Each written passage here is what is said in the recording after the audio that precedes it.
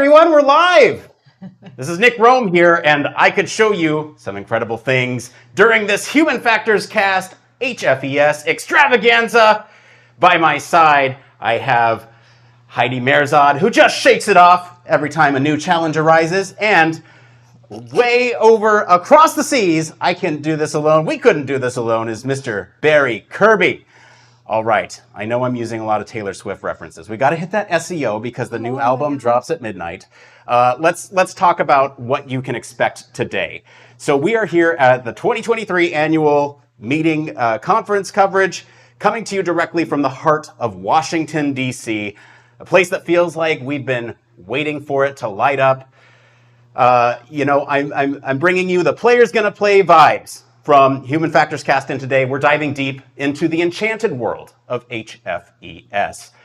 Like I said, my fabulous co-hosts are here to help me through today. Are we in the clear yet? Because we're streaming all day, and it could be one of Taylor's extended versions. Who knows? But before we dive in to the world where dreams run wild, here's a special shout out to the real stars of the show, the Human Factors and Ergonomics Society for lighting up our path like a new soundtrack, HFES leadership for always cheering we never go out of style, HFES staff who've been our guardian in the dead of night with technicalities, volunteers for proving that the rest of the world was black and white, but we're here in screaming color, Human Factors Cast Digital Media Lab members for weaving dreams and adding the sparkle, Patreon supporters, because with you, we're never going down in flames. And you, our listeners, because honestly, you're the king, baby, and I'm your queen. All right, this enchanted tale would not be the same without all of you here. I'm so happy to have you here. Now are we out of the woods? Well, I don't think you could have fit more into there. That's for sure. How many was that? Barry, you are on mute already. We just started this live stream, man. What's going on? Wow. I used a different button because I thought I'd be a bit more professional. Professionalism sucks. But how much effort did you put into that? Into that? Because clearly you haven't slept, because that must have taken hours to put together. Well, you know what? Here's the thing.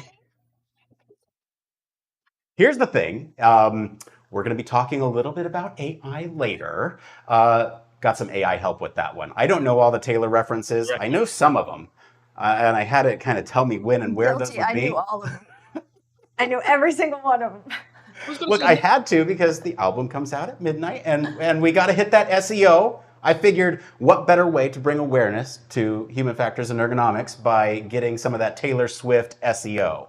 Well, no, you actually, listen, if you had maximized your SEO, you would have thrown the Chiefs in there, Kansas, Travis Kelce. 1989. So 1989, okay, 87. Yeah. Right, okay. And now I'm out because I'm sorry, I'm not like 100% Swiftie, but I mean, I can't pass social media without seeing Taylor Swift. So I'm pretty sure that would have been your max button there with the Travis connect. Okay, all right. Yeah. Barry, how many of those did you get? None.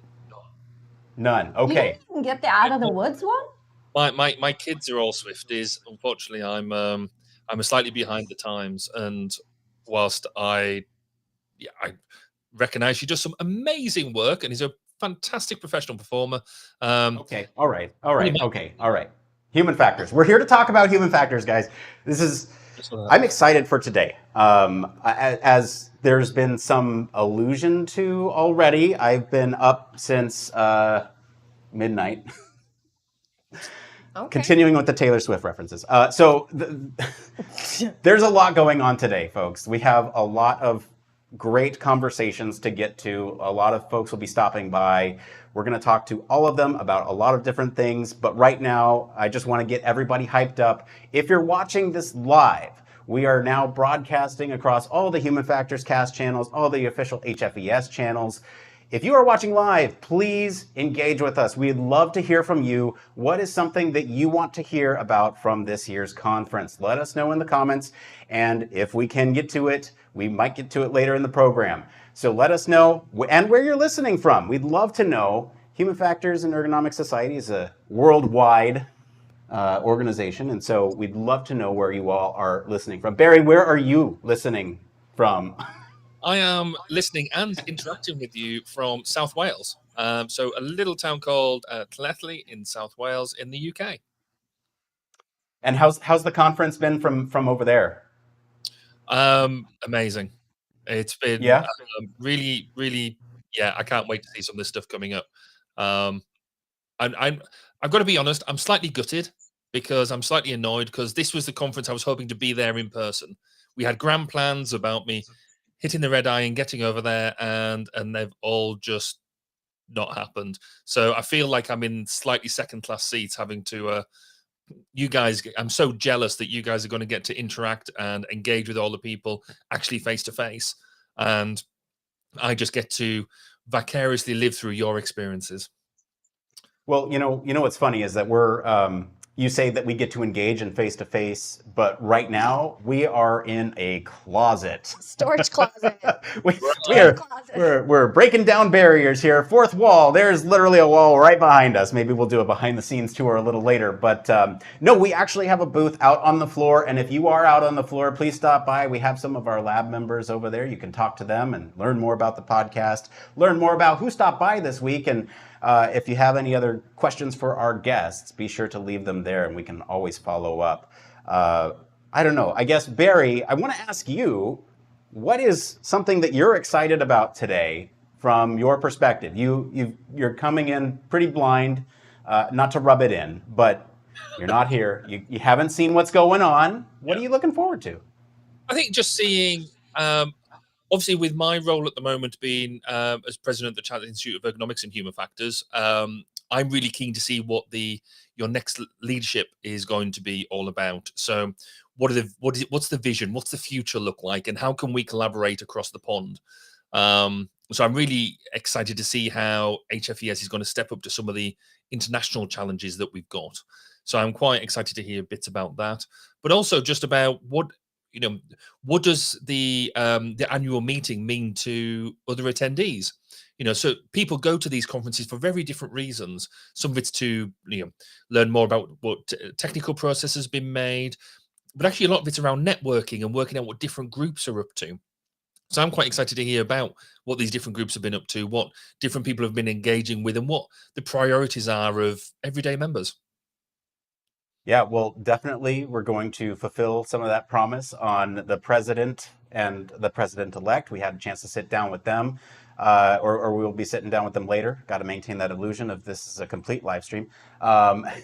And then in terms of getting, some feedback from folks about the conference and what's been going on, we absolutely have that planned for you too. Heidi, what are you looking forward to today? This? Yeah. I mean, it's...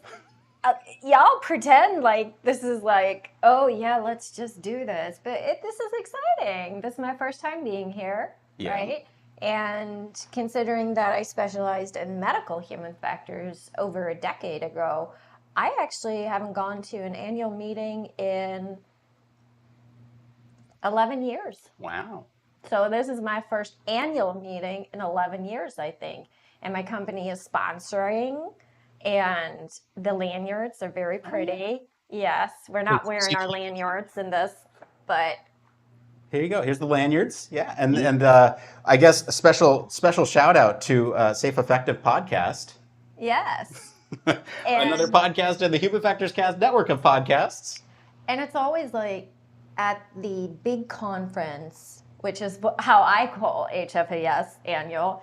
Because I usually go to the healthcare symposium, which is usually around spring, so it's March, April, and it's vastly smaller, but it's been growing too. But it's so interesting how it's one society and we all do the same thing, yet it's two different worlds, two different groups. It's like you don't see the people there that you see here. So it's always exciting to come here. This is usually where I go if I want to see my professors again. Oh, there you go. And Nick, what is this? What does HFES annual meeting mean to you? What are you hoping to get out of this? I would like to see so I was part of the UX task force last year that wrote, sat down, talked about the strengths and the weaknesses of HFES, and kind of just like went through a bunch of exercises where we talked with a very eclectic group from all over, HFES members that have been new ones or, veterans, and just talked about what were the things that we really liked about the society and what were the things that we really wanted to see change. And so after that, I really wanted to go to the conference and kind of put my finger on the pulse and see how some of these things are moving, and whether some of the things were heard and whether some of the things maybe could be implemented in different ways, just kind of thinking a little bit ahead of like, how is this going to play out? Because we know HFES and we know all societies kind of work like governments, very slow. So you kind of want to see the things, but you also want to talk to the people to kind of hear how they feel about it again.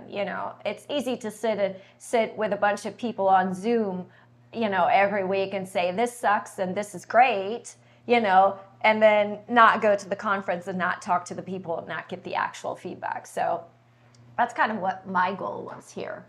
And then, of course, to see my friends, Well, the networking is the big thing, isn't it? I guess. But Nick, what about you? You spent a long time, because I think nobody should be in any under any illusion. Yes, we've had some really great volunteers involved, but actually a lot of the powerhouse of this being able to be broadcast is down to your late nights and early mornings as well, in getting all the stuff there and getting that from that. So before we go anywhere, thank you. But what are you hoping to get out the conference? What's going to be the big thing for you? Well, what I'm looking forward to, let me answer a question. What I'm looking forward to most is going home and getting a good night's rest. But what do I get out of this conference? I've already got it. And I'm incredibly fortunate for this.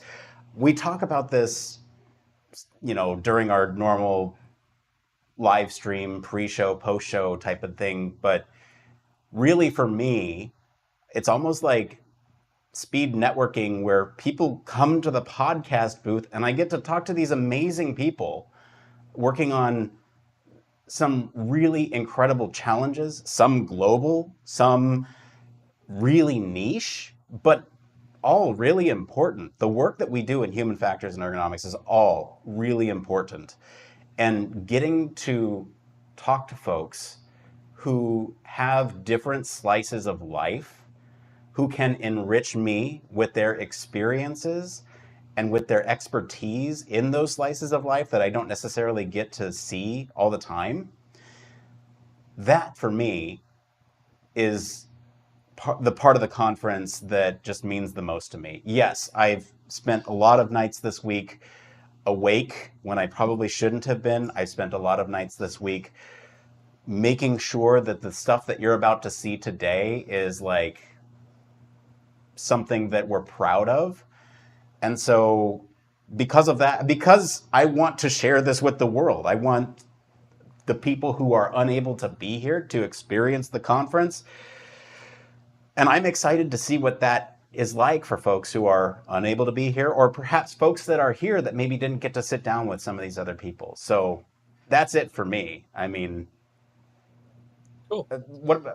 For Barry, what about you? Like, it's a little bit different for you being remote, but what are you looking forward to coming out of this whole thing? Well, like I said earlier, I think looking at future direction, but also, again, I'm really into what the differences and what the similarities between, we've got human factors and ergonomics organizations around the world, and I'm really into at the moment seeing, where do we align and where do we differ. And so this is a really great insight for me to see, what does HFES do well, and what is the stuff that I think the technical term is, what could we build on? I think the subtle thing is, what good ideas can we steal and utilize them? I remember doing this last year, and I got all sorts of insights into you guys have the happy hour, where you have all the different sectors sector groups showing off their bit, and apparently cheaper alcohol and things like that, which is something that we don't. In Washington D.C. Is that bad? I think, what was it? The drink was $21. Yikes. Yeah. Oh, okay. Maybe I'm So, less upset about not being there then. Um, but for me, it's about seeing how different, how HFES runs the conference. What sort of things do they do to get members engaged and involved? And because I think we're all used to the basic idea of a conference where we all sit and listen to each other's papers and things like that. But I think people's appetites are changing. They want to do things differently. They want to engage in different ways, which is why I think what we're doing now is so good, because it's allowing different people to engage in a different way and hear things that perhaps you don't hear on the conference floor, that maybe you just wouldn't have them sort of conversations. I know some of the people we are going to talk to, some quite significant peoples in the HFES in hierarchy, and you wouldn't get this sort of one-on-one time with them in any other way, because with the best will in the world, they're one person or one people, individuals, trying to button them down for a good half-hour discussion or 15-minute discussion. Well, they're trying to engage with everybody, so there's going to be lots of value to be had, I think, and I'm really looking forward to all of it. and it's always interesting to see the intertwining. I was walking through the poster sessions last night, and I saw somebody put together, based on a task analysis, using I guess the method approach of using task analysis. They broke down the usage or the function of a medical device to turn it into like a training module, and so that people could be educated about what the medical device did, because it was such a complicated device. It's one that it's life-saving, so that some of the patients, some of the family members are always very hesitant to put people on devices like that because they don't really understand how they work and so on and so forth. So this person had done a poster session on it, and it's just fascinating for me to see it from the perspective of, this is not a medical human factors conference, right? This is just human factors, but this is how deep it dives, right? This is how deep it goes, so that you can go to a general conference and then see something like that and then think, oh, that should be at our conference, and that should be, kind of spread the word at our conference, because that would be interesting to manufacturers to see how they could improve their training or their brochures or their marketing materials, or their educational materials for the patients and family members and so forth. And it would make, ultimately, what it makes the devices more safe and effective. I mean, that's no pun intended, but that, that is what ultimately leads the patient, the family, to understand the device and take care of it better, right? So it's very interesting to see stuff like that then cross over, So I always love seeing stuff like that. So 100%. in terms of the overall conference, because this is not day one of the conference, you've had stuff going on already. What has been going on already? What have you had what's been engaging in the past few days? Well, let's talk about that, because there's been a big announcement. There's well, you know what? It's better if I don't talk about the big announcement. Maybe we just go to the big announcement. How about that? Let's do Let me put on my jacket, and I'm going to go interview somebody. I'll be right back. Bye, Nick. We've reached out to many of you through surveys, interviews, and focus groups to gather a whole lot of information. When we ask why you come to the meeting, we hear over and over and again that one of the main reasons is to network and engage.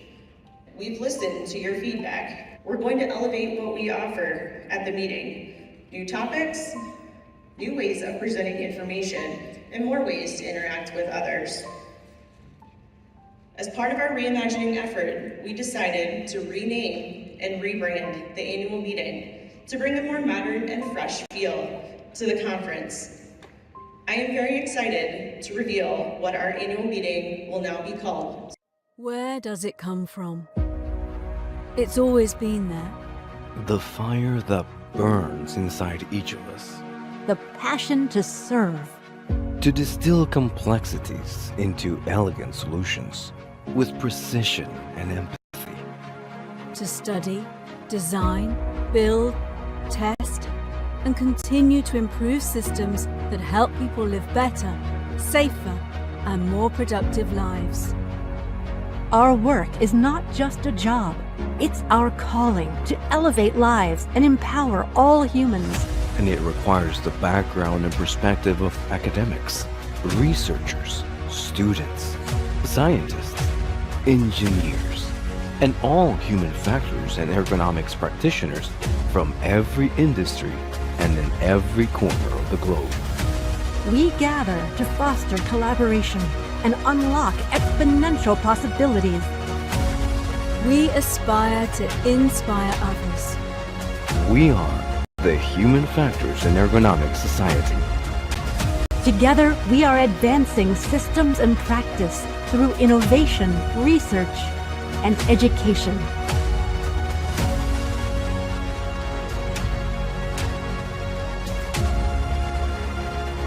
What will you aspire to? Join us. All right, and we're back with our continuing coverage of this year's conference event. I'm sitting here with incoming president, Susan Katowski. Hi, welcome. You're here right now to talk about Aspire. Aspire, yes. What is it?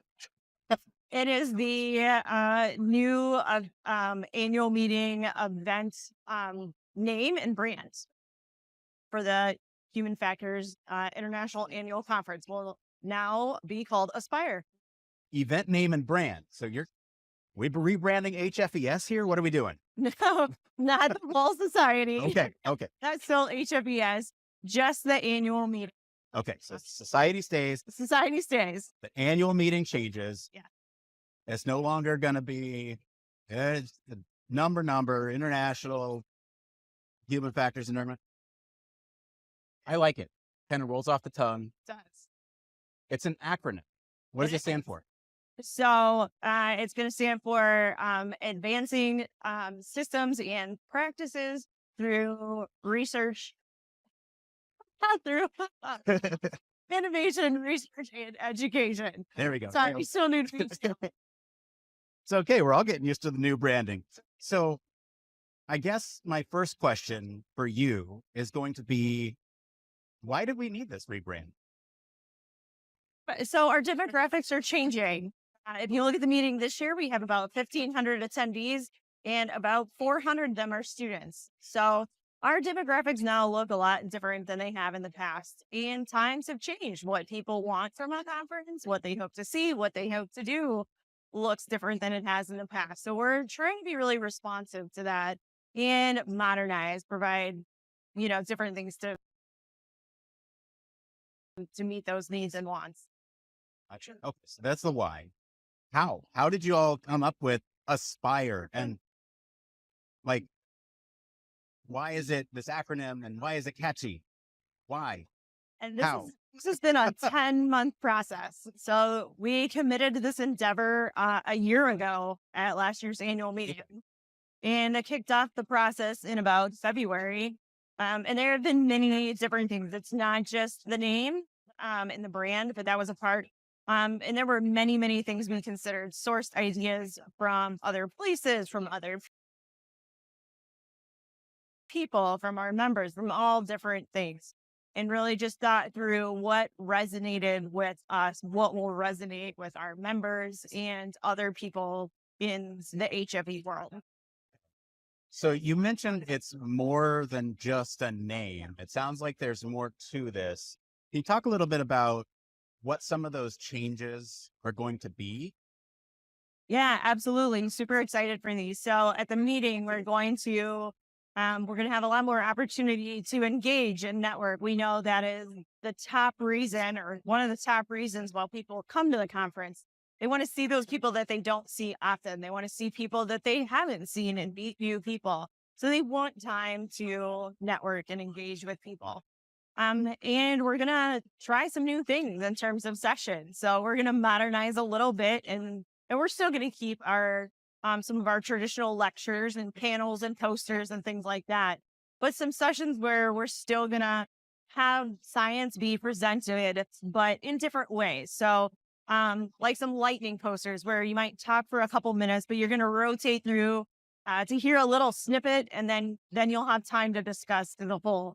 Some things where we hope to bring industry in with a problem, and we will collectively, as academics and researchers and scientists and practitioners, work to solve their problem together. So everybody can see the value of working together and bounce ideas off each other and things like that. So lots of different types of opportunities to present in a way that, again, gets that science across, but also lets us interact while we're doing so. So you keep mentioning science. Yep. This is still a critical part of the meeting? Okay. It will be the basis for what we do. It's what we were founded upon. It's what we pride ourselves in. It's critical that the science stays. Gotcha. Yeah. Is this more about sort of bridging the science and practice together as one? We do. We really want to make that connection stronger. It only does so much good if the science is there, but it's not making it into practice. So we need to do a better job at that. And it's one of the things we hope this will help do. Yeah. And so is this sort of messaging targeted at any sort of particular demographic for the future? So we hope to expand our audience. We hope that they'll be a little intrigued by the name and the acronym, and they'll say, hey, who are they? Maybe I need to engage with them a little bit more and find out who the Human Factors and Ergonomics Society is, and that they need to be a part of it. Oh, that's awesome. I'm really excited about the rebrand. I actually hit the floor to talk to some folks about the rebrand. Susan, come back later. I'd love to talk to you about the president stuff. But for now, we'll be back right after this.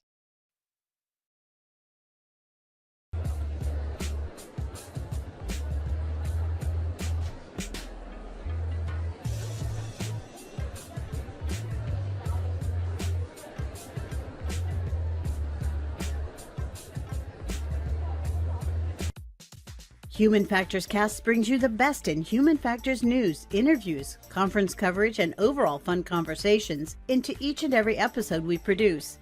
But we can't do it without you. The Human Factors Cast network is 100% listener supported. All the funds that go into running the show come from our listeners. Our patrons are our priority, and we want to ensure we're giving back to you for supporting us. Pledges start at just $1 per month and include rewards like access to our weekly Q&As with the hosts, personalized professional reviews, and Human Factors Minute, a Patreon-only weekly podcast where the hosts break down unique, obscure, and interesting human factors topics in just 1 minute. Patreon rewards are always evolving, so stop by patreon.com/humanfactorscast to see what support level may be right for you. Thank you, and remember, it depends.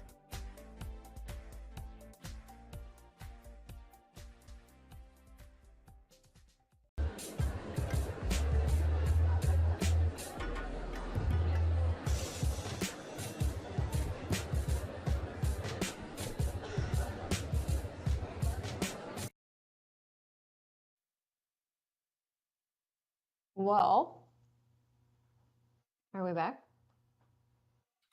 Well, we're back. Hello. So, Barry, what did you think about that? Aspire. That's a new word.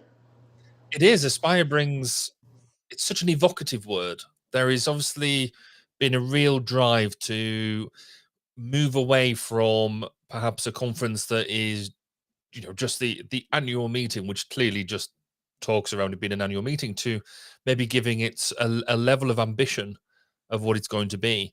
I thought there was a thing coupled with that, which I was really intrigued by what she said, which was, it's not just a name change.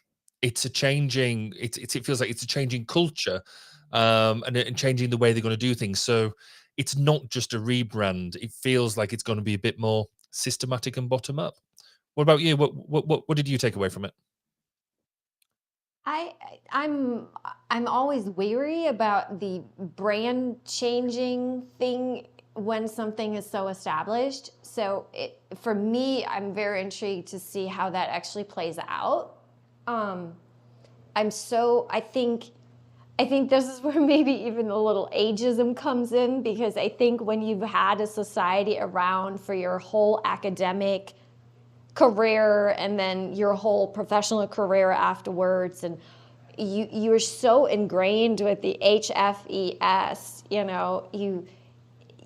it's going to be a little difficult for me to switch, but I guess the younger generation, then for them it'll just be aspire, and no pun intended, but I think they mean pun intended, right? Like they're aspiring to something. So that's very interesting. I want to see how that plays out at the conference. Like how are there going to be events or culture change kind of activities or teams or technical groups or whatnot? Like how are they going to implement it is a little bit of a big word, but kind of transition into it would be, for me, interesting to see. Yeah, I think it's going to be good. I mean, there is at the moment with the conference, you do have that direct link of it's the HFES annual meeting, and Right. just calling it Aspire, then are they going to lose that link, or is there potential to lose the link with the the overall organization name of HFES? But does it? I mean, you could sort of see maybe people saying that it's the Aspire conference put on by HFES, and things like that. So I'm sure all these things will be interesting to see. But I mean, what I thought another bit that was interesting was clearly the work has been done into researching about who do they want to get to come to conference, who is the target audience, who a good usability review of what is the point of what it is that they're doing. So there's got to be an element there of that talking about the change in demographic of people, so younger people coming to the conference as opposed to maybe us slightly older people. Is that a polite way of putting it? And so we're needing to attract people in a different way.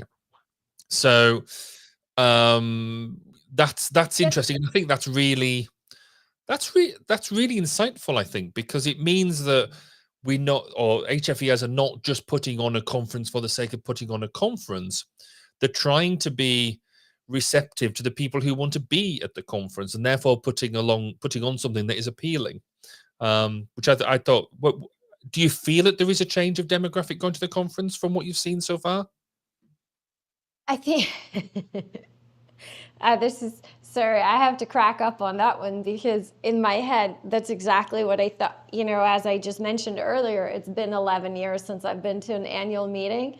And so for me, the demographic just plain out changed anyway, because I was so used to going to it as a student, whether it was undergrad, whether it was graduate school, right? Or whether it was early career and I was still involved in all of the alums and all the chapters and, still, doing president duties here or doing this or doing that, whatever was still on the list. And so for me, the first professional one was about 11 years ago, and I was still, I would say mid-career. And now I look at it, and I always felt this way, but I do think it is more of a student conference. I think it is more for students, and I like that about it. It's their opportunity to network with the people who they want to aspire to work for, right? So I think that's the play in my head that I think is going on with that Aspire. And so I would like to see it, though, be more geared towards students. So if we're going to call it Aspire, and if we're going to try to do this culture change, then I want to see it more catered to the students. Because right now it is still very much a professional society, and it should stay that, of course. But I think that it needs to be it needs to have the aspiration of a little bit of a cultural change towards the student, right? And I think that's important to kind of get also the students' feedback and the students' perspective. And, you know, Nick is running around right now on the floor getting student perspectives. So I think it'll be interesting to hear from them what they see right now works for them or what they want to see in the future. I think that'll be a big thing. What do you think about the student factor, Barry? Is that what you always felt? It's how I always felt about the conference. It's interesting because, again, that the point I think was well made that normally these conferences, you know, and they're all largely the same, are so historically academically driven that yes, it does end up having that, and the student, as you've exemplified really well, you go along as a student, then you come back later on in your career, and you almost dip check through your career. What I was really motivated by, I think, was this drive to engage industry or the practice of human factors. So maybe moving away from it just being a slightly academic endeavor, and you know the science and the research just being focused around academic prowess, rather than just looking at as well as looking at now, how do people do this stuff in the field? What are people doing on a day-to-day basis, that how they're applying human factors and the different elements of it.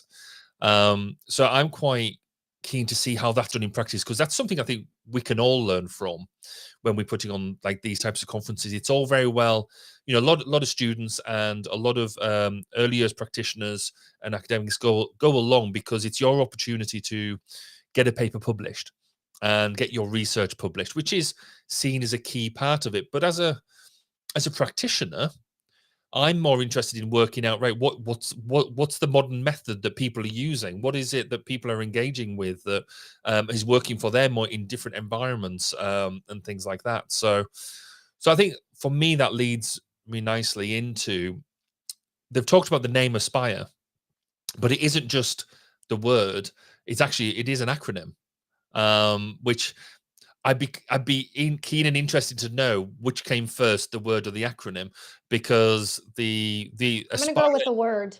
Well, possibly, but the way that they pulled the two together. So the Aspire actually stands for Advancing Systems and Practice through Innovation, Research, and Education. Now, is anyone going to remember that? No. 10 minutes after we've just said that, I don't know. So we'll we shall see. But do you think that whole description, do you think that captures the essence of what the whole conference should be about? Well, that's a big question. Do you think? I don't know. Can it aspire to be Aspire? I mean, I don't know. I think it's a big goal. I think such a big transition is going to be difficult, but I think it's also very exciting to see new things, right?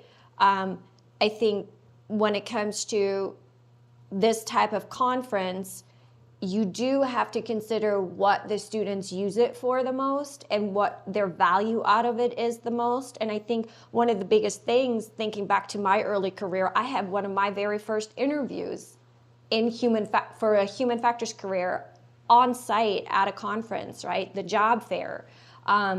That's a real thing at this conference. I've been to other conferences where it isn't. It's just mentioned, and here it's a real thing. So I think I want to see that built out a lot bigger, so that when a student comes here, they can come with a stack of resumes, prepared and ready to go, and sign themselves up for a bunch of speed interview. I almost said speed dating, but I mean, your career is like a date. I mean, you better pick it carefully, right? Or you end up with the wrong one. So I think there'll be a real cool thing to see how they transition and how they transform that over and cater it more to be aspirational, for sure. So I guess the last bit before we go and get some other perspectives, this isn't just a name change, as we've already said. They're actually going to engage with some new formats of event within the conference. So more practical question and answer sessions, shorter presentations, and more focus on application.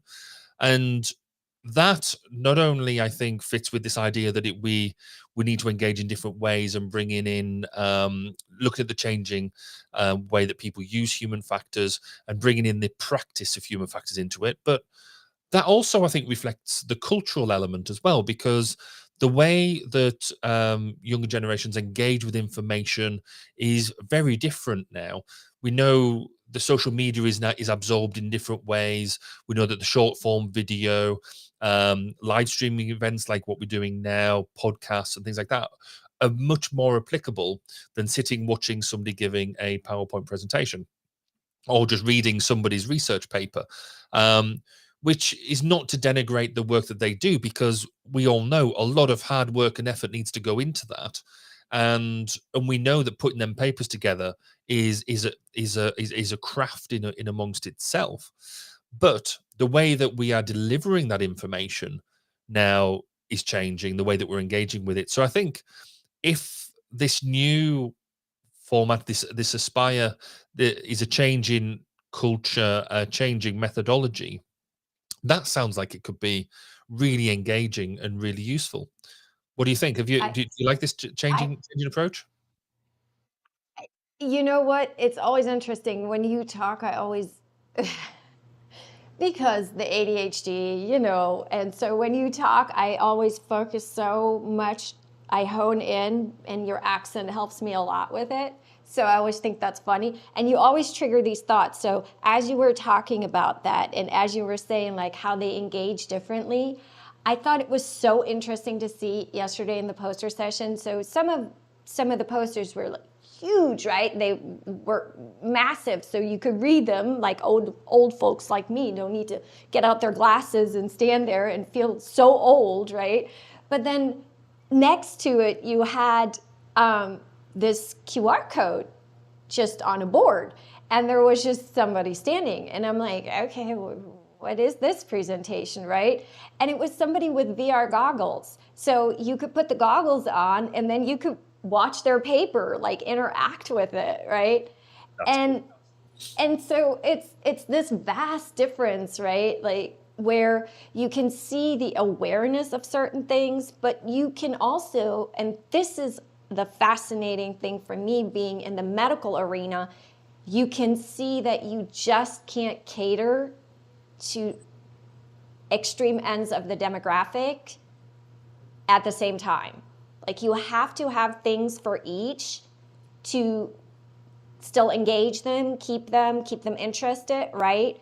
But you can't expect both to satisfy both ends of the spectrum. So I think that's very interesting for me. So what's interesting for, younger generations is VR stuff and like interactive stuff and social media. And I mean, there's so many apps I don't even know. And then there's also things, I still like going to the mixers, I still like getting the drink ticket and hanging out with people I haven't seen in 10 years, right? And drinking stale wine and talking over pretzels or popcorn or whatever about, what have you been up to in the last 5 years and what of your research is on. So I think that vast contrast needs to be kept alive though.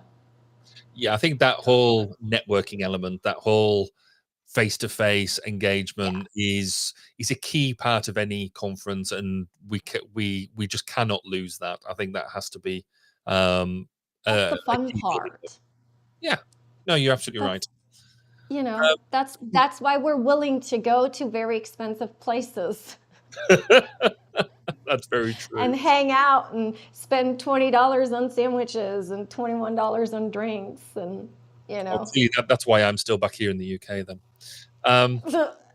So you mentioned earlier that Nick has gone out onto the floor to get student perspective. Yes. So we're going to take a bit of a break, and when we come back, Nick is going to be talking to Liam Kettle about the HFES Emergent Leaders Program. So we'll be right back after this.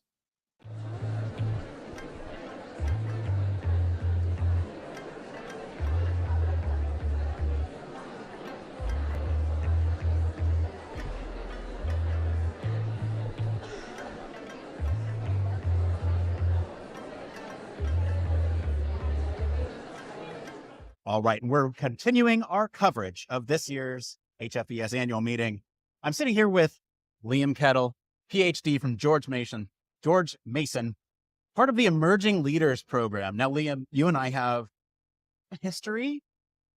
It's funny because you actually sought me out on ADP list. Yes. To talk to me. Yes. At the time being, I did not realize that you were part of the human factors cast, and it's been a wonderful connection from ADP list. Absolutely. I'm so glad we met, and I'm so glad that we have a chance to sit down and talk about the Emerging Leaders Program. Is it a program?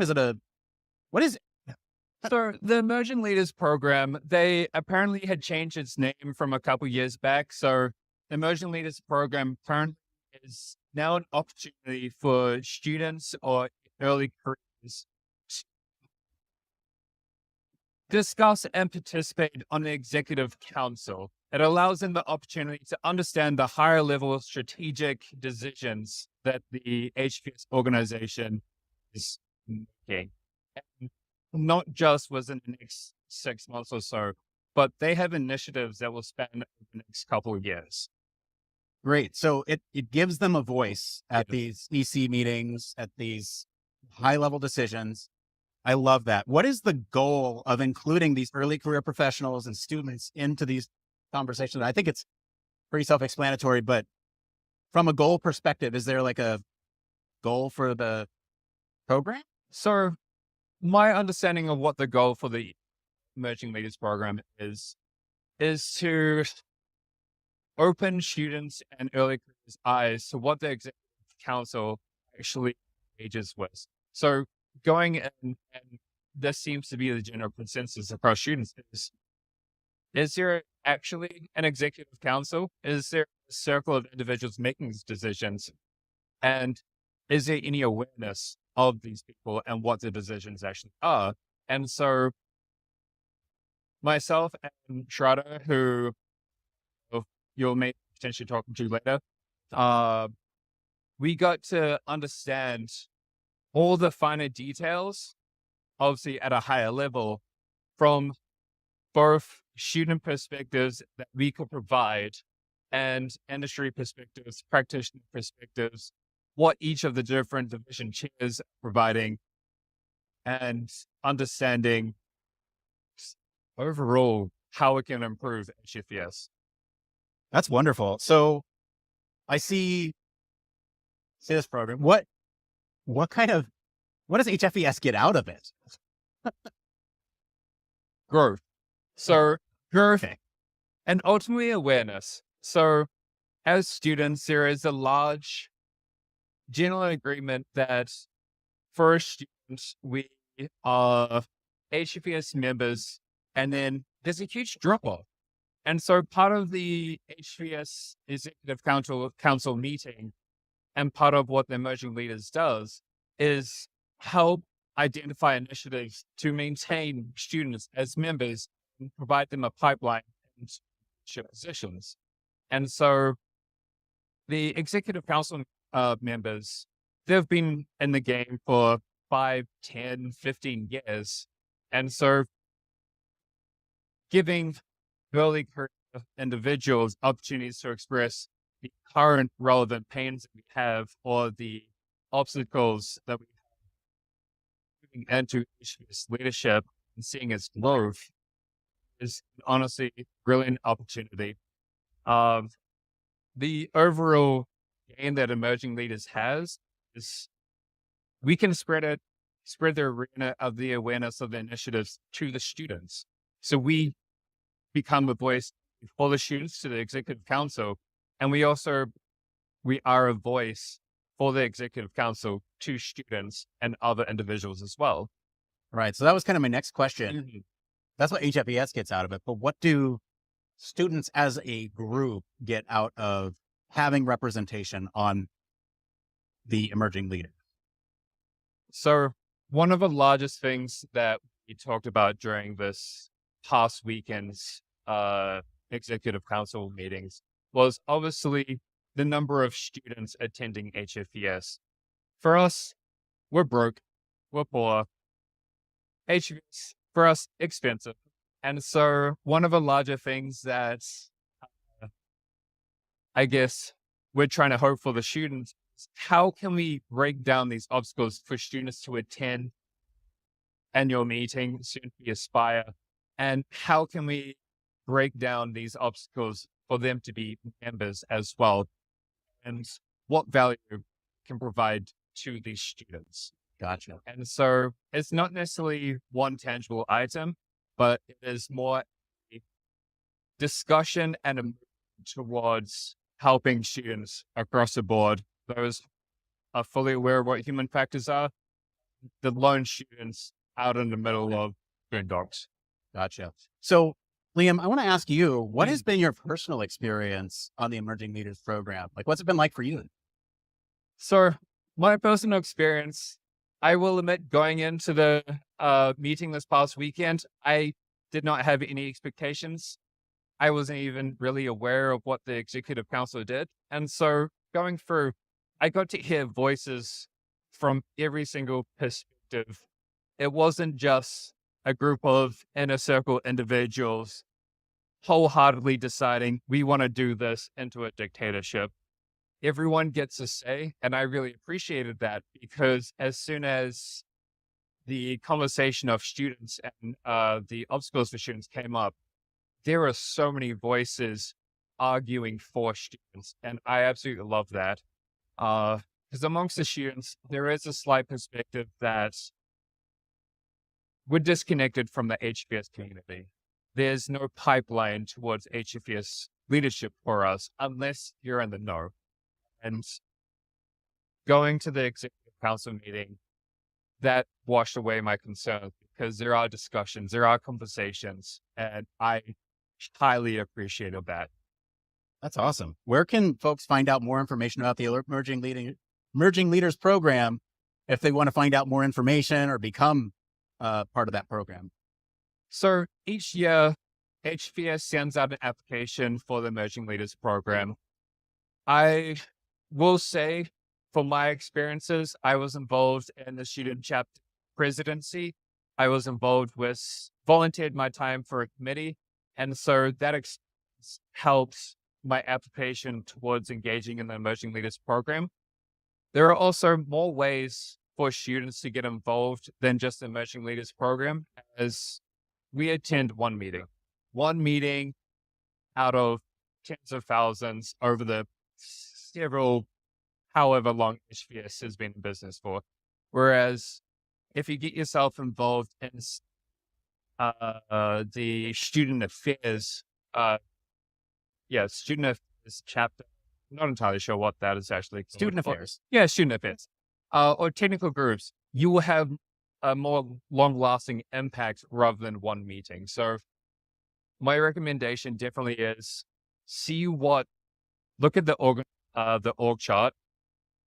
Nick here provided me the org chart a couple of years back, and it is incredible. There are so many different levels that you can help and volunteer with.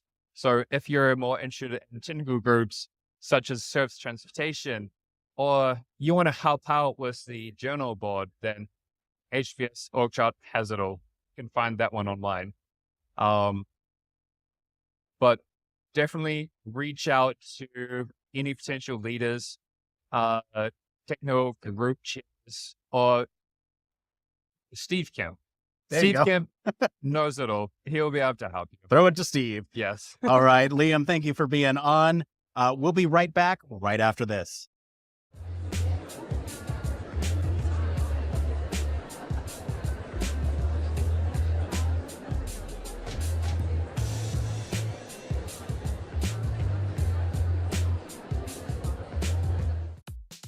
Are you tired of boring lectures and textbooks on human factors and UX? Well, grab your headphones and get ready for a wild ride with the Human Factors Minute podcast. Each minute is like a mini crash course packed with valuable insights and information on various organizations, conferences, usability methods, theories, models, certifications, tools, and much more.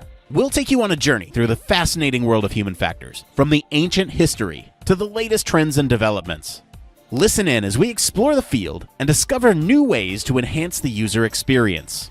From the Think Aloud protocol to the critical incident technique, focus groups, iterative design, we'll make sure that you're the smartest person in the room. Tune in on the 10th, the 20th, and the last day of every month for a new and interesting tidbit related to human factors. Don't miss out on the Human Factors Minute podcast, your ultimate source for all things human factors. We're back with our continuing coverage. I'm here with Shraddha Swaroop. We're talking about, so we just sat down with Liam. Liam gave us all this context around the Emerging Leaders Program. You're also part of that program. What has your experience been like? Is it the same as Liam, different than Liam? It's probably different. It's very positive as well. One thing that I wanted to mention that Liam didn't get a chance to mention is that we each get assigned to a mentor to help us through the process of being part of that executive session. And what happened with me was that before applying to the program, I wanted to make sure that I was hitting all the points that were needed for acceptance. So I'm a part of the DEI committee, and both Carolyn Simmerich and Chris Reed are part of that committee. So I reached out to Chris, and Carolyn also was part of a Zoom call, and we had a wonderful conversation with, all three of us about varying subjects. But we also hit upon how my experience matched up with what would be good to mention in the application. So I ended up getting matched up with Chris, who was outgoing president. So he was only there for Saturday, and Carolyn volunteered to be my mentor for the Sunday. So I get both of them to be my mentors. I'm extremely fortunate. So it's Amazing. all good with me. Yeah. You lucked out there. You got some really great mentors. I gotta ask, that sounds like a wonderful experience to sort of kick off the conference. How has your conference experience been so far? It's been good. This is my first conference. First time? Yeah, my first time at HFES, and was a little nervous at first. It's so large. There's so many people, but it's just been extraordinary. From the first day, certainly I got here early on Friday and met Liam. And although we're so different, coming from different countries, different research interests, but we aligned in terms of values and virtues, and I wasn't expecting that. And so that actually set the tone for the rest of the time. We're still really early on, but yesterday I got to, during the actual council session, you get to meet so many wonderful people that are actually on the council who are in their own right rock stars in their areas. So, but all so kind, supportive, accomplished, nurturing, and welcoming. So that started it off. And then yesterday, I got to meet people that I actually cited in my thesis in person. Also very nice, kind, welcoming, nurturing. So that was magnificent. And then getting to do some of the technical tours, places that I'm interested in working in. I'm looking for a job. So it's just been a great, really wonderful experience so far. HFES is the place where it's like, you mentioned that you and Liam come from very different backgrounds. Yes. This is where your people are at, man. Like everyone's speaking the same language. Like it's not literally, but metaphorically, we're all speaking the human factors language. Now, I really want to press on this, and if you don't want to answer, that's fine, but I heard you had a funny experience with one of the technical tours? Yes. I was very excited to do one of the technical tours going out to Manassas in Virginia for Aurora Flight Science. Since my area is urban air mobility, and that's what they do. So I met where on the terrace level where I was supposed to, there was a little sign that said technical tour. So I got on a bus that actually took me to the Nuclear Regulatory Commission, which was not in Virginia, actually was in Maryland. So once I got there, it seemed like a little bit of a short trip.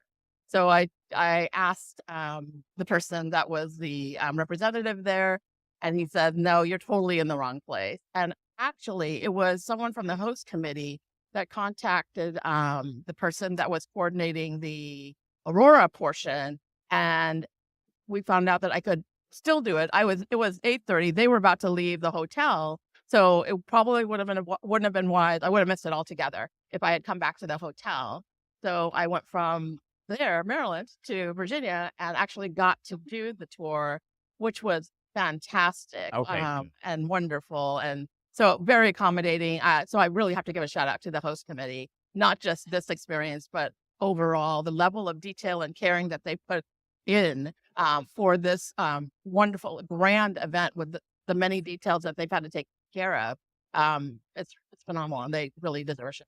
That's awesome. So sounds like you've had a great conference experience. Yeah. What types of things have been really helpful for you coming here? Types of resources. I think one of the biggest resources that is available to all students and new grads and even early career professionals is a Discord community that was created by Liam and another friend, Akil, that is available to, like I said, all of this group of people. And I think that's very valuable. People feel very comfortable in there, and there's people with similar research interests so that you can help each other. If you have, problems in whatever area, whether it's running your student chapter or figuring out what kind of HFES membership you want, or if you can afford it, or if you're going to the next conference, or how you're going to, handle that. I think that being able to have that and then coming here to connect with people in real life and being able to see some of those stars in the HFES or the human factors constellation and meet them and see that, yes, they are people too, and they're very willing to be very nurturing and kind. I think that has made it a kind of magical experience for me. Do you want to plug that Discord community? Do you want to let people know what it is, where they can find it? So I would love to. It's the early career professionals Discord community. If you are on LinkedIn, then look me up, look Liam up, you can look Akil up. There are posts on there with the link to Discord on there. And I actually have been going through the conference wherever there's groups of students at the job fair, at the various student events that we have, and just letting people know about the Discord community so that everyone has access to it and everyone gets the benefit of it. But if you don't, feel free to reach out on LinkedIn so that we can get that information to you. Excellent. Shraddha, thank you for coming on the show. Really appreciate you being here. Thank you. It's been a pleasure. All right. Well, we'll be back with more right after this.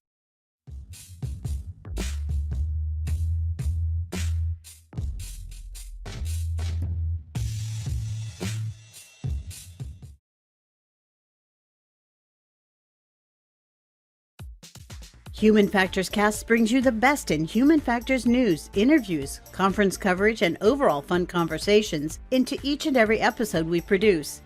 But we can't do it without you. The Human Factors Cast network is 100% listener supported. All the funds that go into running the show come from our listeners. Our patrons are our priority, and we want to ensure we're giving back to you for supporting us.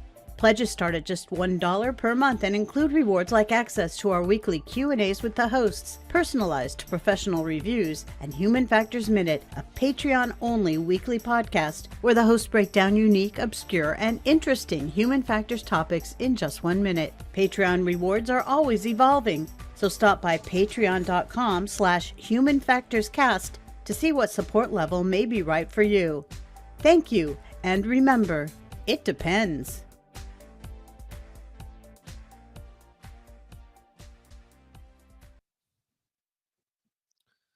And we're back, and welcome to our podcast online coverage, online live stream of the Aspire conference.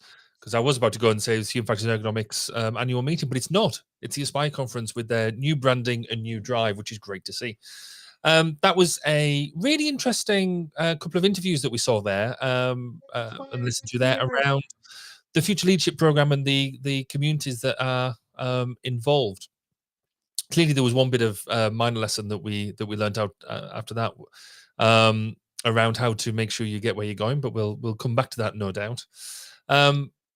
I think these idea of leadership conferences, leadership programs, and these sort of things are are truly vital for the community, because there's something about when you are looking at things like the president of the organization and them sort of things, that you always think it's out of reach. If you're sat there saying, the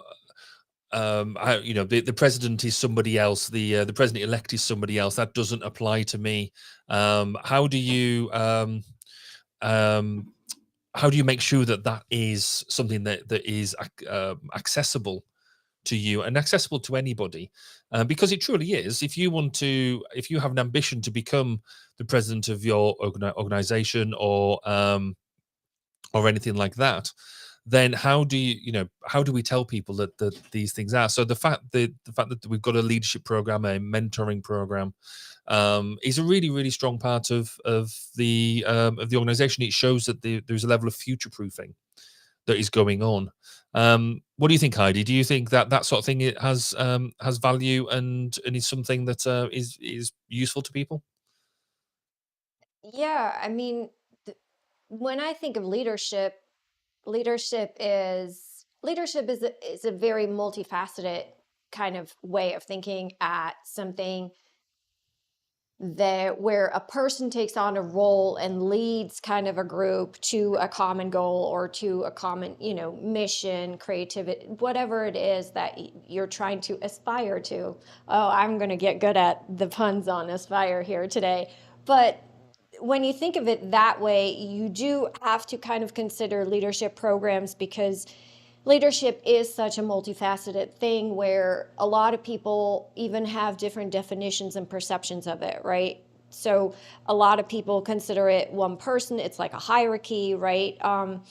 I personally look at leadership as something more where you are the person in charge, maybe, yes, okay, and you can take that title and you can carry it with all its responsibilities. But what is interesting to me is, like, the best leaders do understand that it is about surrounding themselves with the smartest people in the room, right? With the most creative ideas, with the ones that have aspirations, with the ones that have ambitions, ideas, and big missions, right? Like impossible missions, right? I don't like this whole attitude of, break things. What's the Silicon Valley mission they have? Break it to make it. Break it to whatever it is, right? Destruction or whatever it is, right? I don't like that kind of thing. That's not how I like to change things.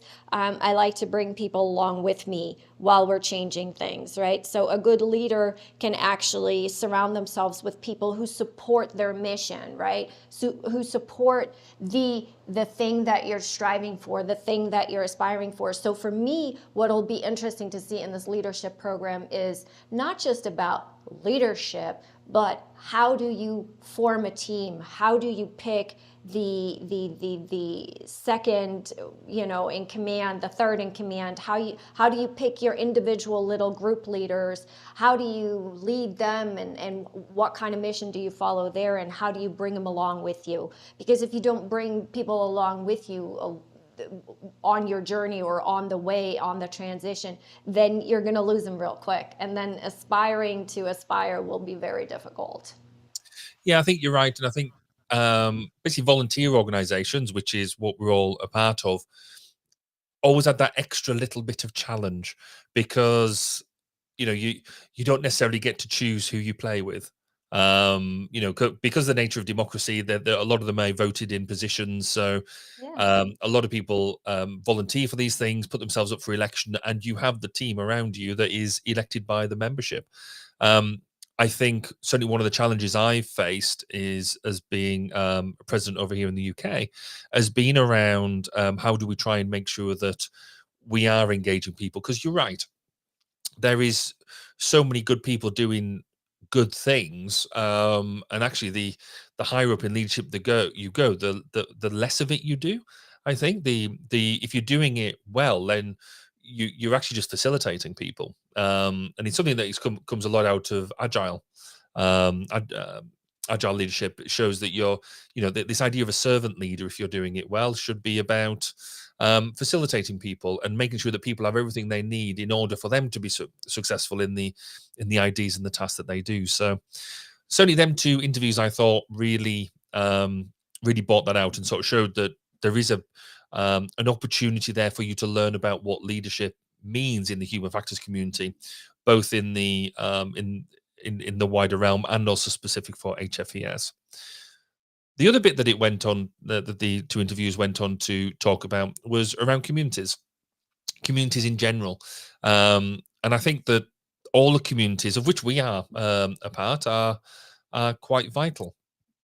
So when we come and engage with some of this stuff, there are a whole number of different communities around, and different communities that we engage with on a regular basis.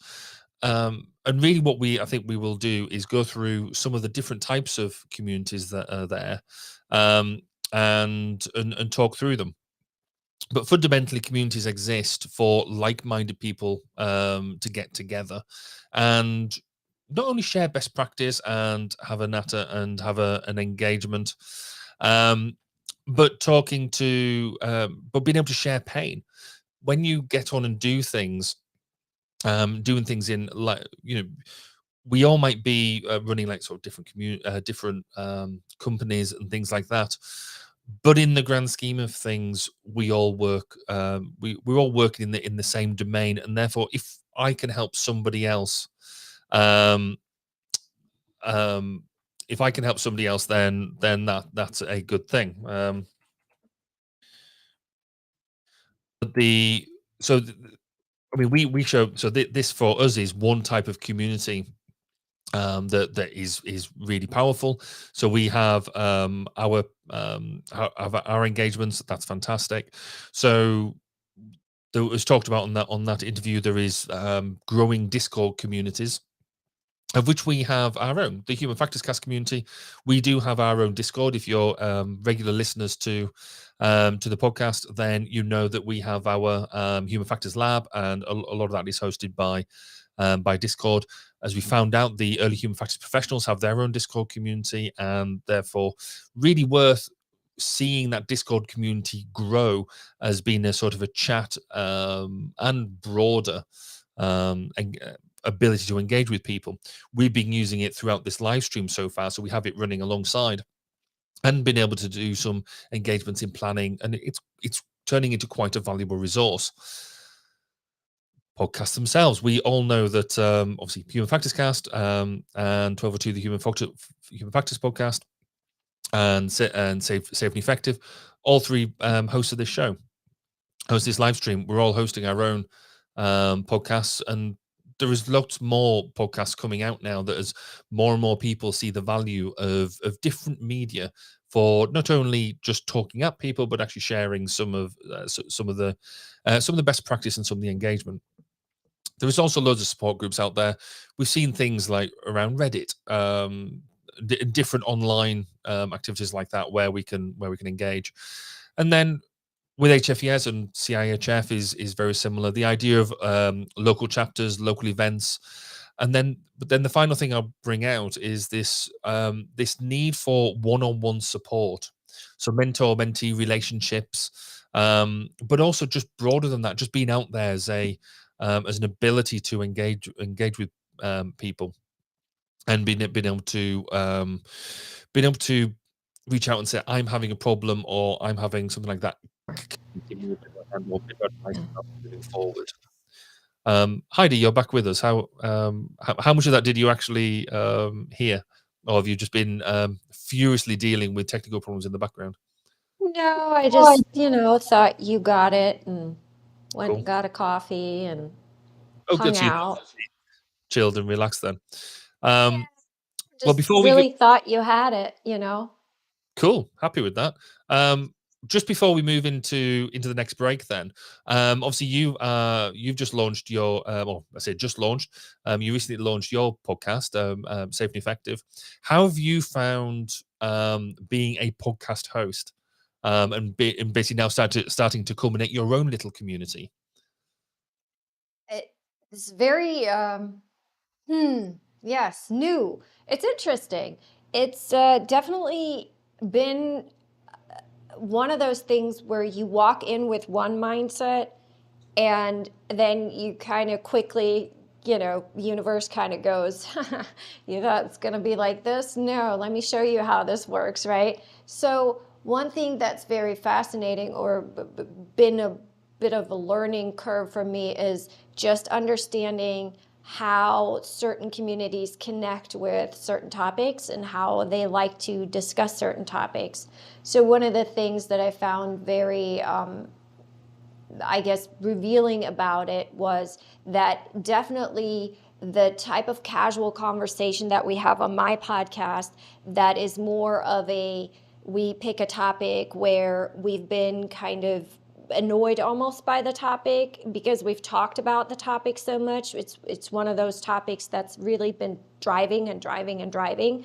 And so sometimes when you have those topic conversations, as I explain it to people, kind of, that conversation you've had like 100 times with 100 different people because it's a topic that really just gets you. Those are the kinds of topics that we pick on my podcast. So it's been very interesting to see the response then from people who feel the same about that particular topic. And they get, the sheer excitement I've gotten from people about the episode on statistics. I love it. Don't get me wrong. I love that's my world, I could do a podcast session for 8 hours talking about it, just going back and forth on the models and everything. But that was very interesting. And then also to kind of see how people personally connect, right? Our last episode was on failure and the perception of it and how you can use failure as an innovation as a path to innovation and resilient outcomes, but like as an innovative way also to think about failure, right? To kind of widen your perspectives on it. So all of these things that I'm talking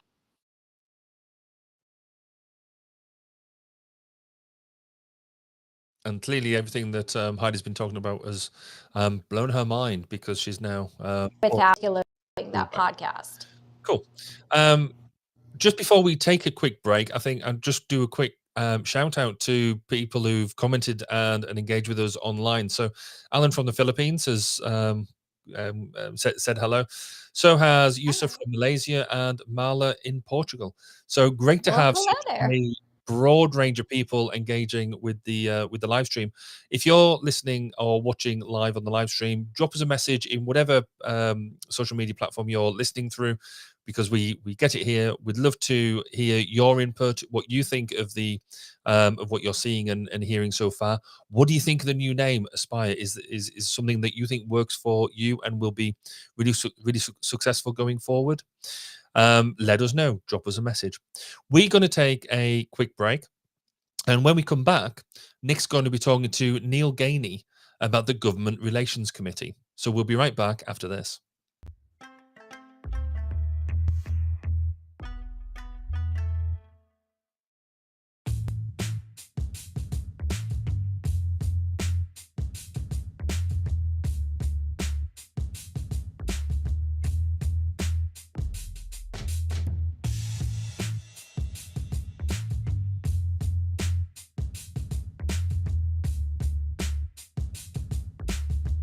And we're back with our continuing coverage of this year's conference event.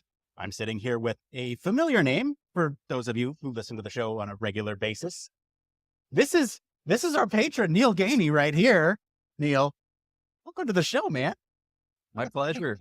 Happy to be here. Well, thank you for being on the show. You're actually here to talk about a really cool topic, and I'm super glad that you're here. So you are currently a member of the GRC, right? That is correct. What is the GRC? What does that stand for? What is up? So among the many committees that the Human Factors and Ergonomics Society has, one of them is the Government Relations Committee. GRC. Got it. Okay. So it's a Government Relations Committee. Yeah. What does that mean? What do they do? So the Government Relations Committee is tasked with advocating for the science and practice of human factors and ergonomics to government, and more specifically, as it applies to policy. Okay. So they're taking human factors principles and they're talking about this amongst Congress people? Amongst Congress, as well as state, local governments. Okay. Wherever it's really needed. Gotcha.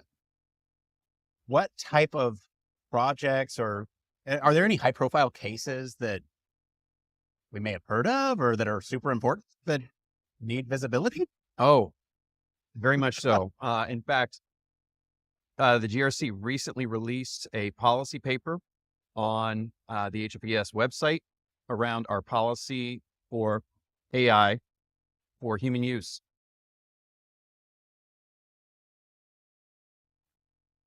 Okay, so what does that mean? So AI, human use. What does that mean in terms of policy long term?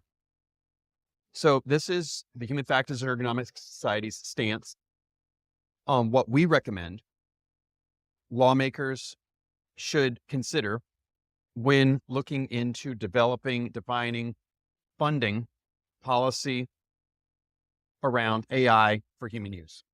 Around AI. Can you give us any sort of like high level examples of what some of these guardrails might be? Well, I would say, for instance, autonomous surface vehicles. We have folks like Dr. Missy Cummings, who are really strong champions for the design as well as verification and validation of those systems and doing it the right way. And we as HFES, we feel strongly about it too. And so we want to let our lawmakers know, because they don't always know. So we as the experts, we as the subject matter resources, want to help provide them with the information that will help them make better decisions.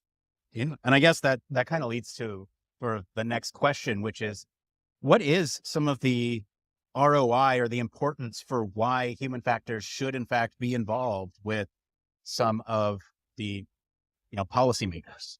Oh, golly. Well, ultimately, the policymakers,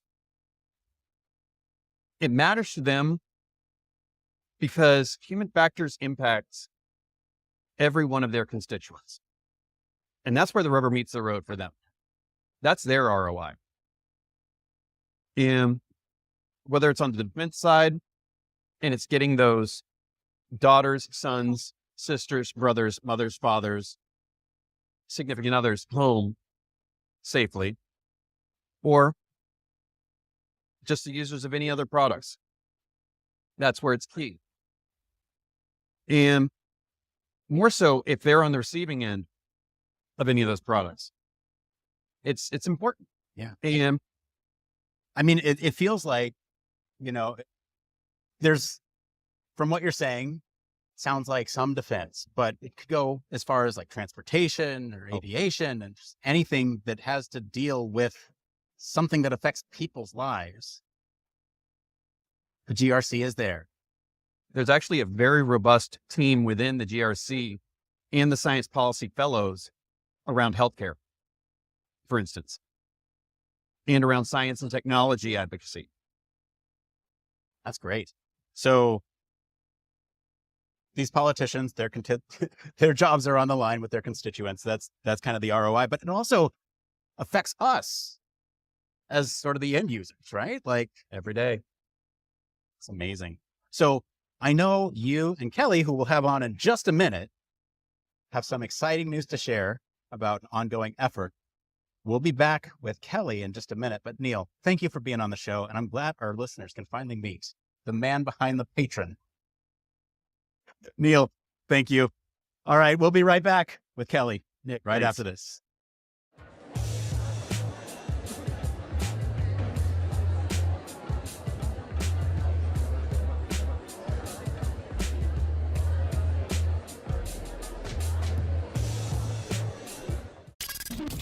Spacecraft, railway locomotives, nuclear submarines, healthcare, jet aircraft, these are all examples of highly technical systems and organisations, and all have one particular thing in common.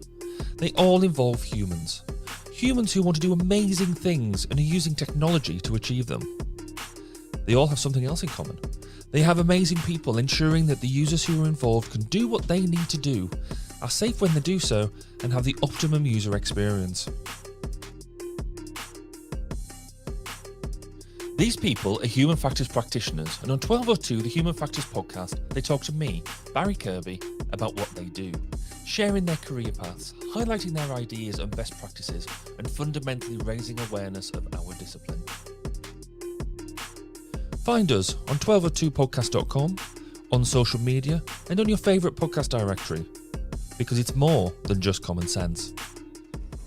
Okay, and we're back with Dr. Kelly Steelman. Kelly, you're here to talk about this exciting thing happening within the GRC. We just talked to Neil about the GRC. Can you tell us a little bit about this ongoing effort? Sure thing. So during our time on the GRC, Neil and I and others were having conversations about how we make the value proposition about human factors. Certainly when we're talking with policymakers and folks in Washington, D.C., but even just more broadly. And we were reflecting on the fact that so many of the stories that we have to tell are really negative, right? And these factors, they're all about error and disaster and terrible things happening. And obviously that's not a surprise given what we do and given that those kind of disasters have motivated our work. But when we're going out and we're talking to people outside of this field, and we're trying to motivate people to integrate human factors and human-centered design processes and human systems integration, we really need to talk about the return on investment and really make this case. And we don't have a large directory, a corpus of stories on the things that human factors has done well for us, right? The wins. And so we were discussing that it would be fantastic if we could build that. And so that's what we're starting on, is trying to collect the good news of human factors. And so we are putting a call out to folks who are interested in helping us build this and looking for people to tell us about the ways that they have had wins, whether it's within the government, within corporations, in academia, or really within their own communities. Like where has human factors been applied successfully? How has this been documented? And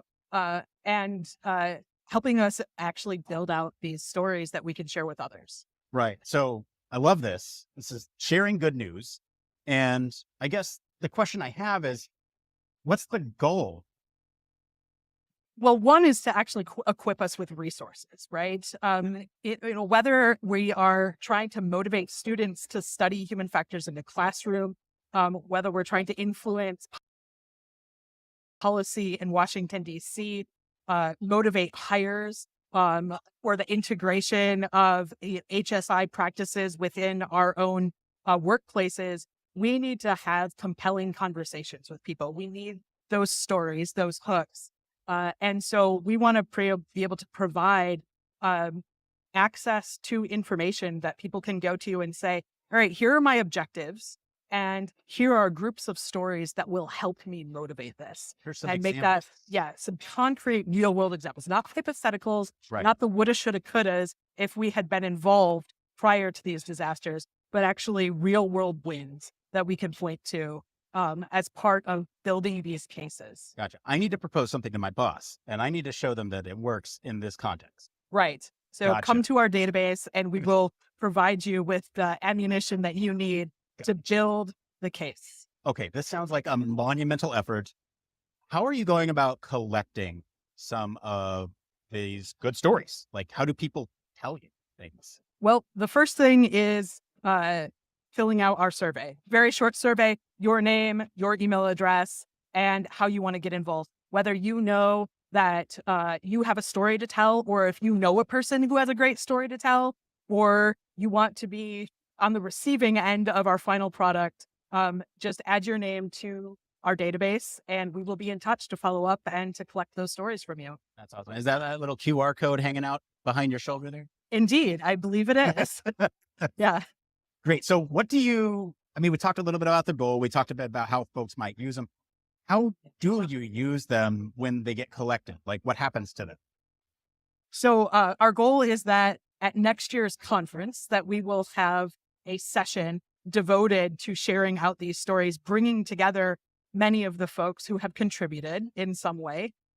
We want to build this out as a database, a place where people can go and actually access these stories, but also using this to develop good marketing materials for the Human Factors and Ergonomics Society, right? Thinking about videos highlighting the stories that we can use in educational outreach, one-pagers that we can share out. So really, as it's the starting place of building materials that we can use to be better advocates for our discipline.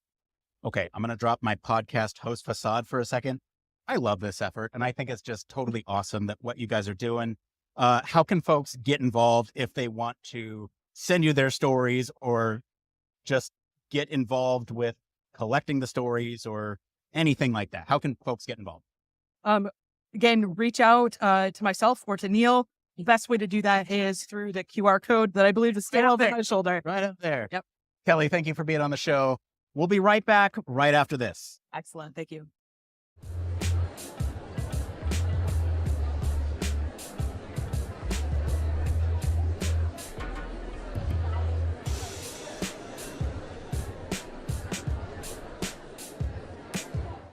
Where does it come from? It's always been there. The fire that burns inside each of us. The passion to serve. To distill complexities into elegant solutions with precision and empathy. To study, design, build, test, and continue to improve systems that help people live better, safer, and more productive lives. Our work is not just a job, it's our calling to elevate lives and empower all humans. And it requires the background and perspective of academics, researchers, students, scientists, engineers, and all human factors and ergonomics practitioners from every industry and in every corner of the globe. We gather to foster collaboration and unlock exponential possibilities. We aspire to inspire others. We are the Human Factors and Ergonomics Society. Together, we are advancing systems and practice through innovation, research, and education.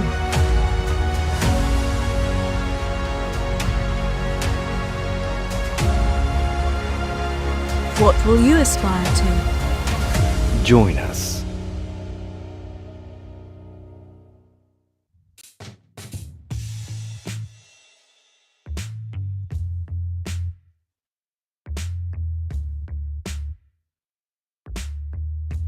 You shouldn't have told me that.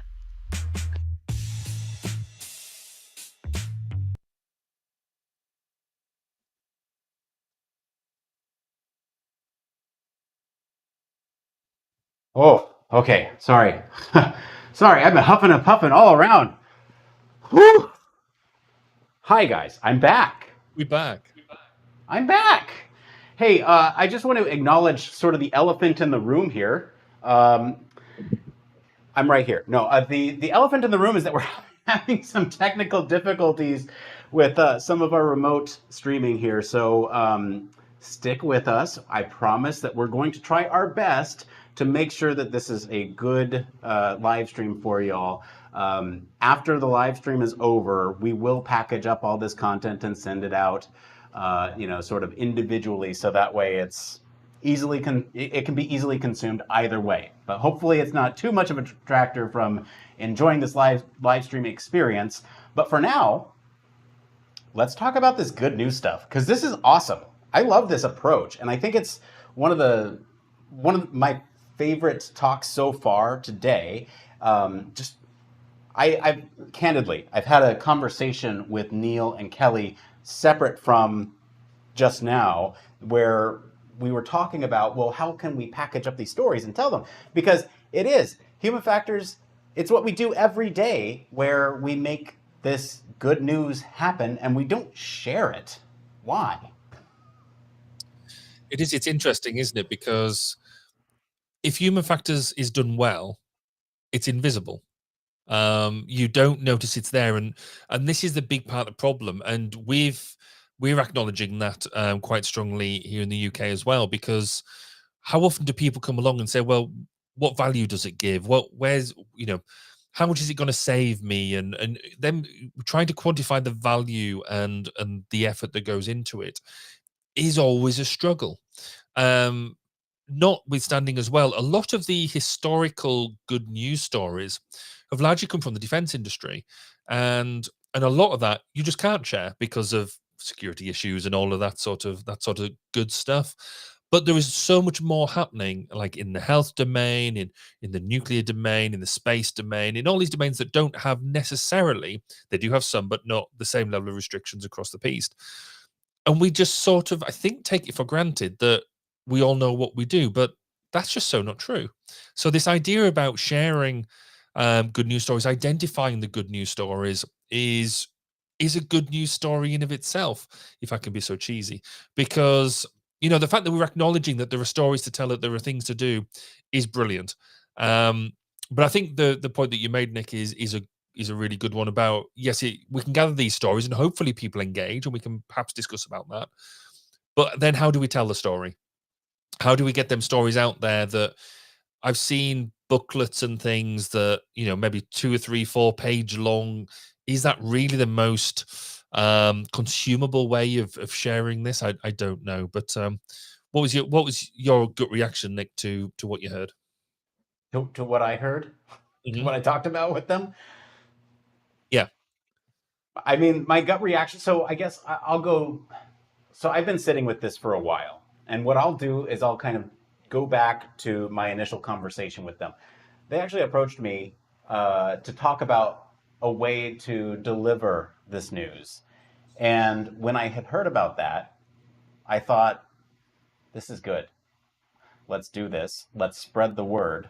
Would you mind talking with me at HFES about this? And therefore, that's what you just saw. Heidi, what do you think about this good news effort? Well, so for me, the instant problem that I heard in it, kind of not problem, but the instant kind of barrier that I heard to it was, it's not just that, like, not spreading the good news. It's the problem really more comes from a place where people just don't know what human factors is, right? As Barry said, it's invisible when it's done right.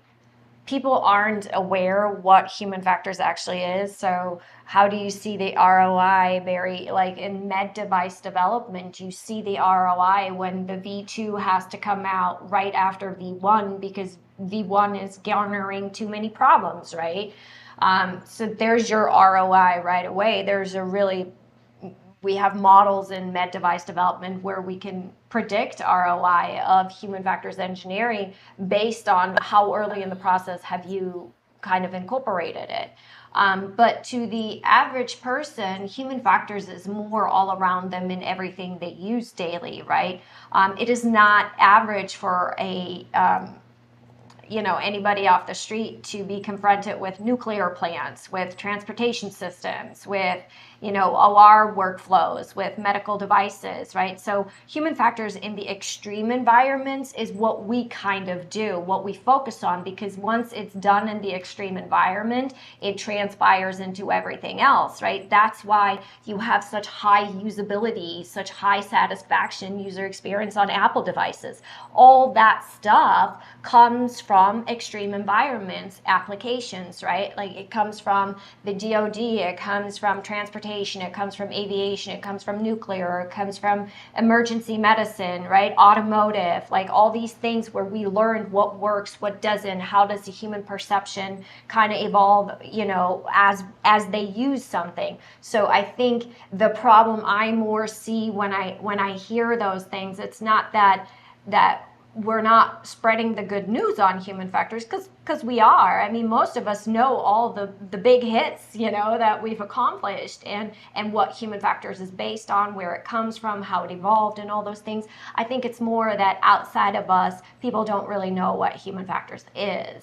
And I think that, one, it's sad because it has such a wording, human factors, you know, what is human factors? What is the human factor, you know? And then it also doesn't translate well into other languages. So in German, there's no word for it. We just say human factors, and then we have to explain it, right? With German words, you explain English words, you know, and so French is the same. They don't really have one either, right?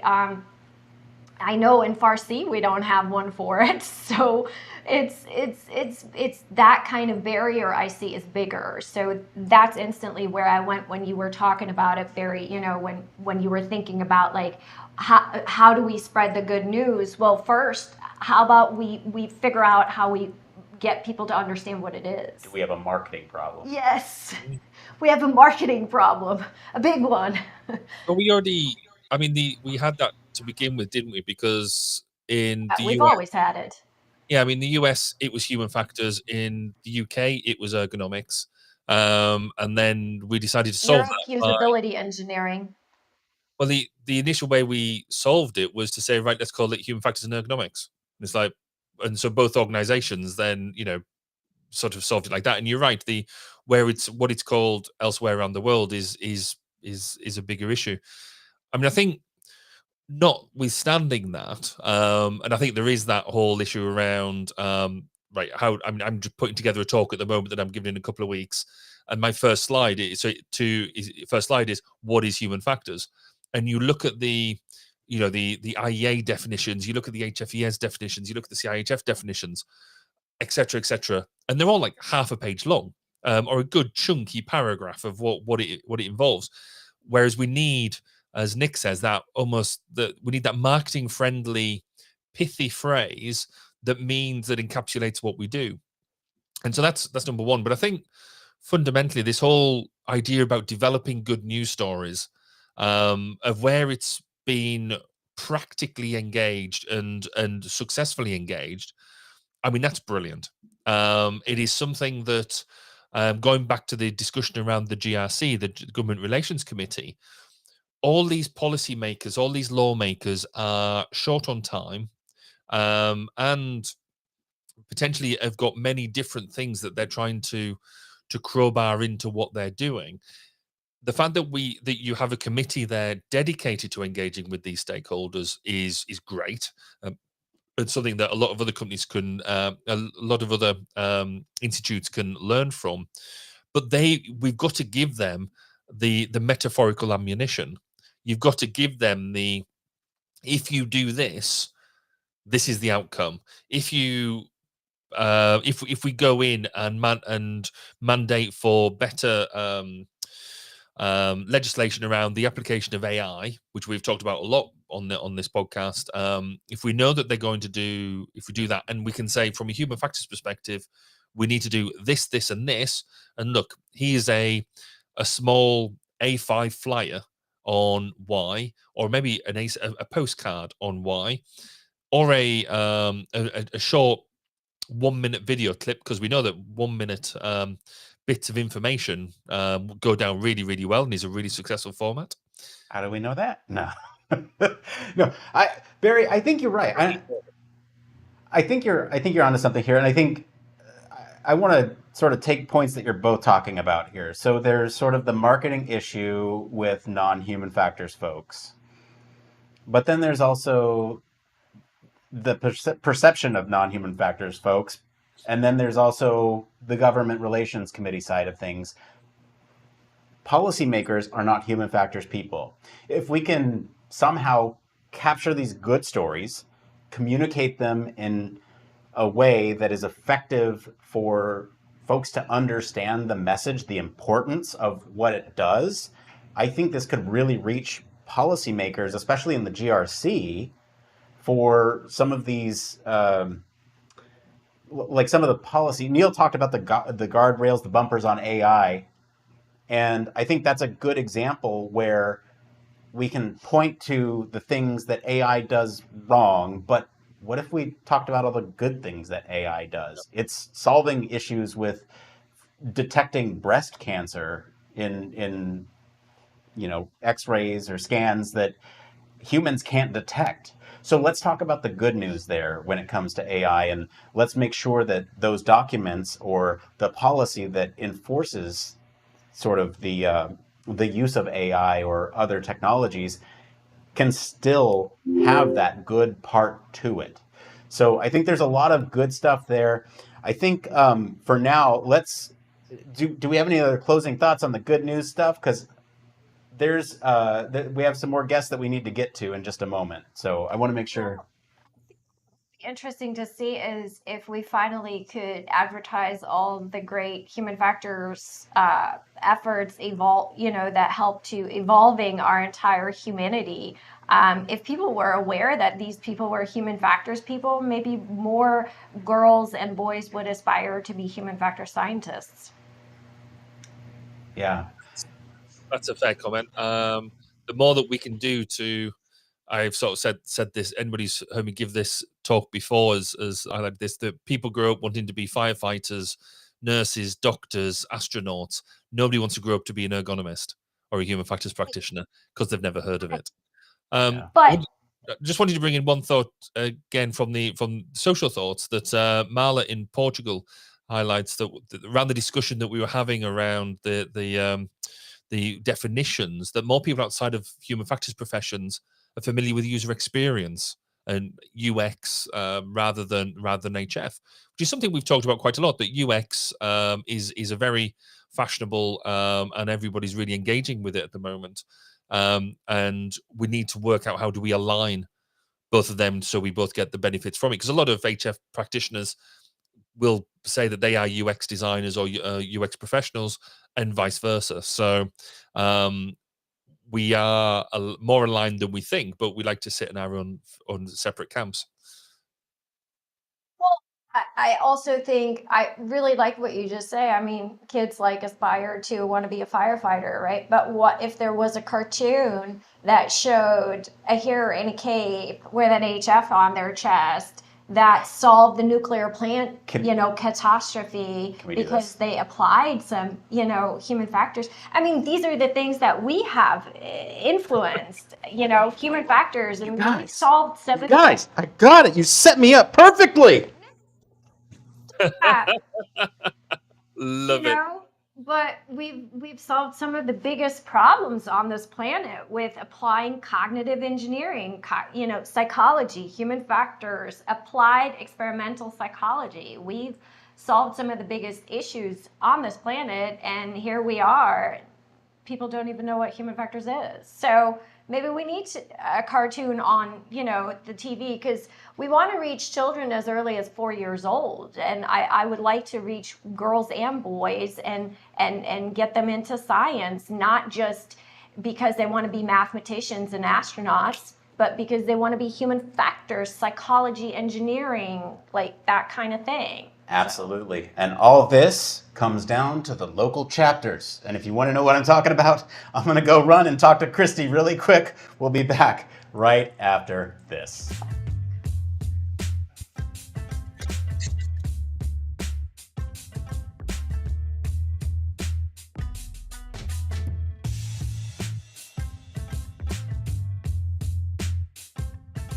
And we're back continuing our coverage of this year's conference event. I'm sitting here, good friend of the show, Christy Harper. Welcome back.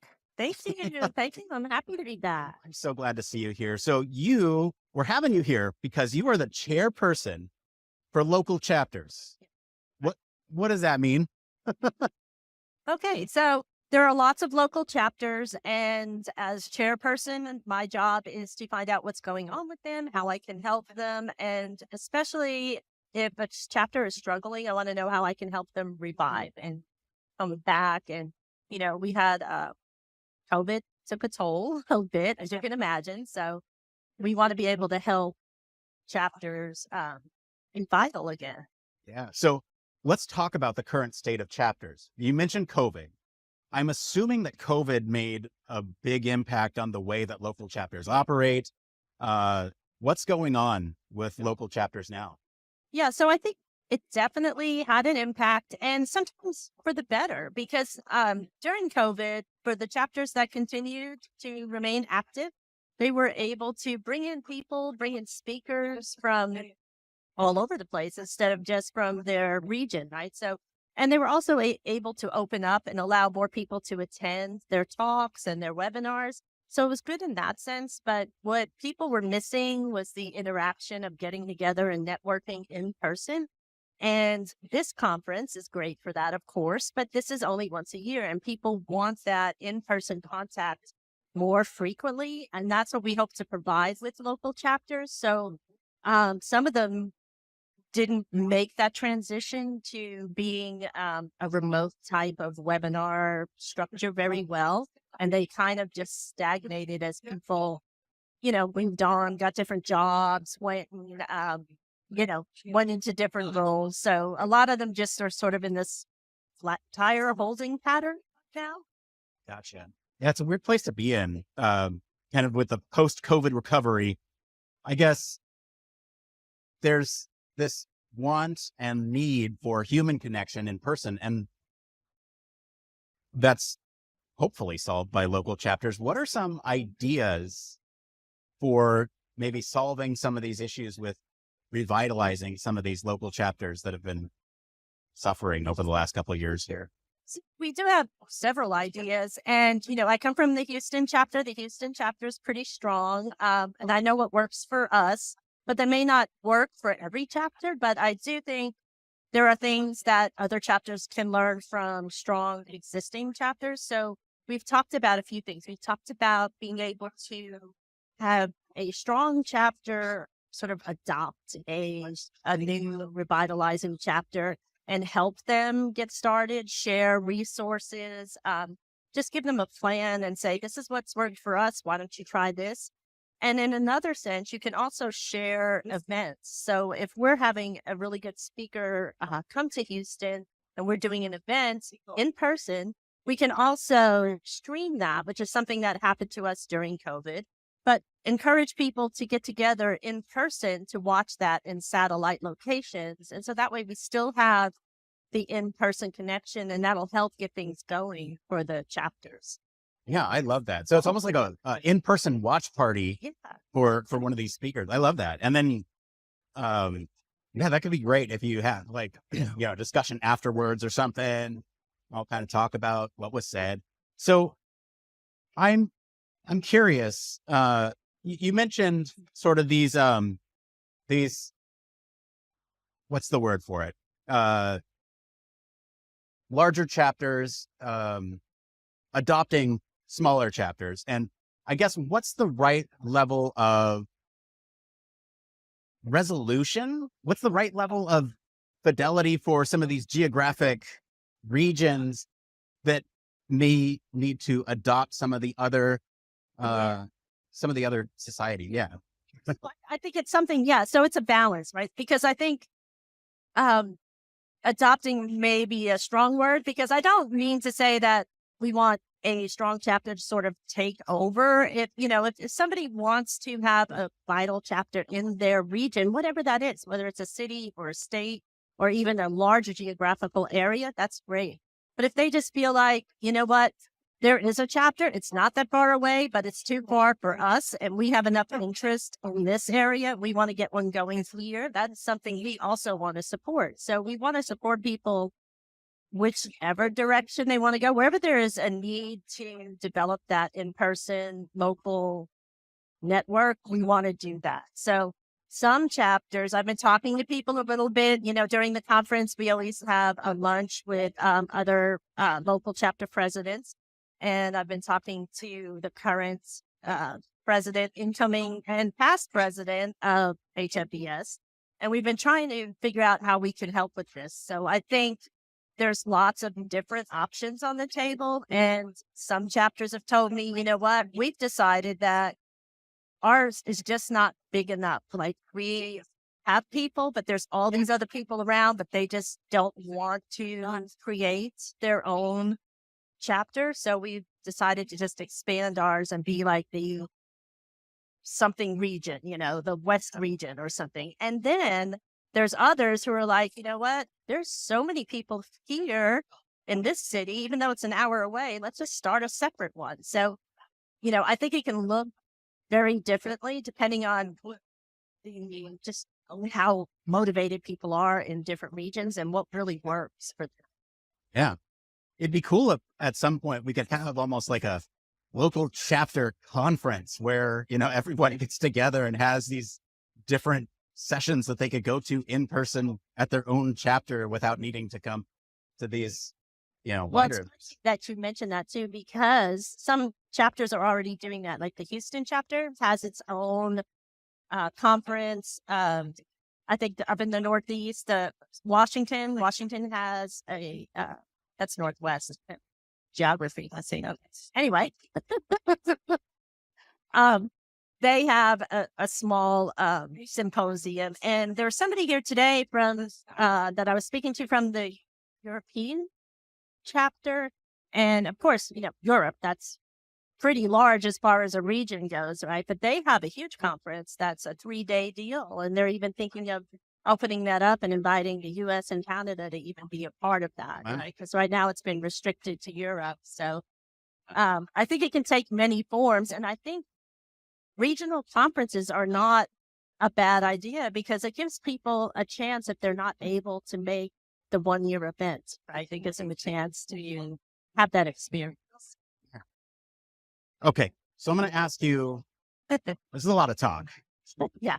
What can people do if they want to get involved with their local chapter, if they want to get themselves involved in this revitalization effort? Like, what can they do? Well, I would say, number one, contact me because I am trying to connect people. So that is something that I'm trying to do right now. We have a LinkedIn group for chapter presidents. Not everybody knows about it. And part of that has been me trying to track down who's in charge or who wants to be in charge or, you know, and get people hooked up there. But I also want to create a list, a committee sort of, and just have the chapter presidents meet quarterly or monthly or something and just be able to continue the conversations that we start here. And hopefully that'll be more helpful to the chapters as we continue to help them revitalize and grow. And it'll be nice for the bigger chapters to be able to reach out and help smaller chapters. Gotcha. Well, Christy, thanks for being on the show again. Always a pleasure to have you here. We're going to continue our coverage and we'll be right back right after this.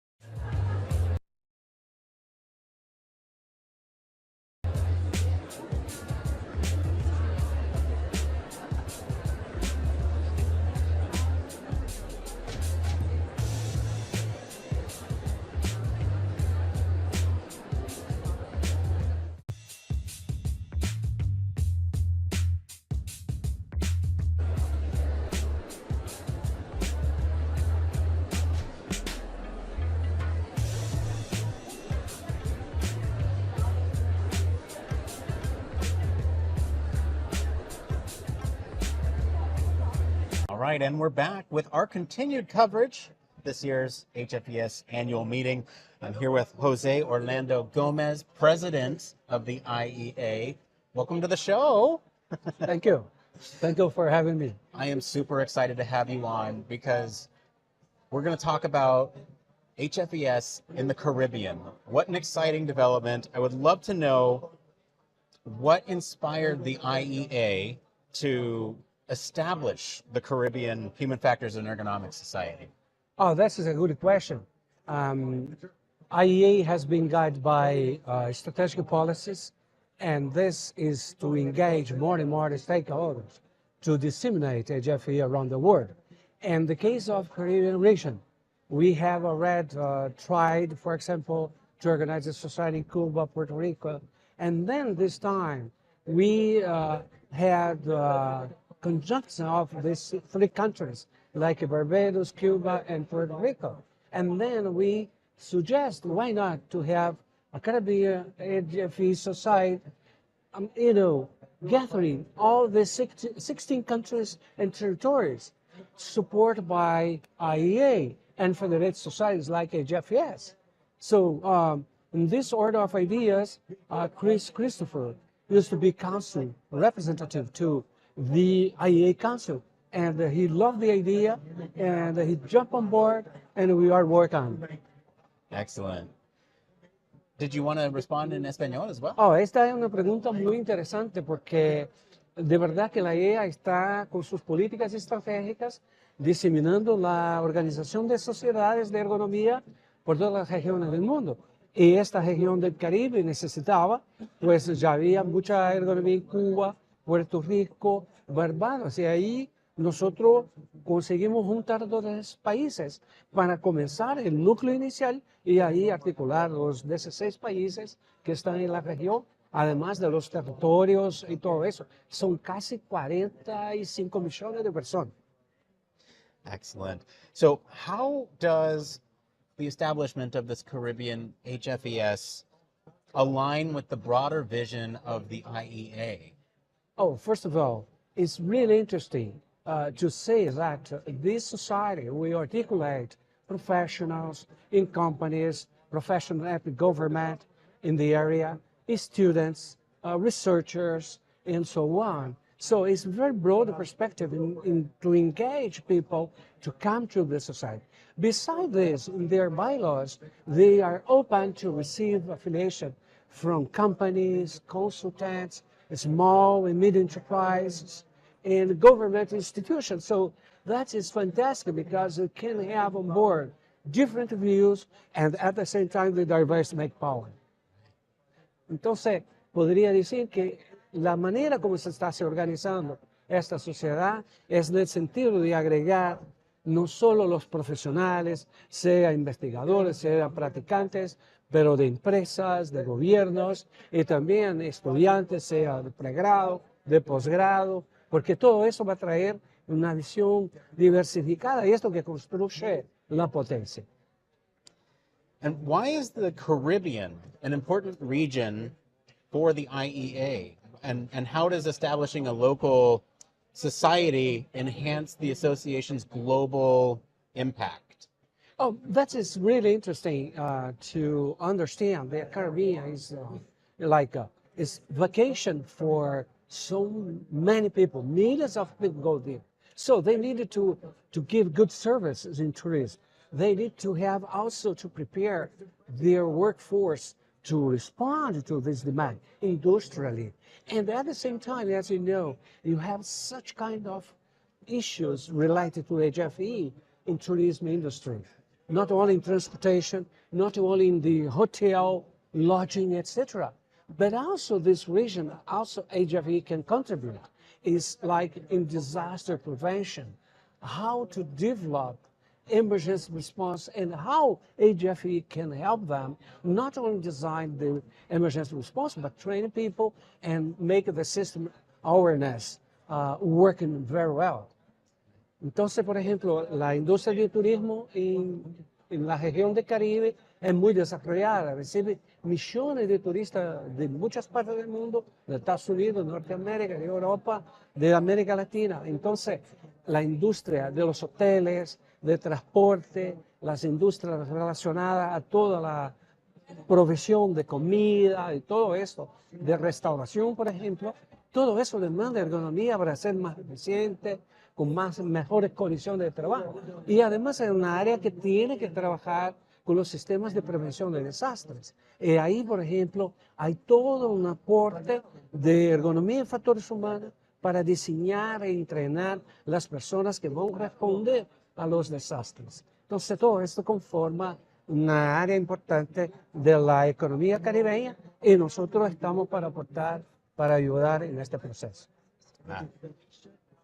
How or what immediate long-term impacts do you foresee the Caribbean Human Factors and Ergonomics Society having on both local communities and the broader field of ergonomics? If the first is to establish this society with chapters, in each country,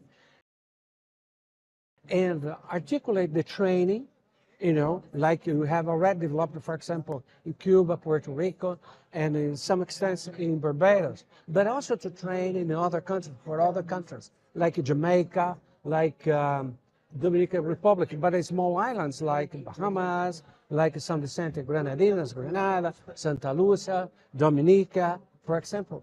And this is fantastic because this could help the local governments in terms to reduce, people to be sick in the workplace. And this is reduce the budget, for public health. So it's the public spending can be reduced with good ergonomics, good programs, good public policy on HFE. So, pienso que la ergonomía puede ayudar en el sentido de reducción de los accidentes, con la reducción de las enfermedades, tanto para los trabajadores del sector industrial, de los hoteles, de transporte, de restauración, también prevenir los incidentes y accidentes que son los desastres naturales, y a partir de ahí reducir, por ejemplo, el presupuesto público en el sentido de provocar más eficiencia de los sistemas productivos. Esto sería fantástico, y mejorar las condiciones de trabajo. And how will the Caribbean HFES integrate and benefit from the global network and resources of the IEA? This is great question, because we are already here in the HFES Congress, making contacts with professors, practitioners, the Foundation for Professional Ergonomists, along with HFES people, how to train these people there, how to develop collaborative projects. Because, for example, the American tourists, when they go there, they would like to be treated safely, to have a good service, and so on. So in this order of ideas, for example, the collaborative project is the main goal in terms of to train new generation of ergonomists there, and also to have to give new service and to have effective systems in terms of the industry they have there. You know what I mean? So that is a way in which IEA, along with the federated societies, the networks like EULA Ergo, Latin American Union of Federated Societies on HFE, can help this development. And this is like a solidarity, work with them, developing collaborative projects and solutions based in their local needs. This is the beautiful. So, yo pienso que, por ejemplo, el apoyo de la sociedad americana, de la Fundación de Profesionales de Ergonomía, la FPI, y también las universidades, sea de Estados Unidos, de Norteamérica, como también de América Latina, trabajando en conjunto para formar los ergónomos ahí, los investigadores también, en colaboración con los programas ya existentes en los países como Cuba, Puerto Rico, Barbados, también Jamaica, Trinidad, Tobago. Esto va a avanzar, ¿no? Todo el proceso de ergonomía y también de formulación de políticas públicas en la área de ergonomía, factores humanos, salud ocupacional, todo eso. Entonces, veo que la guía puede facilitar todo este proceso de construcción, proyectos que no existían, porque estamos hablando la misma lengua de hecho. ¿Ves? And so where can folks find out more information if they want to find out more about the Caribbean HFES? Oh, right now, we are working to establish, we are finalizing the bylaws. We are looking for places and countries which offer better services and less bureaucracy to register the society.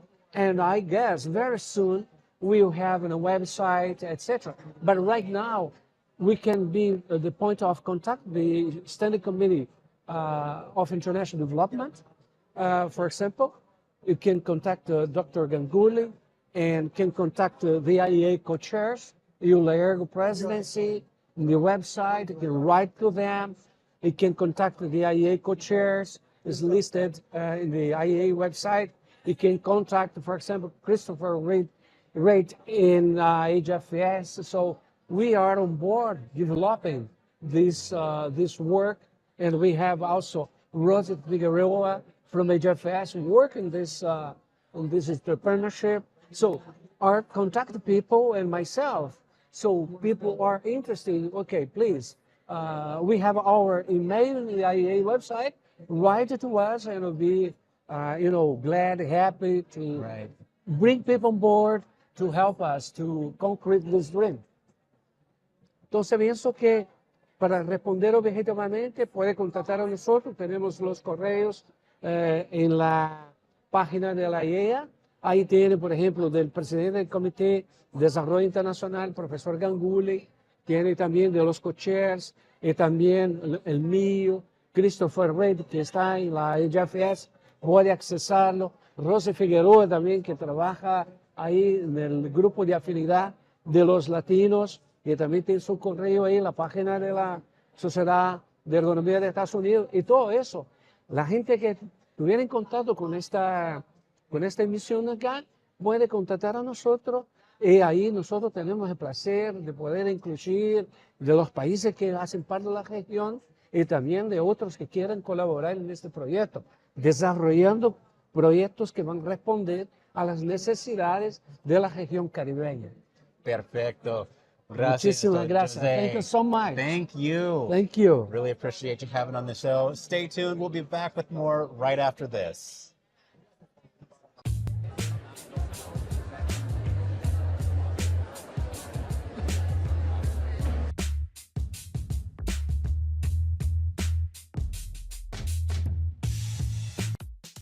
Are you tired of boring lectures and textbooks on human factors and UX?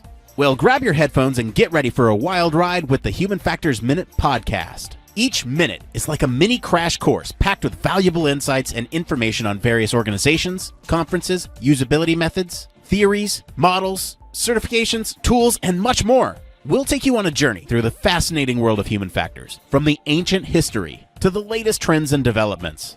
Listen in as we explore the field and discover new ways to enhance the user experience.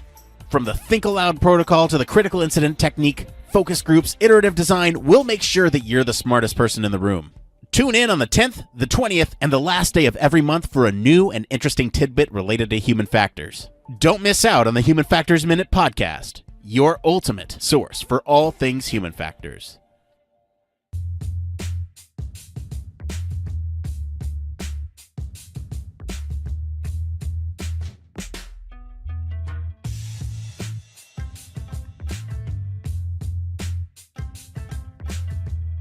Back, Camille. Welcome back to the show.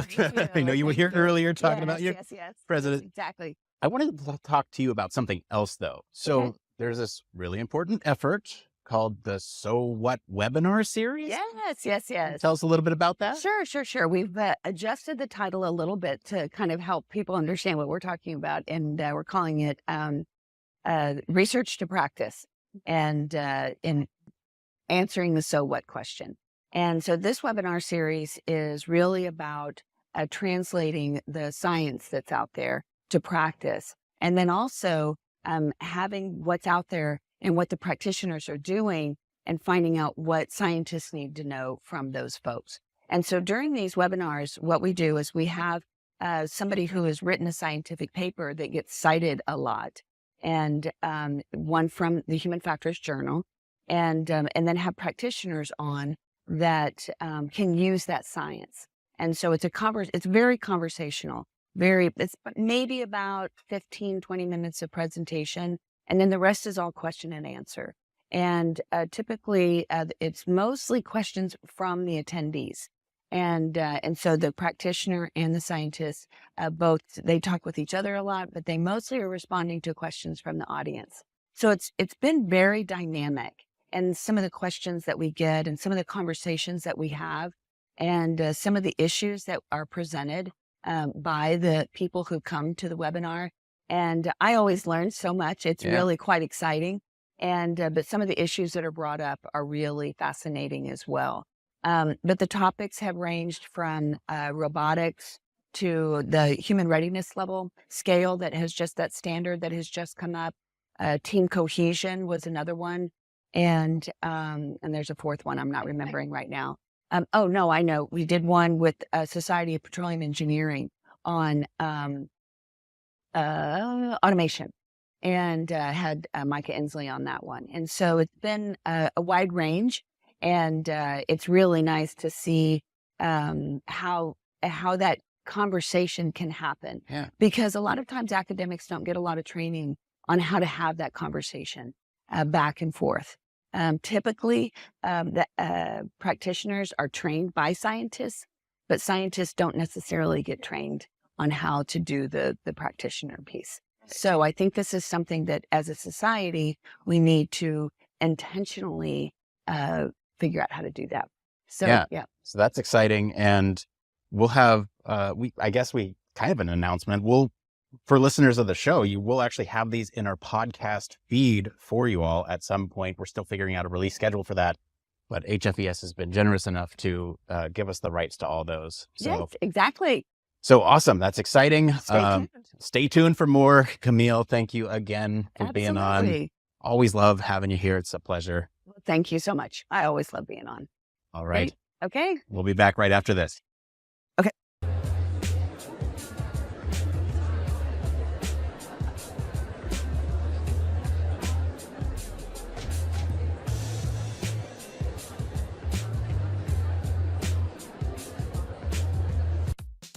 Human Factors Cast brings you the best in human factors news, interviews, conference coverage, and overall fun conversations into each and every episode we produce. But we can't do it without you. The Human Factors Cast network is 100% listener supported. All the funds that go into running the show come from our listeners. Our patrons are our priority, and we want to ensure we're giving back to you for supporting us. Pledges start at just $1 per month and include rewards like access to our weekly Q&As with the hosts, personalized professional reviews, and Human Factors Minute, a Patreon-only weekly podcast where the hosts break down unique, obscure, and interesting human factors topics in just 1 minute. Patreon rewards are always evolving, so stop by patreon.com/humanfactorscast to see what support level may be right for you. Thank you, and remember, it depends.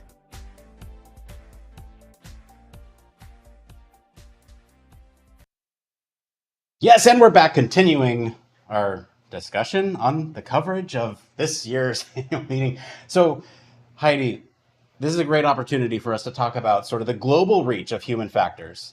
And this is a really good time, especially as we're getting a comment in one of our social media channels says, oh my God, this is a godsend for those of us outside the States. So I'm really glad this is helpful for you. I'm sincerely helpful. This is why we do this. It's to help folks who are unable to make it to the conference, to engage with these discussions, to come to a community, to feel part of the process. And that's exactly, you put this out there at just the right time. I cannot tell you how perfect timing that was. So let's talk about the global scale of human factors and ergonomics. So like I sat down with Jose, we talked about HFES Caribbean.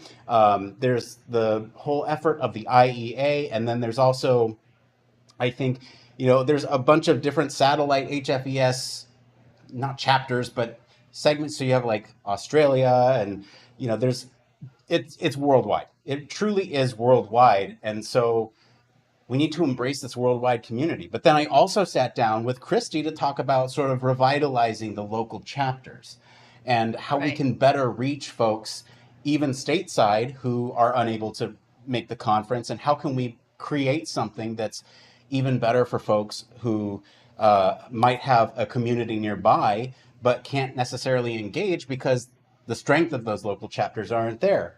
And then with Camille, there's sort of the so what, how to take the application of academia to industry and the connection there. And so I think all these are connected. I kind of just wanted to open up the door here to talk about sort of the global reach of human factors, the breadth and the depth of the reach, because it is both global and local.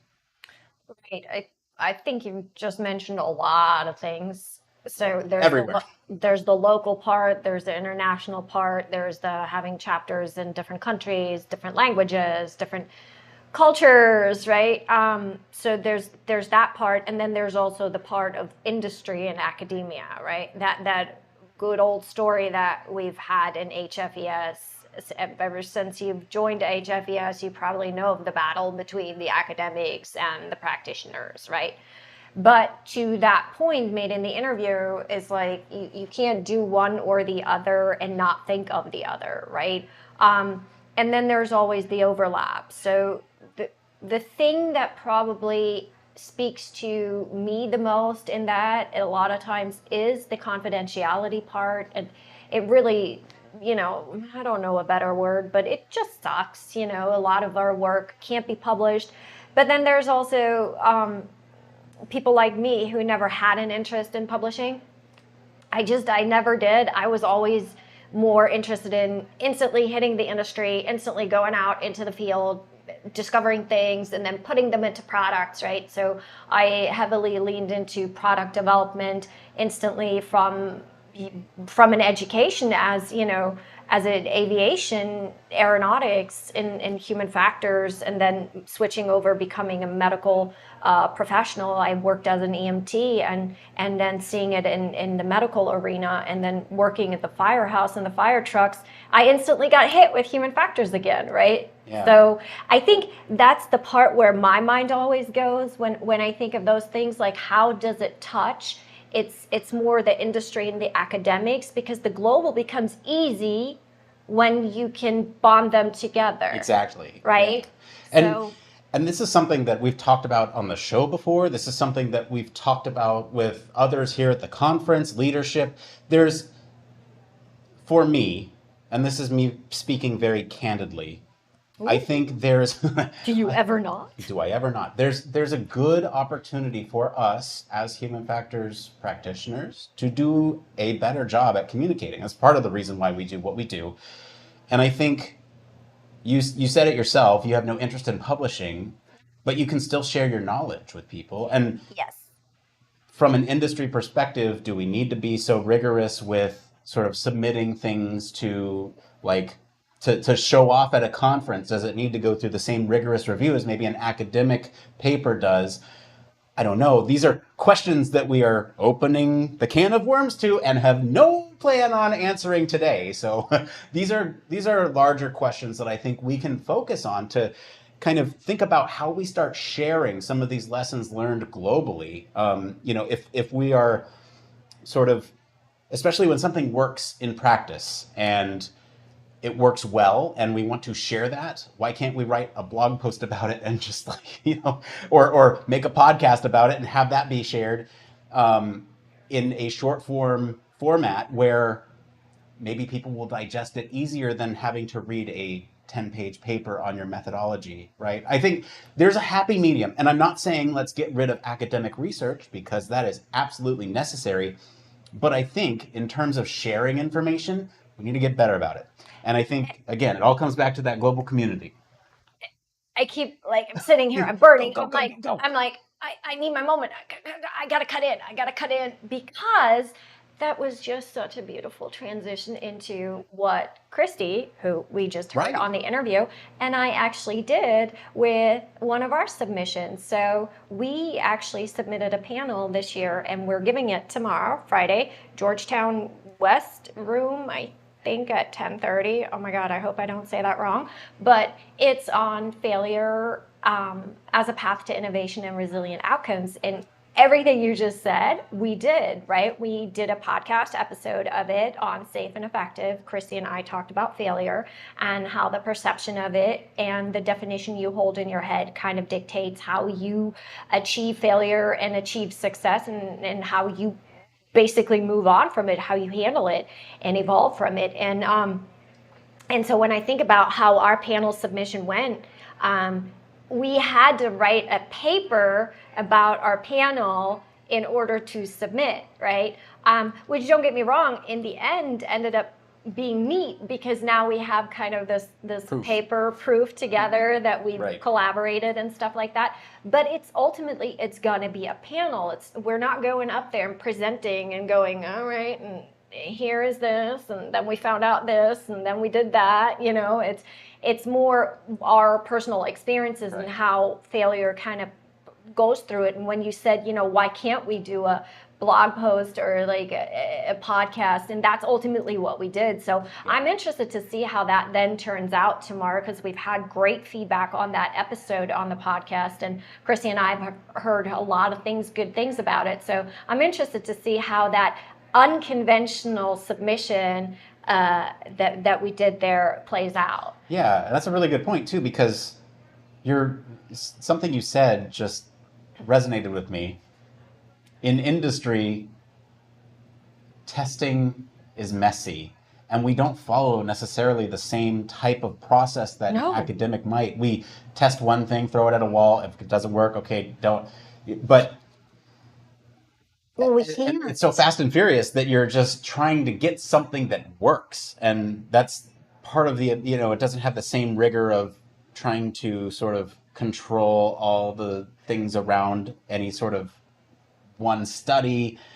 It's crazy. Or it is even more rigorous in other areas, right? So in med device, formative testing, so the more loose testing, right, that can be less rigorous. But then when you go into validation testing, summative testing, right, now it's very rigor. It follows the science. Like you have to read from a script. You have to make sure that it's a repeatable pattern in your study design, right? So I think that's where industry like kind of goes, oh yeah, we understand that sometimes messy is okay, and we understand that sometimes rigor is needed, right? Where in academics, and that's fine. That's what they're supposed to do. They're supposed to follow this rigor, but they then, when they cross over, they get lost in how quick we move, how unconventional we move. You know, I see it all the time. People from academics hit industry and they're flailing, not because they don't know what they're doing or they don't know human factors or they're not good at it. It's because we do live in two different worlds. Like we really do. Yeah, and speaking about different worlds, and I think this is a good thing to come back to, as sort of the globalization of human factors, is sort of what is the role of one organization versus another? Are we poaching members from different organizations by saying, you know, Barry's over there in the UK saying, I want members for the Chartered Institute of Human Factors and Ergonomics, and we want members for HFES, and are we competing against each other if our mission is to have this global awareness? And then there's also sort of the question of who does what? What is the role of the IEA versus the role of HFES in this global initiative? And I think there's been some really good pushes, especially from like Chris, who's been a tremendous partner with the IEA, and Barry as well, to just try to get everybody aligned to see where we can all come together to align with a vision for this global human factors society, or this global human factors community. Let's call it that, right? Because there's a lot of different things going on. And I think, you know, Barry's feeding us talking points, and he says chapters make us feel part of an overall HFES organization. And I think more importantly, this kind of goes back to what you all were talking about community earlier, is sort of that feeling of belonging, right? Right, and I think, I love how Heidi's always the one to point out the challenges. Okay, and we're being, no, I'm just kidding. But I think when you said, like, are we poaching people from other societies? I think, to be fair, let's be very frank, I think it happens. I think it's okay, because you have to, as you go through your career, as you go through your evolving of your human factors knowledge, of how you apply it, whether you work industry, academics, all these things, right? That's how your needs for society kind of change. And at different points in your career, different societies might give you more and cover more your needs in alignment with what you're looking professionally or knowledge wise, right? Like interest wise. So for many years, I was more UXPA because I wanted to learn more about some of the things there. And then for many years, I was actually in the aeromedical, Aerospace Medical Association because people, I wanted to be an astronaut. So, but things don't work out in life. That's okay. That's why you all got me here today. But it's a perfect thing to bring up too, because you also have with these multiple organizations, some people are parts of multiple international organizations. And is that sort of inclusive financially for everybody? No, I mean, right? Like students can't be members of everything. There's finite resources the students have, as Liam and Chandra talked about earlier. But that was my point. That's as your needs change, you might change your focus, right? And because I didn't want to bring it up, but financially, there's no way anybody can sustain this. There's not even a company that'll pay your memberships if you're a member of like 5 associations. The prices are just not affordable in that kind of sense. But that's why I was saying, as your career goes on, you might for a couple of years join here and focus more here, and then you see, oh, this society is now doing that. Like, oh, let me go attend their conference, and then for a couple of years you might be there more.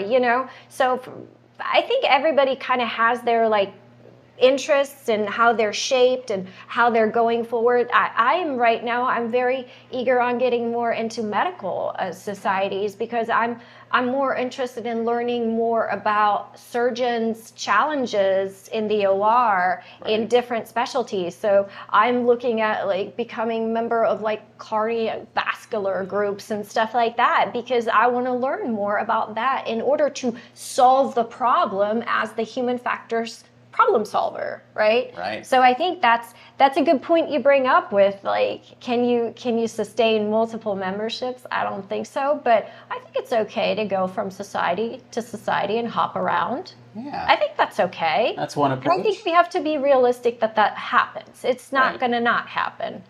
You're not always going to every year hit everybody's spot.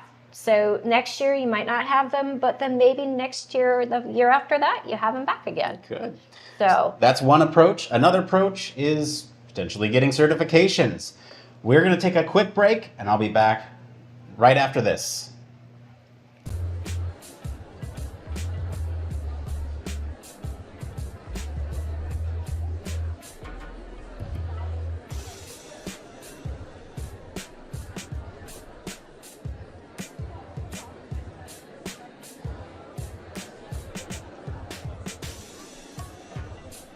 All right, and we're back with our continuing coverage of this year's HFES annual meeting. I'm sitting here with Jean Kay, who is the director of the BCPE. Yes, I'm one of the directors. I'm currently serving as president of BCPE. We have 9 directors, and each year we have a new executive committee, and I'm the president right now. Well, welcome to the show. Thank you. Happy to have you here. So I would love to talk to you about BCPE. And the first question is, what is it? What does it stand for? BCPE stands for Board Certification in Professional Ergonomics. We also certify people in human factors and user experience, but BCPE is our name. So it's a board certification. So it's some sort of certification. What is the benefit of getting certified? Well, ergonomics is not a licensed profession. Anyone can call themselves an ergonomist or a human factors person and can do it. So you don't really know what you're getting.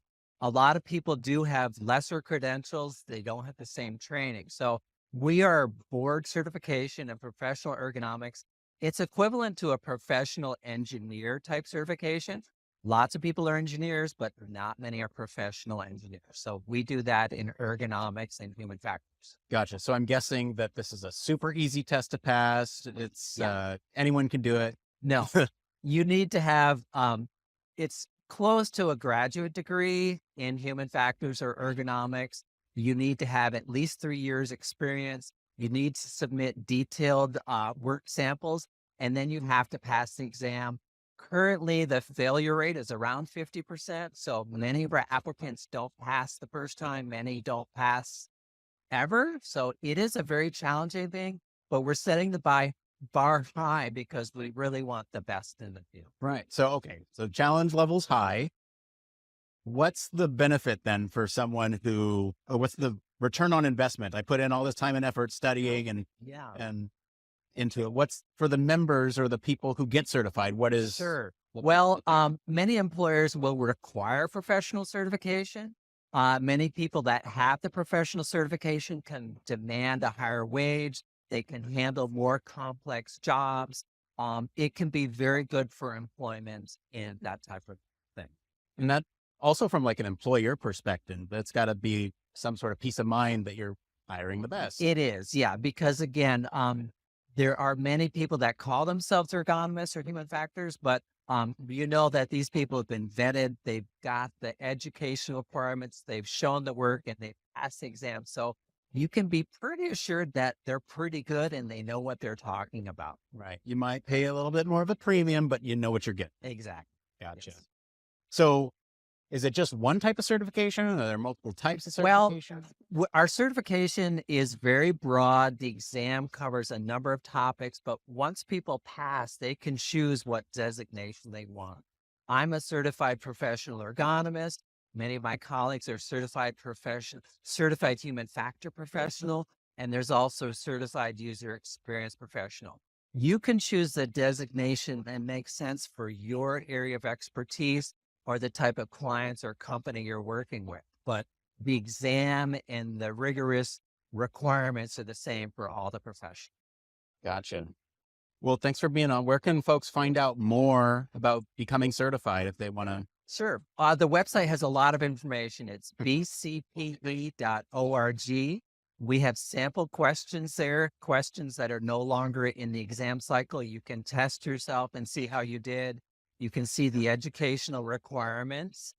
You can see some of the information around the work samples. One thing I'll say about the educational requirements, HFES has a list of programs, educational programs. If you're on one of those listed programs, you meet our educational requirements, and so you're a third of the way through the application process.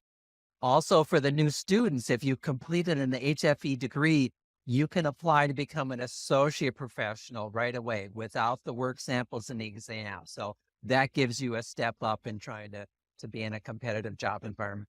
Excellent. Gene, thanks for coming on the show. Thank you. All right. We'll be back with more right after this. Stay tuned.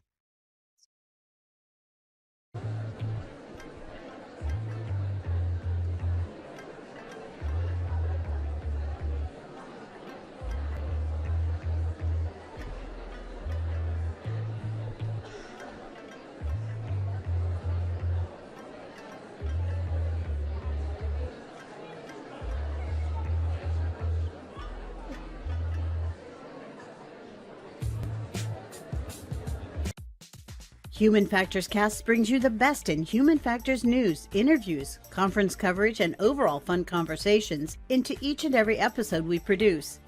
But we can't do it without you. The Human Factors Cast network is 100% listener supported. All the funds that go into running the show come from our listeners. Our patrons are our priority, and we want to ensure we're giving back to you for supporting us. Pledges start at just $1 per month and include rewards like access to our weekly Q&As with the hosts, personalized professional reviews, and Human Factors Minute, a Patreon-only weekly podcast where the hosts break down unique, obscure, and interesting human factors topics in just 1 minute. Patreon rewards are always evolving, so stop by patreon.com/humanfactorscast to see what support level may be right for you. Thank you, and remember, it depends.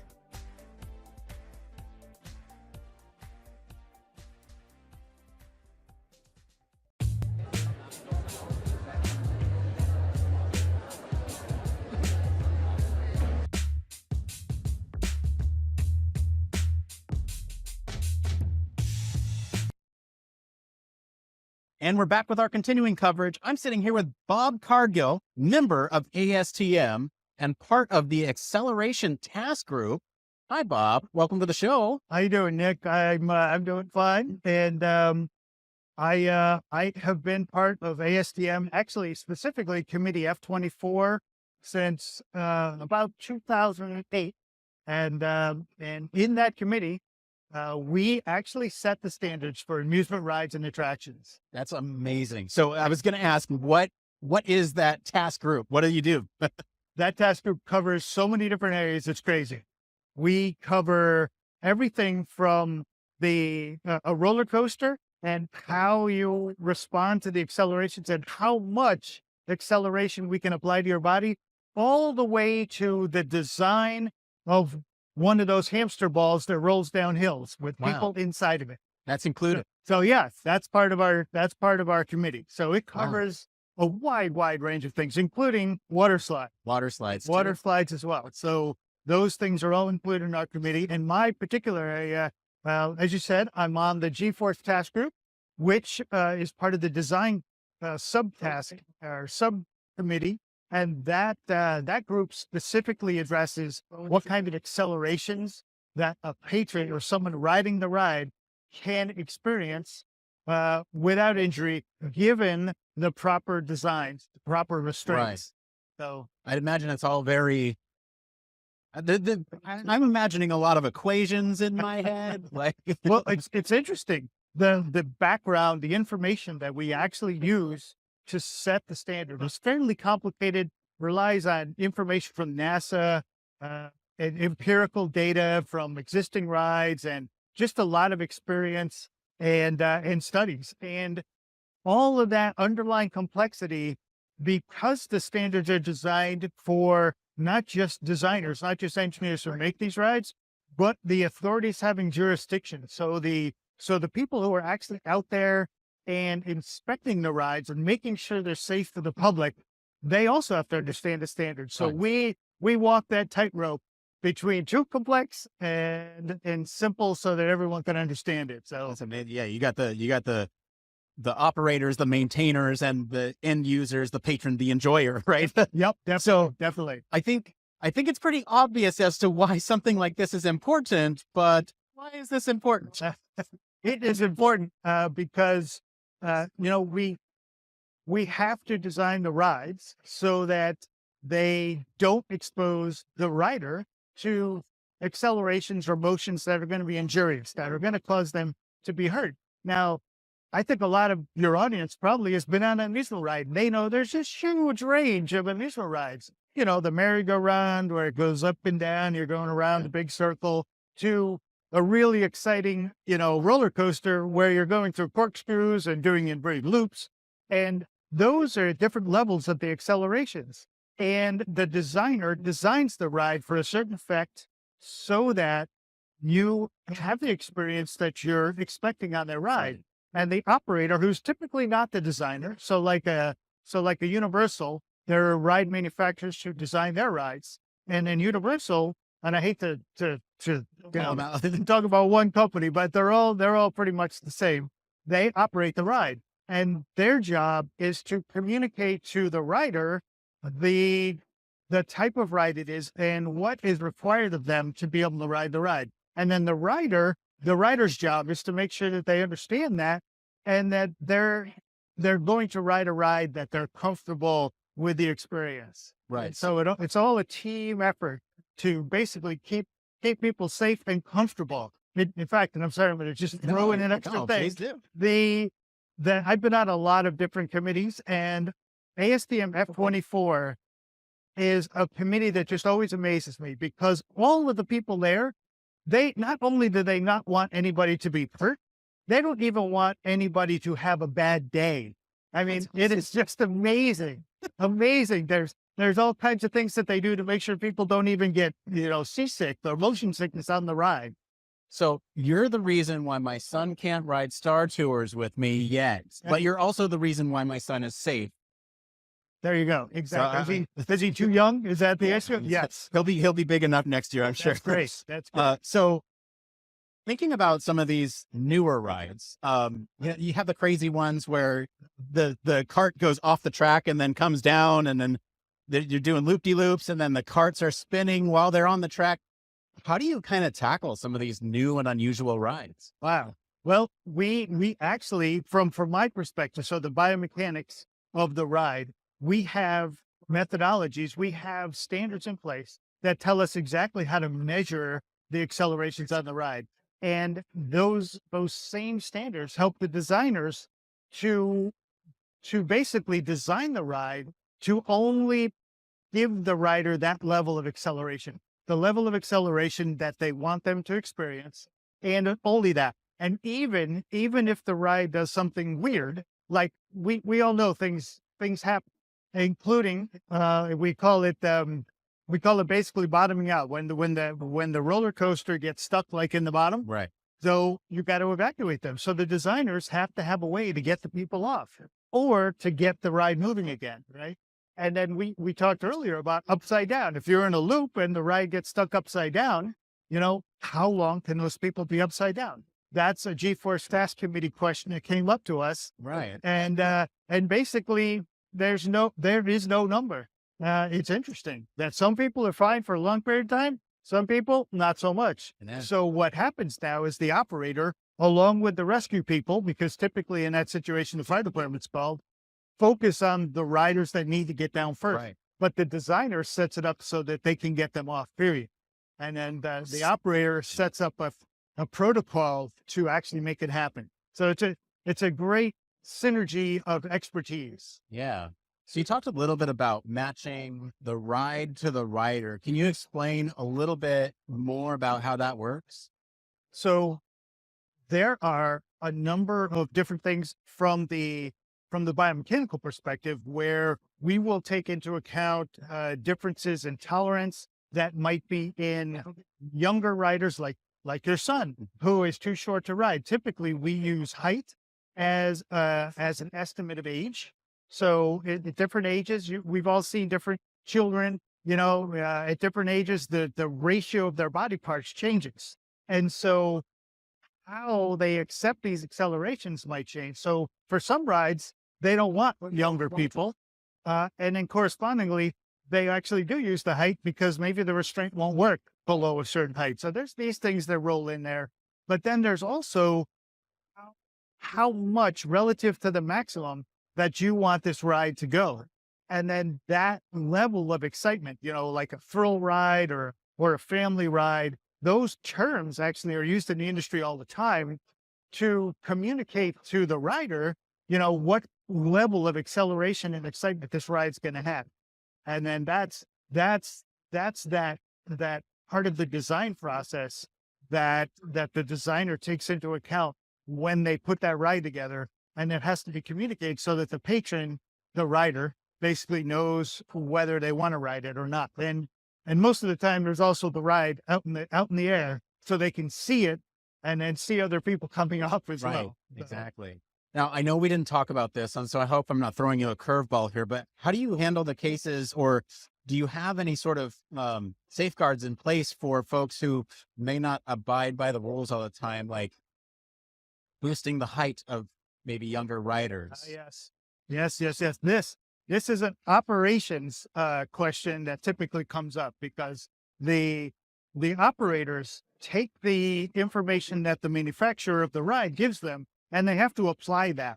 And so the operator is the one that basically has to say, okay, what do we do in our part when somebody's got, big high shoes on? Right. Do we call a manager over and say, hey, take those shoes off? Where are they in that big scheme of things? And those are questions that the operator sometimes talks back to the manufacturer and says, hey, what do we do in these situations?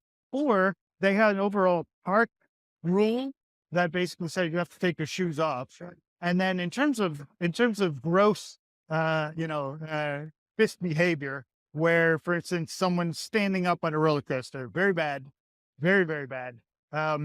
There are a couple of things. The designer, if it could be very, very bad, they will design it so you can't.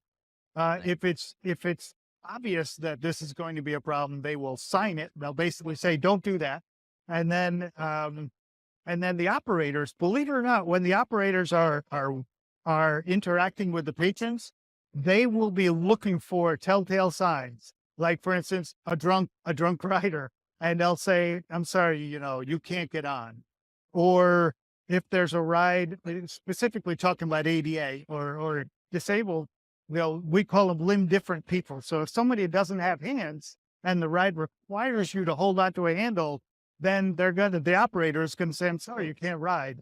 And so that kind of comes into it. Yeah. This is spawning so many more questions. I don't want to keep you forever, no, but I do want to kind of end with, where can folks get involved if they want to learn more about this task group, or just even learn more about some of the standards that are out there? I think the best place is the ASTM website. So it's ASTM International. So I believe it's ASTM.org, O-R-G. And in there are a bunch of committees. ASTM does a lot of work, but F24, capital F is in Fred, 24 is the committee that you would be interested in. And you can join. Matter of fact, I just renewed. So you can join on the website. It's reasonably cheap, depending on, 1 year of this is probably less than you pay for cell phone every month. And you get access to the committee. So you can actually go to the committee meetings, because ASTM and F24 is 3 different members. There are producers who produce rides. There are users like the operators, the parks, who use the standards. And then there are general interests. And those people are just people who are just generally interested. So we have on this committee people who are not engineers, who are just people who like amusement rides, and they're on the committee participating in the standards process, along with engineers from Disney, engineers from Universal, and crazy people like me. So so that's how you can get involved, and you can do it at any level you want. Excellent. Bob, thank you so much for being on the show. You're very welcome, Nick. It's great talking to you. It was great learning from you. All right, we're going to continue our coverage right after this.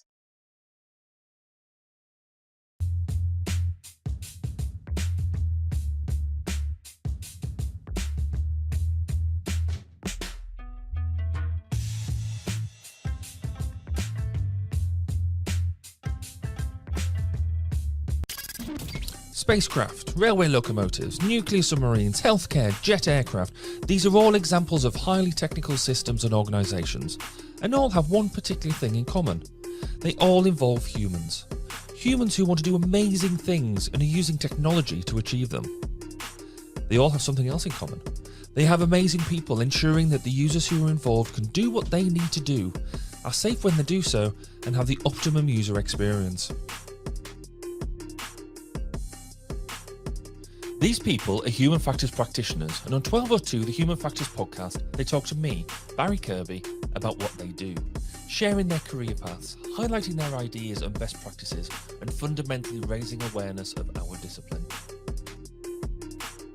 Find us on 1202podcast.com, on social media, and on your favourite podcast directory, because it's more than just common sense. Where does it come from? It's always been there. The fire that burns inside each of us. The passion to serve. To distill complexities into elegant solutions with precision and empathy. To study, design, build, test, and continue to improve systems that help people live better, safer, and more productive lives. Our work is not just a job. It's our calling to elevate lives and empower all humans. And it requires the background and perspective of academics, researchers, students, scientists, engineers, and all human factors and ergonomics practitioners from every industry and in every corner of the globe. We gather to foster collaboration and unlock exponential possibilities. We aspire to inspire others. We are the Human Factors and Ergonomics Society. Together, we are advancing systems and practice through innovation, research, and education.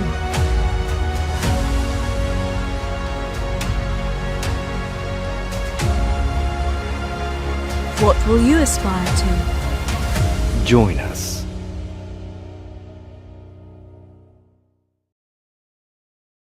And welcome back to the coverage here of Aspire, the new name for the Human Factors and Ergonomics annual meeting. So we've just heard from, we've just heard about the BCPE, the Board Certification for Professional Ergonomics. We'll spend a little bit of time covering that, and then we're going to dive into roller coasters, because roller coasters is really interesting. I'm not saying certification isn't interesting, Nick, but roller coasters is super cool. So let's hit the certification piece first. I don't think anybody's going to argue that professional accreditation is important, because ergonomics itself is not a reserved title. Whereas, you can't, in theory, you can't just go around calling yourself an engineer because you have a engineer is a reserved title. But anybody can call themselves an ergonomist or a human factors practitioner. So having the BCPE accreditation, which we know is heavily used in the US and beyond, is really good, because you know that they've been through a level of education, a level of competence within the professional domain, so they've had a job. And in the part of the BCPE, you also have to take that exam, which at a 50% pass rate sounds like it's a crazy, right? Yeah, it doesn't sound like an easy exam. Now, it's not the only fruit, so it's worth saying, because I'm going to say, because the CIHF do operate a similar principle. If you want to become a member or a chartered member, then you go through a similar principle. You have to have a logbook, you have to have a certain amount of education, and you have to show professional competence, and you are marked against the work that you've done against the competency you've got. Now, there is no exam, because we sort of look on the professional expertise at this point. But again, it's just a slightly different flavor. Overall, I think that idea around having professional accreditation makes us better as a professional body, as a set of professional organizations. Yes, we have slightly different standards throughout the world, but fundamentally, we're saying that we want to see good standards. Yeah. It pushes us. It really does. And one of the things that I was surprised by when I talked to him is that even students who pass the curriculum can get an associate. I didn't even know that. And so immediately after my conversation with him, I went and applied. It's kind of crazy. I could have had this thing this whole time, and even if I'm not, ready to take the test or whatever, not that I'm not ready, just that that's a lot. 50%, that's high. It is. I've got my own sort of feelings about it. I don't necessarily believe that organizations like that should be examining you as such. What we should, I believe, and it's just because the way it's worked in all my other professional accreditations. So yes, I'm a chartered ergonomist. I'm also a chartered engineer, and they all work on assessing your level of competence.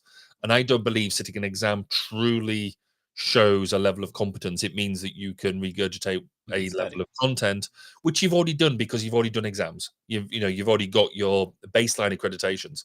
I think being able to look at the real practical application of where you've done the job and shown that you've been able to either lead it at a certain level or engage at a certain level, that's the acid test. That's the can you do it in real life, and show examples of doing so, and show where you've actually hit the different levels of competence.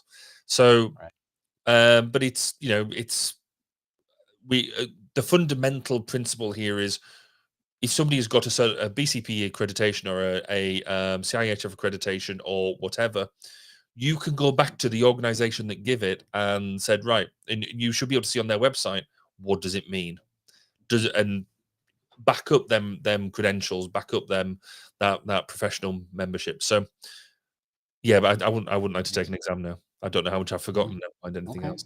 Well, Barry, I have a test for you. Is there a standard for accreditation or certifications? Is there a standard for that? There might be one or two. Might be one or two. Okay, well, I have a standard I'd like to talk about. Now, my conversation with Bob, that was a lot of fun, and I really wanted to elaborate more on some of those points, but Bob had Bob only has enough time, and so we can sit here and talk a little bit more about some of the roller coaster stuff, because that's exciting. That was my best attempt at a segue anyway. That was good. I mean, what a fantastic interview. I mean, not saying all the other interviews aren't fantastic. Thank you, it's great to man. hear about, but out of all the things I expected to be talking about today, standards in roller coasters and how you do the HF side of roller coasters is just awesome. We're always bringing you the juicy content. It's good. I mean, we've talked about it before. We haven't done the podcast before. I think both of us have been quite lucky that we've worked in different domains where we've, I've been lucky enough to play in the defense domain. I'm currently playing around in the space domain, looked at maritime, things like that. Done some cool stuff.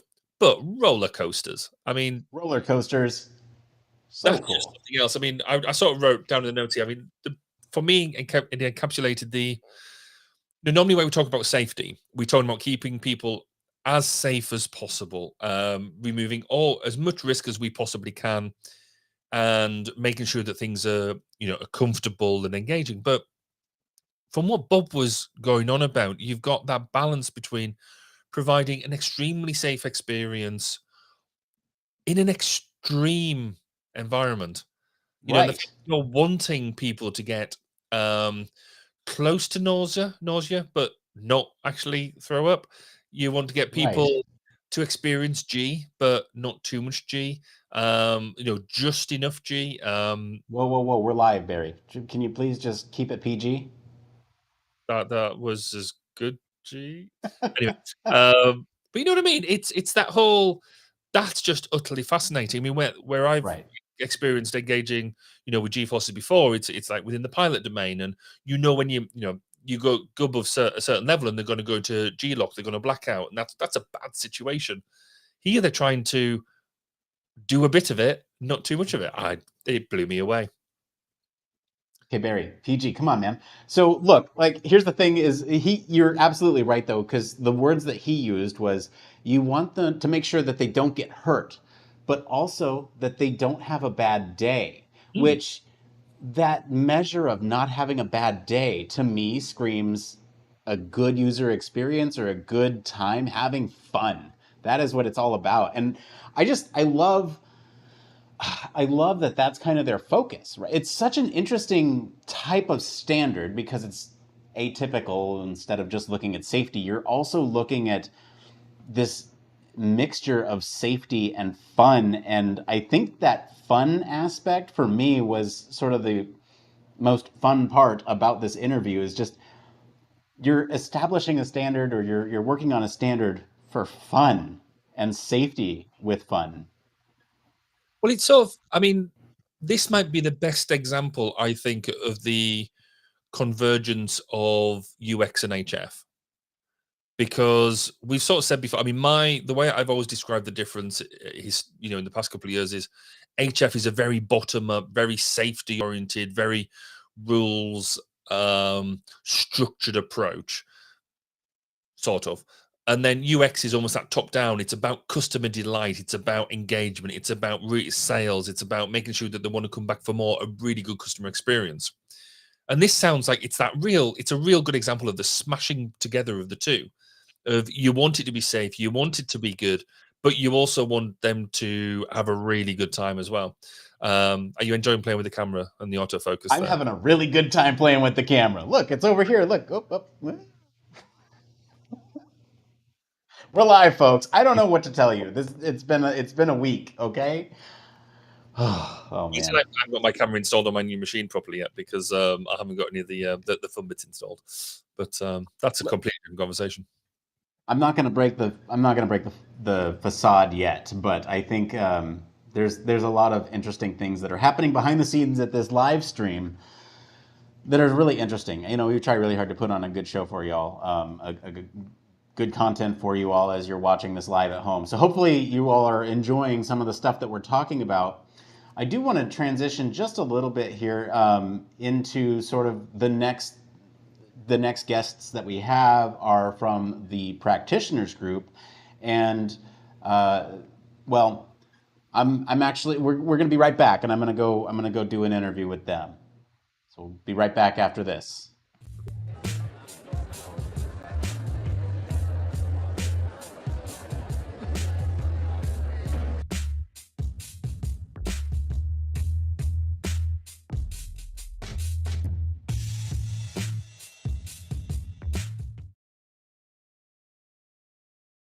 All right, and we're continuing our coverage here at this year's conference. I'm sitting here with Melissa Afterman, who's the co-chair of the practitioners group. Yes, I am. Hello, Melissa. Welcome to the show. So, Melissa, my first question for you, what is the practitioners group? I'm so glad you asked. The practitioners group is a subset of the general membership. We are not a technical group, but we're more of like an affinity group. And we are just what the name sounds. We are people that practice ergonomics as opposed to research ergonomics and human factors.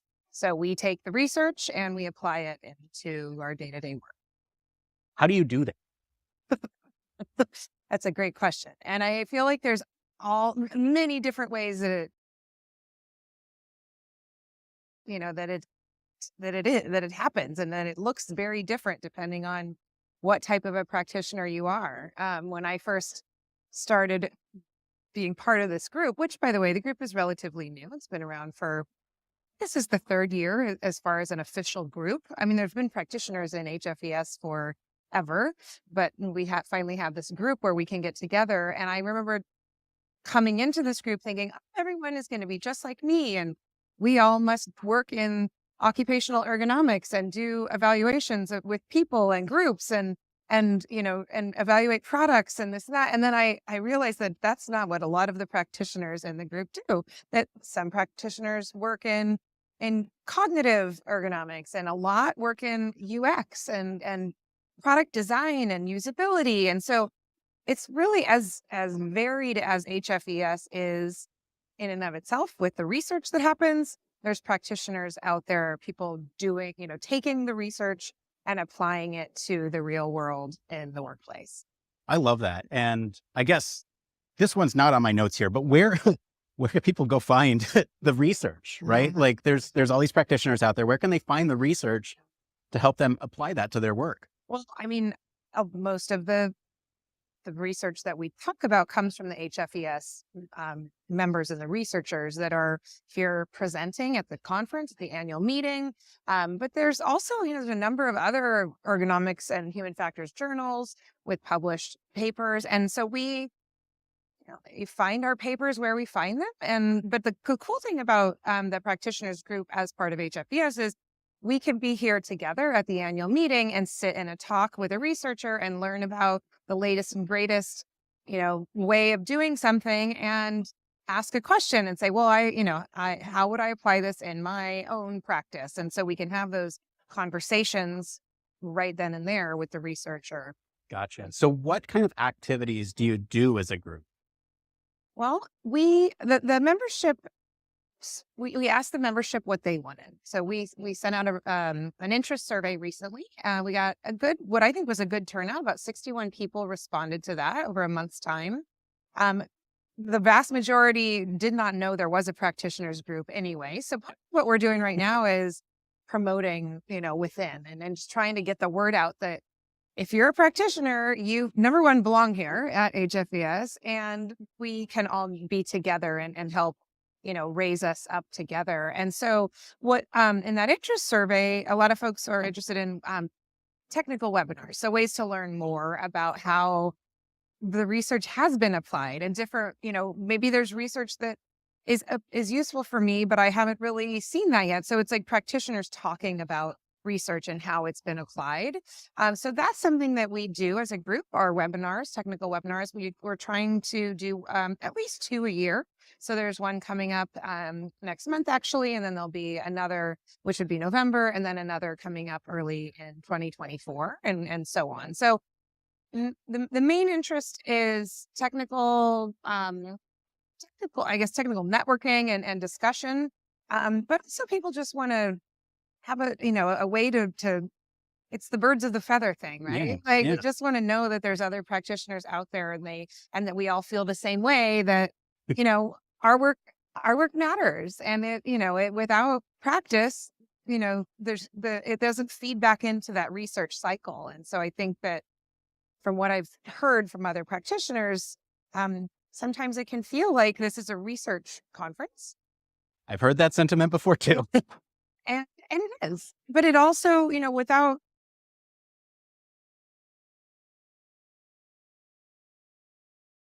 that with it, it's I'm hoping we can build out more practitioner track, more talks by practitioners, and really just sort of drive that cycle, that research to practice cycle a little bit.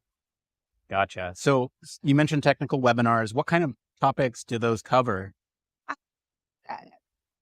Well, the ones on the calendar currently are, the first one we're doing is just a review of what we found in our survey, sort of we asked for your opinions, we asked for your voice, and here's what you had to say, so that we can, again, get this group off the ground.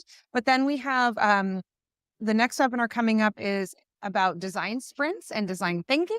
Okay. And then the one following that will be about a usability topic. So because of the majority of the practitioners that completed our survey, they were interested in those topics. So we're listening to them and moving forward with that. Gotcha. So let's talk about the connection between research and practice. Walk us through, how are they connected? Well, I can give you an example.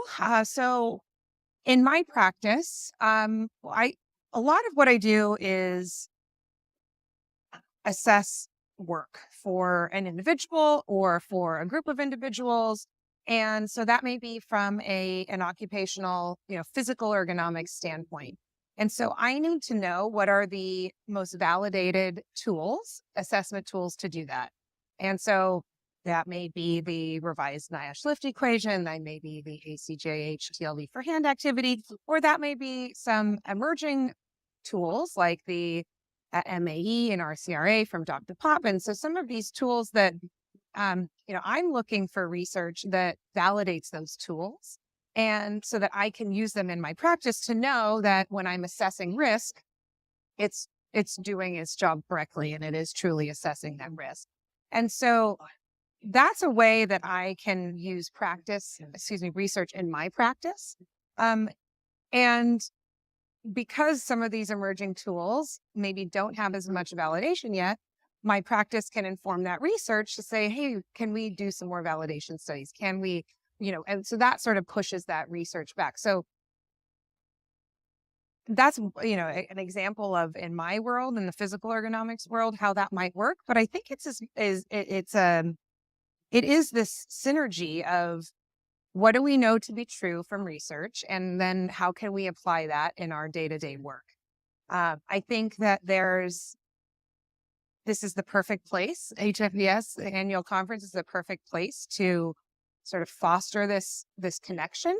And if we had the opportunity for practitioners to give talks about how they've applied the research, because I think it looks different in all different corners of HFE. What I just described is probably not how it looks for other folks, right. Especially in cognitive or the UX realm. And so, imagine if you were sitting in a session at HFES and the first talk was about latest research on said topic, and then the next talk was about a practitioner, about how they applied that research. I would love that. Wouldn't right? And then we so it would just, I don't know, it brings it all back together. And I think that I don't see why we couldn't have that. And so it's something we're working. So how can folks get involved or become a part of the practitioners group if they want to learn more or if they want to become a member? Well, the easiest way for us, so it's not like you have to sign up to be part of it. I mean, if you are a practitioner and you're in HFES, you're in our Welcome group. to the club. Welcome to the club. You're in. If you want to be part of the communication and the networking, the easiest thing to do is to be part of the HFES Connect community. So there's, this is something that we learned from our survey that most people don't know that exists either. But it's an opt-in, and you can be part of the practitioners community, and it's just a discussion board. So you can ask questions, you can listen to other people having conversations. And so that's the best and fastest, easiest thing to do. And then to just, get involved. If there's volunteer requests for reviewing papers, which there always are, HFES is always looking for people to review abstract submissions. Volunteer as a practitioner, because that brings that voice to the review process. That's a way to get involved, and to just keep submitting your papers to one day. Well, we will be there. Well, Melissa, where can folks find you if they want to find out more information about the practitioners group or get in touch with you? You can find me through the member directory, Melissa Afterman, and I am at the University of California in San Francisco. And you can find my email address through the member directory. Excellent. Melissa, thank you for being on the show. We'll be right back with Tom Yen, who's actually a practitioner. More after this.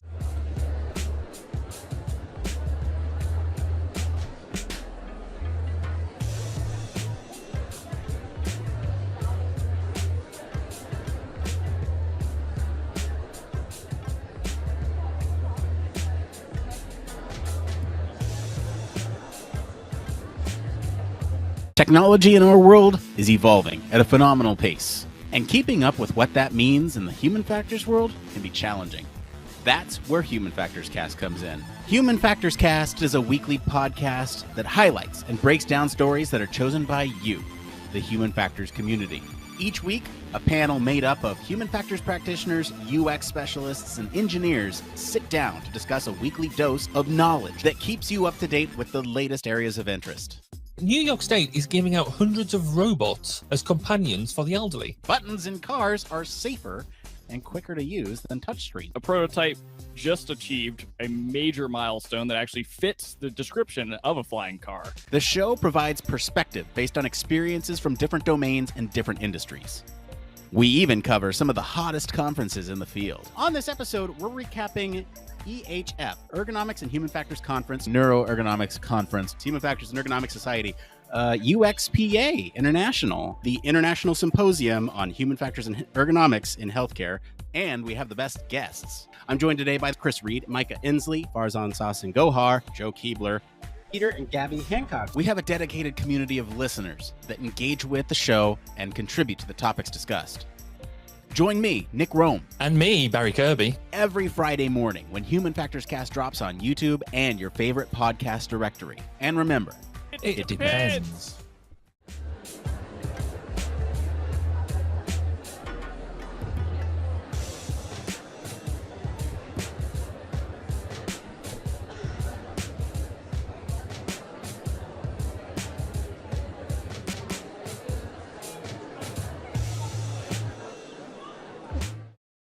All right, and we're back with Tom Yen, who is a practitioner of said practitioners group. Hey, Tom, welcome to the show. Thank you. Hey, glad to be have here. you. Glad to have you. So I would love to know what your role is. What do you do? Well, I am the senior manager for the user experience design group at Becton Dickinson, the Integrated Diagnostic Solutions business unit, just north of Baltimore here. Within that business unit, we do diagnostic tests, from the at-home COVID tests, all the way to these large, very automated, high-volume throughput systems that a large hospital lab or like LabQuest would send their tests to, or and do processing there. So it's tests, diagnostics that really is pretty integral part of your healthcare process, right? You're trying to figure out when you have, and how should the doctors be treating you? Gotcha. So what does your practice actually look like in practice? Well, I guess I'm fortunate that I'm the first in this functional role at this business unit. So I get to sort of build what I think would work best for this business unit. Not that BD doesn't have user design or human factors. Each business unit sort of has its unique needs. So they let each business unit sort of look at what is best, right, for their product development. So being a new function, I get to sort of look at what would be an ideal component of this function. But at the same time, you sort of have to understand what are the needs for it. So what I looked at and understood what was sort of missing at this point in the IDS group was, everything was developed in a silo. Everybody sort of worked separately. So first is to bring all the relevant pieces together. So if you ever get an email from me, you'll see there's a tagline at the bottom that says the fusion user experience design through the fusion of, and there is sort of user research. Everything should start there, and human factors, usability, and then all good products should have some aspect of aesthetics to it. So the aesthetics could be visual, but I certainly would like to bring in the auditory as well as the tactile or the haptics. And then really you have to have some aspect of industrial design because you got to sort of turn that into something that you can mass produce. So that's how I'm looking at building my function. And then if you look at it in terms of specific areas, then I would say you have sort of the hardware UXD, software UXD, user research being extremely important, a user research function, user testing. And then because we're a medical device company, human factors and usability and its regulatory implications are very important. So I look at my function within those 4 different areas. Gotcha. And what kind of projects do you have going on there? What can you talk about? Let me put it that way. Well, in general, okay, diagnostic testing. So it's a combination of sort of these assays, chemical assays. A biological sample is taken and it goes through some sort of a biochemical, biological, organic chemistry process, right? That part I'm not as familiar with. And then there's an instrument component as well. As simple as a test stick that everyone's familiar with in terms of a COVID test, right? Right. All the way to, we have these large floor to ceiling standing, very automated diagnostic systems where all you have to do is put the samples that come in the vials into the system, and you have robotics inside that is really doing what a human would usually be doing in a lab, but it's doing it in a very controlled manner. And at the end, you're going to get the result that gets fed back to sort of the laboratory information systems that the hospital or the facility that you have, and that ultimately gets back to your physician through your medical records. Gotcha. So we just talked to Melissa about the practitioners group, and I want to know sort of how does research support your work? Well, in its simplest, right, human factors, there's a lot of foundational science that sort of already exists. The physical ergonomics, the cognitive psychology that we use on a daily basis to try to develop that intuitive, user interface, ideal, pleasurable user experience. But, one of the areas, obviously, AI is really big. How do you leverage a lot of that cutting edge technology? And then I think HFES is really doing a good job as well as the physical automation, the robotics side. Now, because a lot of our processes, we're looking for ways to automate them, but not all the processes can be outright automated. That means, the user, the lab tech isn't involved. So I'd love to get more into these dynamic and up and coming processes where the lab tech can actually be interacting with a robot, right? We're hearing about these collaborative robots, cobot. How do you design a robot that can interact with a lab tech in as seamless manner as possible? I think that's could be a very interesting area. And I'd be looking forward to using there's a lot of some of the basic results that I'm hearing from the research. Right. But I think as they work on maybe some more focused elements in terms of type of workflows, getting more away from sort of the industrial workflows that we're very familiar with, like in the auto assembly industries and so on, but more into the laboratory settings, benchtop type aspects. I would be very interested in seeing research that would have results that I would be able to implement from that. Yeah, well, I mean, I guess that's kind of one of my next questions here is what's your research wish list for the practitioners group to kind of take and put out there into the world? If they could start looking at that collaborative side between the robot and the user in terms of these more smaller, delicate closer types of interactions with that robot between the user. I think it's not having the robot lift big, heavy things. It's like, okay, I have these 2 vials, okay, and there's some chemical assays that need to be put into it and mixed up. Okay, how does the lab tech then transfer various aspects to the robot and know that by the time it's done, he's ready. Now he can take it to the next step. There are times where you don't want to fully automate it, right? There's a little more, you need a little more. Yeah, exactly. So it's exactly that handoff, and without it being too prescriptive, right? You can't have a person repeat that same task over and over again, exactly the same way. So how accommodating is the robot in terms of understanding, okay, this was a little different from last time. Now, what should I be doing with it? So hopefully there's a little more intelligence, not only from the AI, but really that inherent communication that should exist. If I was working with a human lab tech, right?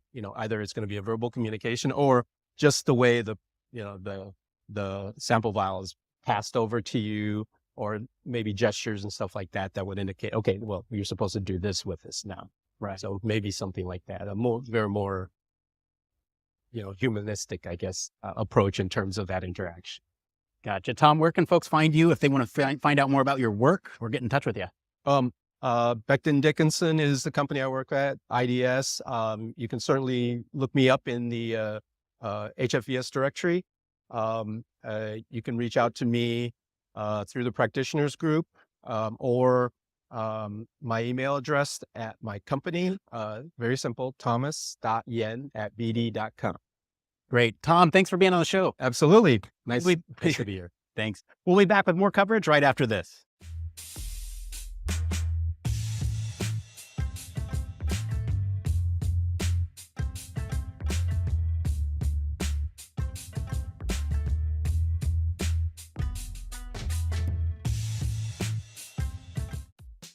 Human Factors Cast brings you the best in human factors news, interviews, conference coverage, and overall fun conversations into each and every episode we produce. But we can't do it without you. The Human Factors Cast network is 100% listener supported. All the funds that go into running the show come from our listeners. Our patrons are our priority, and we want to ensure we're giving back to you for supporting us. Pledges start at just $1 per month and include rewards like access to our weekly Q&As with the hosts, personalized professional reviews, and Human Factors Minute, a Patreon-only weekly podcast where the hosts break down unique, obscure, and interesting human factors topics in just 1 minute. Patreon rewards are always evolving, so stop by patreon.com/humanfactorscast to see what support level may be right for you. Thank you, and remember, it depends.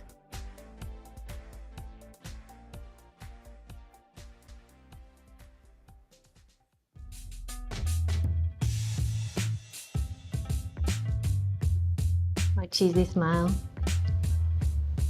Ooh, I'm...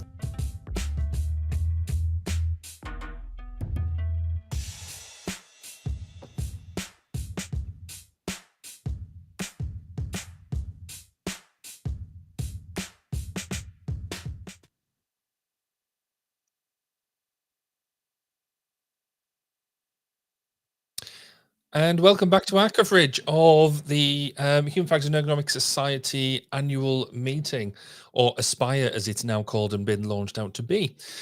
We just had 2 really great interviews there looking from the practitioner perspective. So something that Heidi and I and Nick have been talking about of the past couple of hours or so is this drive from this Aspire narrative to not only just look at the academic side of things, but bring in how the practitioners engage with. And Melissa, I think, highlighted the fact that certainly I wasn't aware of, the fact that there is a practitioner network which purely focuses on people who practice human factors and ergonomics as opposed to just research about it. I don't know whether that's a fair thing to delineate between the two, but what were your first impressions, Heidi, of what Melissa had to say? You just caught my brain going completely different, because you just said with the human factors and the Aspire, so I'm trying to swerve back again here. I mean, from my perspective, I thought it was Well, because can you really not practice human factors? Even if you're researching it, you're practicing it, right? I think that's probably true, but I think possibly the point that she was trying to get out, there was a, as we said earlier, there's a lot of conferences like this that focus on the academic research, and I think some of the bits that she was bringing out was the need for practitioners to talk together and about and I think particularly there was an element that she said around if you're sat there in front of a researcher saying they've come up with a new either a new method or a new theory or something like that, us being able to sit there as practitioners and say, that's great, how do I apply it? How do I use it in a real world context as opposed to a lab-based context? And I think what she said was really apt, because it's something we've been struggling with here in the UK, about how to make our annual conference more relevant across the board. Is it's all great about hearing about these new methods and things that are coming along, but how do you in the medical domain, or I in my domain, actually take that and actually apply it to a real world problem that we're dealing with? How do we use it to run trials and things like that? And I think it's also really good for that, for researchers as well, because we are the exploitation route. The practitioners are the exploitation route of somebody's research. The practitioner's bit is how it's going to be applied, not necessarily just looking at developing some research and do what I do sometimes, and just go on to the next piece of research. So I think that their group, the practitioner group, is I think quite important, and maybe it's important for the certainly within this new rebranding of Down with Aspire, that they've got to be a key stakeholder in this, in making sure that practitioners have a voice in what it looks like in the future. I mean, do you see, because with what you do in the medical domain, you're a practitioner. How do you feel your voice is heard, or has been heard in the past at conferences? Do you think it's enough, or do you think there is need for these groups to look at specifically the practitioner route? I think there's parts to it where it's really hard at, let me put it this way. Let me start from the beginning. I think there's multiple things going on there where, because human factors or Aspire is general, right? It's reaching into all kinds of practices, all specialties, right? The focus within a practice may not be as deep diving as you wish it to be, right? So that's where you then go into the niche conferences. So for us, that would be the Healthcare Symposium, the Human Factors and Ergonomics Society Healthcare Symposium. I'm not aware that we have a new acronym for that yet. So we still call it HCS. And in that is where we a lot of times see the researchers trying to break down certain methods so that we can then apply them and team up with practitioners who show examples of applying their approach or actually live out their research paper or something like that. And that's definitely a thing I see in my domain.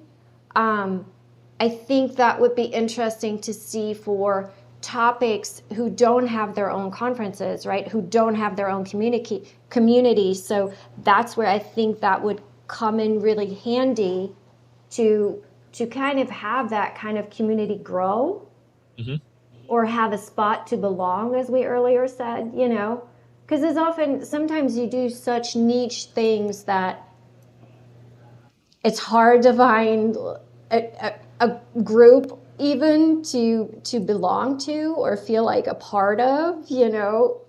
It goes into like so many niches. If I just think of my own interests or what you do, Barry, or what Nick does, right? We all are human factors practitioners per se, but we do vastly different things, right? So I think that'll be interesting to see what they do with that. What do you think? how do you what would you prefer to play it out as? I think it would be. I think it has value. I think there is, as you say, that no matter what particular part of HF you're practicing in, the need to come together as a practitioner group, because there are unique challenges that we have in delivering human factors as opposed to just researching it. Because in the academic environment, and this is with the greatest respect to what they do, because I don't have their tenacity or anything like that to do the sort of research that they do. It's about being able to take what they do and apply it in a meaningful way. You've got a problem. You need to know the mental workload of an operator in this particular state. You need to be able to test a medical device in the field in a way that is going to give you meaningful results outside of a lab environment. So that being able to come together and sort of, I might be doing some future research into some sort of human wearable device, and I would love to be able to reach out to you in your domain and say, look, I'm really struggling with this. How have you done a similar thing in the past? Which would be covered by a research environment. So being able to share amongst practitioners is would have its own value, I think, there. I mean, Yeah. Sorry, go on. No, you just remind me being able to share, right? So that's one of, again, I mean, that's sadly always what it comes down to, but like there's a lot of confidentiality issues in my industry, but that just reminds me of when we hit COVID and we had to figure out how to test certain things, and all of a sudden we are talking and exchanging with people who work, primarily HF and AR and AI, right? Like, how do you get the input that you need, face-to-face input, because we can't not do that. So how do you get that? And that was interesting when we were talking, when we were trying to make that transition, I guess, or the transfer of knowledge over to that arena. I really got a front row view of what are the challenges when you transfer that knowledge and when you communicate, right? It's not always as straightforward. So I would love to see more groups cross over also and talk to each other and see how could they work together so that we could have this forum, this platform worldwide with Aspire, where yes, we may all be in our own niche, but one time a year, at least at a minimum, we come together and we exchange on a level where we can walk away with having found maybe even a solution to one of our problems, or at least found the beginning to the solution with somebody. And I think that would really be something that I'd love to aspire for. Aspire. I like dropping Aspire all over the place. That's I told you. Didn't I say that this morning? I was going to be the queen of intertwining and threading that word throughout the day. More Taylor references. Damn, I can't think of one. I'll think of one.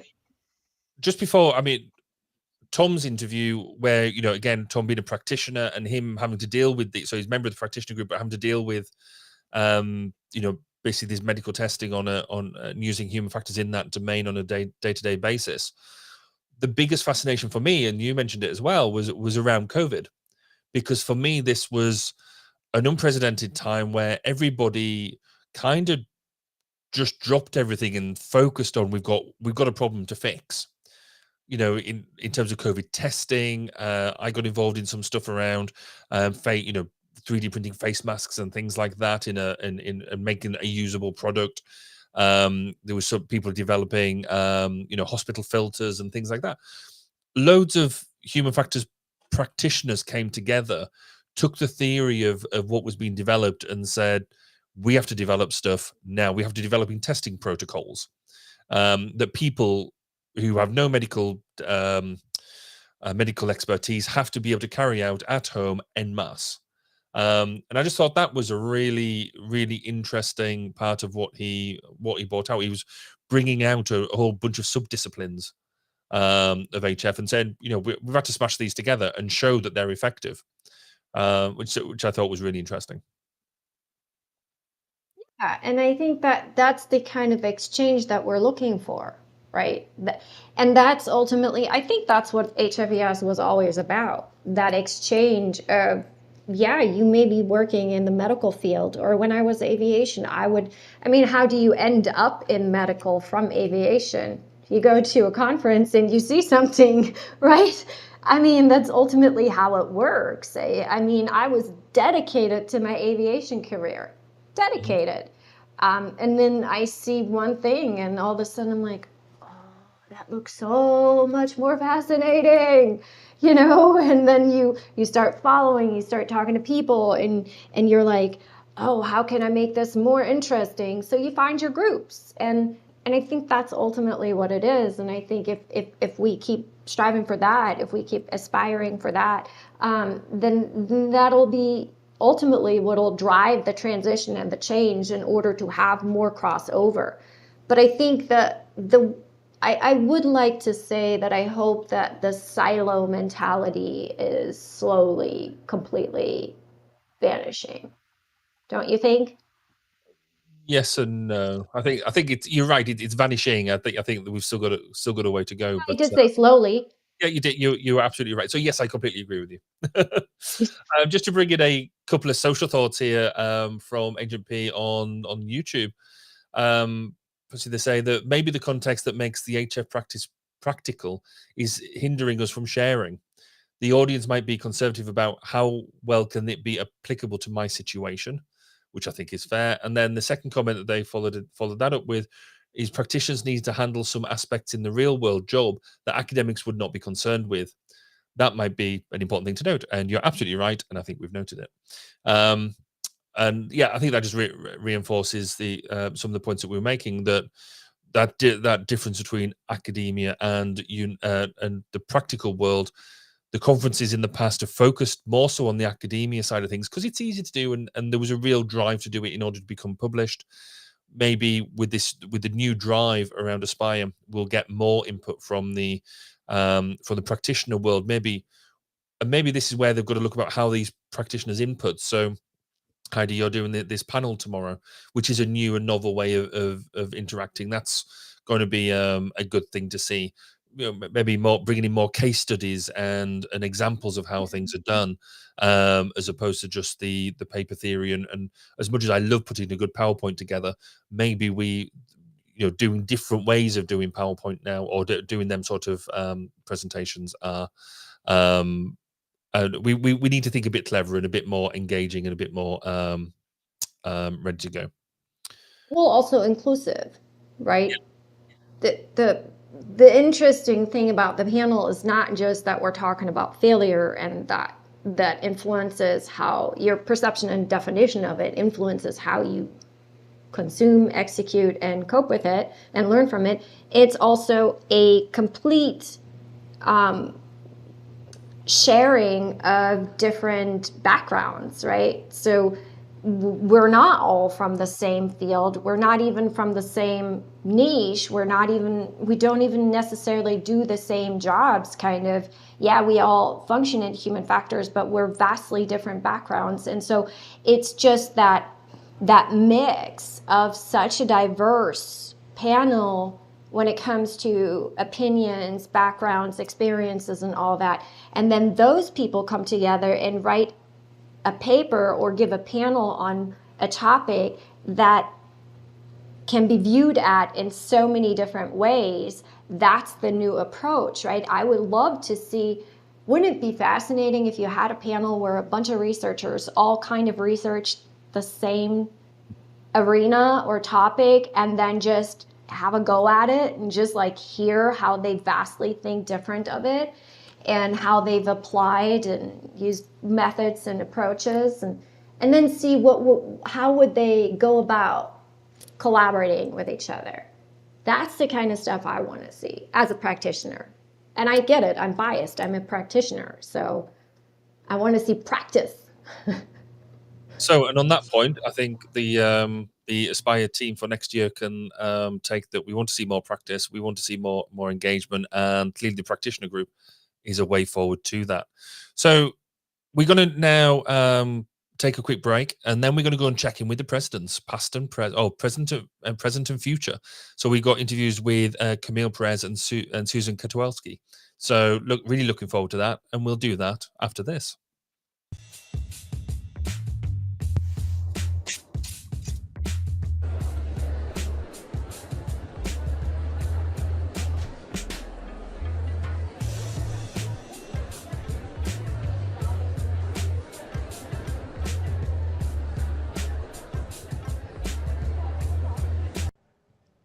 And we're back continuing our coverage. I'm sitting here with President-elect Camille Perez. Welcome back to the show. Well, thank you. It's lovely to be back. I always love being here and visiting with you. Always love having you on. So, President-elect, that's a pretty big deal.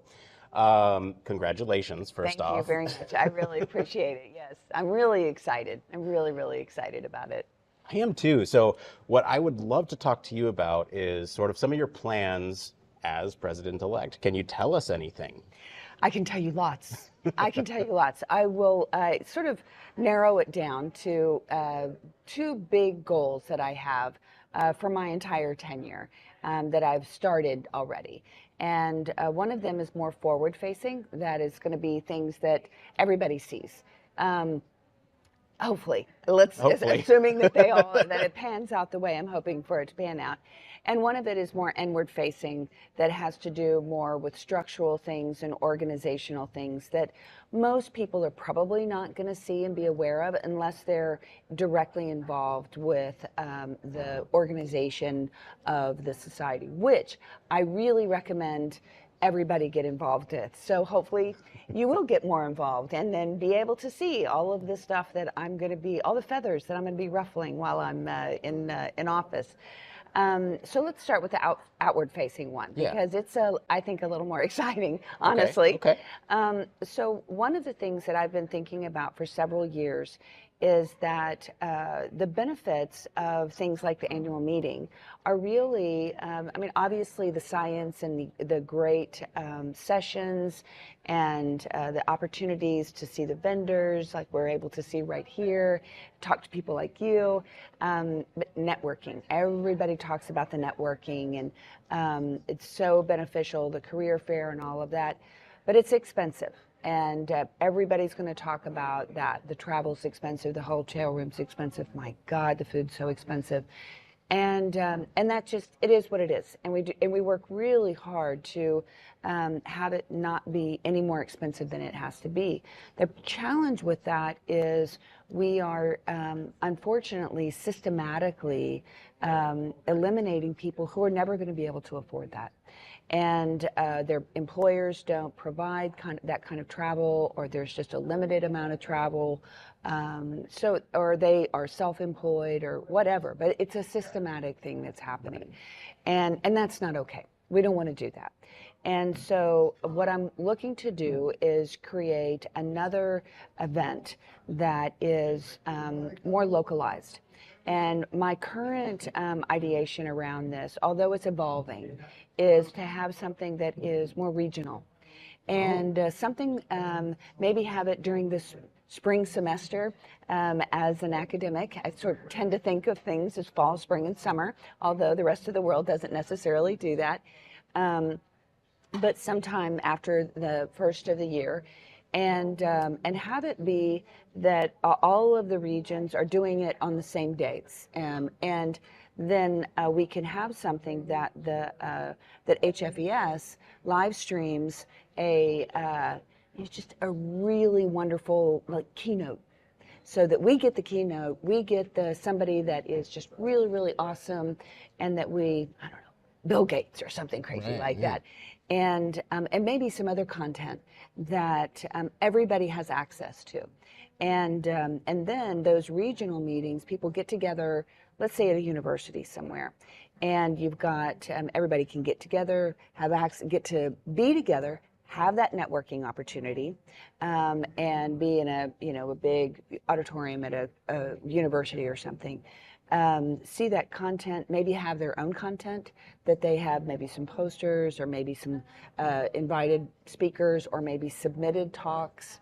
And so we will have people helping to organize that kind of stuff, have some food. Right. And so there will be a registration fee for it, so because there are going to be some costs associated with it. It'll be one day. You won't have to travel. It'll be where you are. Maybe you have to travel an hour or two, you know. Is it going to be like at a Holiday Inn on the outskirts of town, you know, Exactly. so it's more affordable? Exactly. And so maybe you have to travel and stay one night or something like that. But that we have those benefits of it, and you get to maybe meet more of the people in your area that are doing the same kind of thing. And so the goal is to have this be something that we can have be a regular event. And so we're looking to see how do we need to structure this so that we have this can be a regular offering, that we can broaden this. And so I've been talking to a lot of people this week about who needs to be involved. Right. Many of you may know that we have a lot of affinity groups now. And so the women's affinity group, the BIPOC affinity group, and many others are those folks that need to be involved. That would be, maybe this would be a great place for them, maybe not. We don't want to do it just for the sake of doing it. And maybe reaching out to junior colleges, maybe reaching out to high schoolers and things like that that are in the area. So it could be a really exciting opportunity for outreach as well. Yeah. So that's something that could be, I just think could be a really exciting opportunity for us. I think so too. It could really revitalize some of the local chapters too. That's what I'm hoping. So, so I'm getting a lot of positive feedback. I'm doing a lot of play devil's advocate with me. You know, how could this go wrong? And let's start resolving that now. And so that by the time we're starting to implement the first one, we've addressed a lot of those issues already. And because of course, you know, I'm not the smartest person in the room, and but there's a lot of smart people here, and so that's sort of my goal with that. But I think that we have to find something where the folks who need us and need this can get to it and not have to spend as much money to be able to get to it. I love that. I absolutely love that approach. Now let's talk about maybe the less sexier side of things, the structural changes internally. I think some people might think this is not exciting. I think this is very exciting stuff, the like internal workings, because it affects us all. Yeah. And so can you tell us a little bit more about that? Sure. So one of the things that we have, as a society, we have strategic goals. And we've had them actually, when I was Secretary Treasurer many moons ago, we had revised all of our strategic goals.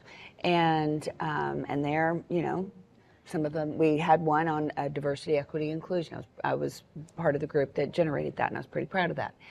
And they are on the website, and the different committees and all of that look and try to figure out how their committee fits into that. However, as an executive committee or executive council, we don't talk about those strategic goals holistically ever, and certainly not on any kind of a regular basis. And that's because in the committee report, so every committee generates a report and sends it to the executive council twice a year. And it's not the most fun process, but it's a really important one, because those committees need to communicate to the executive council what they're doing. Right. And so that's how we kind of know what's going on, how what do they need from the executive council, what do they need, and so how are things going, and that sort of stuff. That is how that goes back and forth, and they do that through the division chairs. So there's the committees that report to the division chairs are reporting to the executive council. And so what I'm wanting to do is restructure how we talk about what's going on at those committee levels, at the technical group levels, at the council of affinity group levels, and have it organized in a way about those strategic goals, so that our conversations are about, so this strategic goal, here's what happened over the last half year on these strategic goals. This is how we're doing with this, so that we can start not benchmarking is not the right word, but we can start evaluating ourselves on that goal. How are we moving towards it? Is it a good goal still? Do we need to put more resources around that goal? Or are we moving along? Is it time to, sunset that goal? And then, because we've really done what we needed to do. There's some goals like being the strong scientific, presence in human factors ergonomics. We're always going to have that goal because that's fundamentally who we are. But how are we doing on that? Do we need to do more? And so, and that's going to be a beast to do that, and that's okay. Challenging problems are challenging and fun and all of that. But that's the internal piece that I want to do. Is we need to revisit the goals. It's time to revisit them anyway. But more importantly, revisit the structure of how we address those goals and make sure that we're moving towards them in a way that we want to. I like that goal-oriented approach. One more question for you. Yes. In your time as president, so after everything's all said and done, you're now all the way through, you're past president, last day, last conference. What do you want to be remembered for? I want to be remembered for people feeling very energized. I want to be remembered for people feeling very included, and that the feeling of the society is one of really coming together. That there is this sort of feeling that has happened with the society by the time I'm done with my 3 years. That it's a palpable experience that people have had. That's what I would like. Well, Camille, we'll talk later. For everyone else, we'll be right back right after this.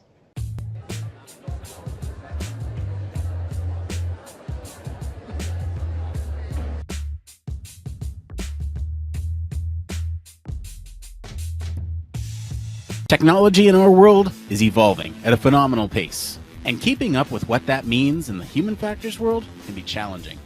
That's where Human Factors Cast comes in. Human Factors Cast is a weekly podcast that highlights and breaks down stories that are chosen by you, the Human Factors community. Each week, a panel made up of human factors practitioners, UX specialists, and engineers sit down to discuss a weekly dose of knowledge that keeps you up to date with the latest areas of interest.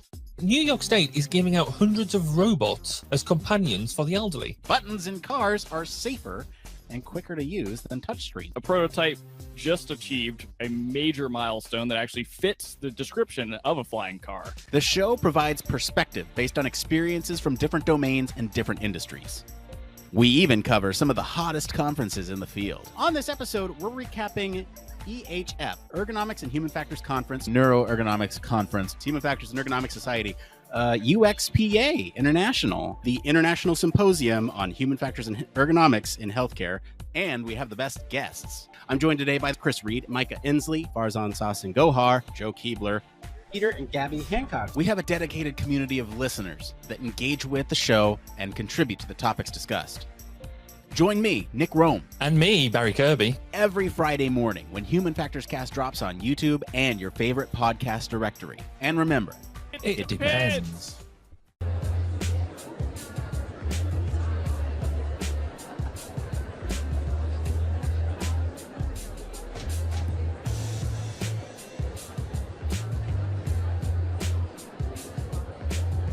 All right, and we're back. I'm here sitting with current president, Susan Kachowski. Welcome back. Thanks. Good to be back.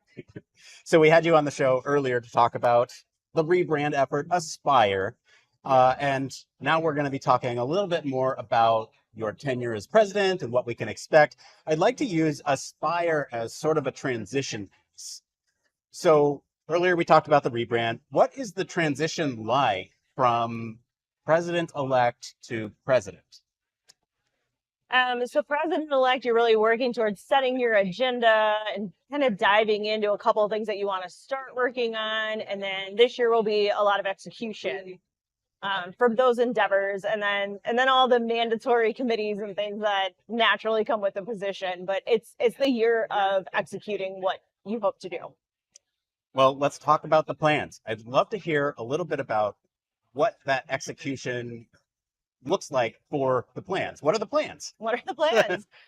So obviously the big one is Aspire. And so that will come to fruition in Phoenix in 2024. And then the other exciting one that we've been working on is we started a program in August that's called the Circle of Excellence program for technical groups. What is that? Yeah. So we now have 27 technical groups. We gained a new one over the weekend, so that's very exciting. They encompass hundreds and thousands of our members, and they're, expertise focused groups, and they just have so much wealth of knowledge in those groups. And we really want to encourage them to share that more with the society, outside of the society. They do many things, webinars, white papers, all types of things.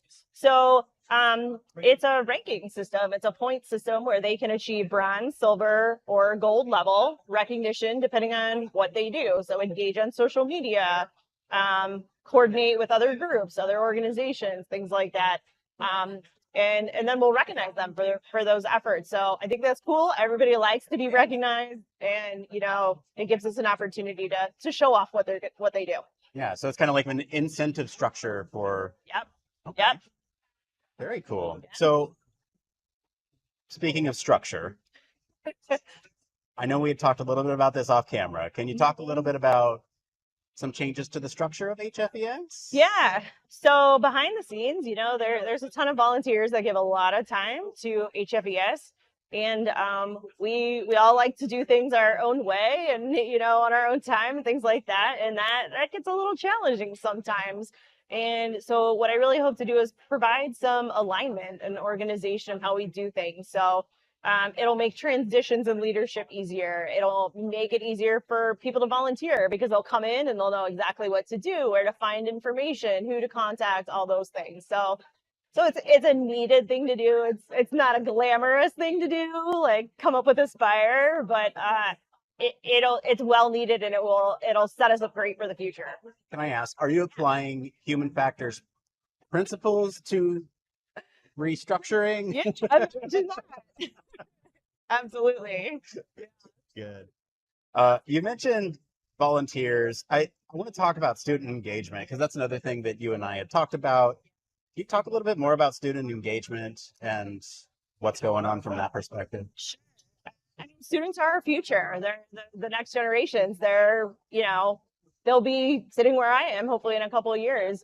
And so we need to engage them, and we need to help them grow through our field and know more. So we're going to be rolling out an effort that's focused on them and helping them do that, and helping them find our field not by accident, but on purpose, which is, a lot of us kind of tripped into it one way or another. And we want them to know from early on, we're talking like middle school, that, you can be a doctor, you can be an engineer, you can be a human factors and ergonomics professional. We want them to know that it's a career choice, and it's a really great career choice. So yeah, so starting that young, and then what's the process, the education, where can they work, what can they do, how do you do that, get certified, all of those different things. So that's awesome. Yeah. That's really cool. Yeah, we're super excited. Okay. Last question I like to ask all the presidents. If there's one thing that you'd love to be remembered for in your time as president, what would that one thing be? Oh man, that's a hard one. I think being the one that was really willing to make the push to start some positive change. It's hard to change, especially when you have a lot of good things going on, but change is necessary. And, and willing to be that one to get people excited and show them, that we got to do this, and we can do it smart, and we can do it well, and it'll be great. Susan, thank you so much for coming on. Really appreciate you and your time and all the effort that you put into the society. We'll be back right after this.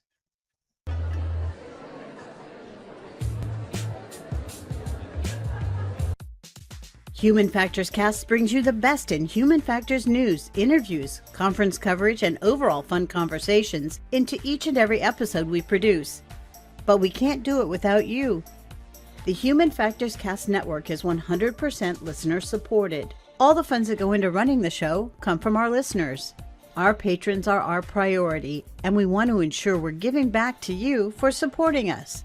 Pledges start at just $1 per month and include rewards like access to our weekly Q&As with the hosts, personalized professional reviews, and Human Factors Minute, a Patreon-only weekly podcast where the hosts break down unique, obscure, and interesting human factors topics in just 1 minute. Patreon rewards are always evolving, so stop by patreon.com/humanfactorscast to see what support level may be right for you. Thank you, and remember, it depends.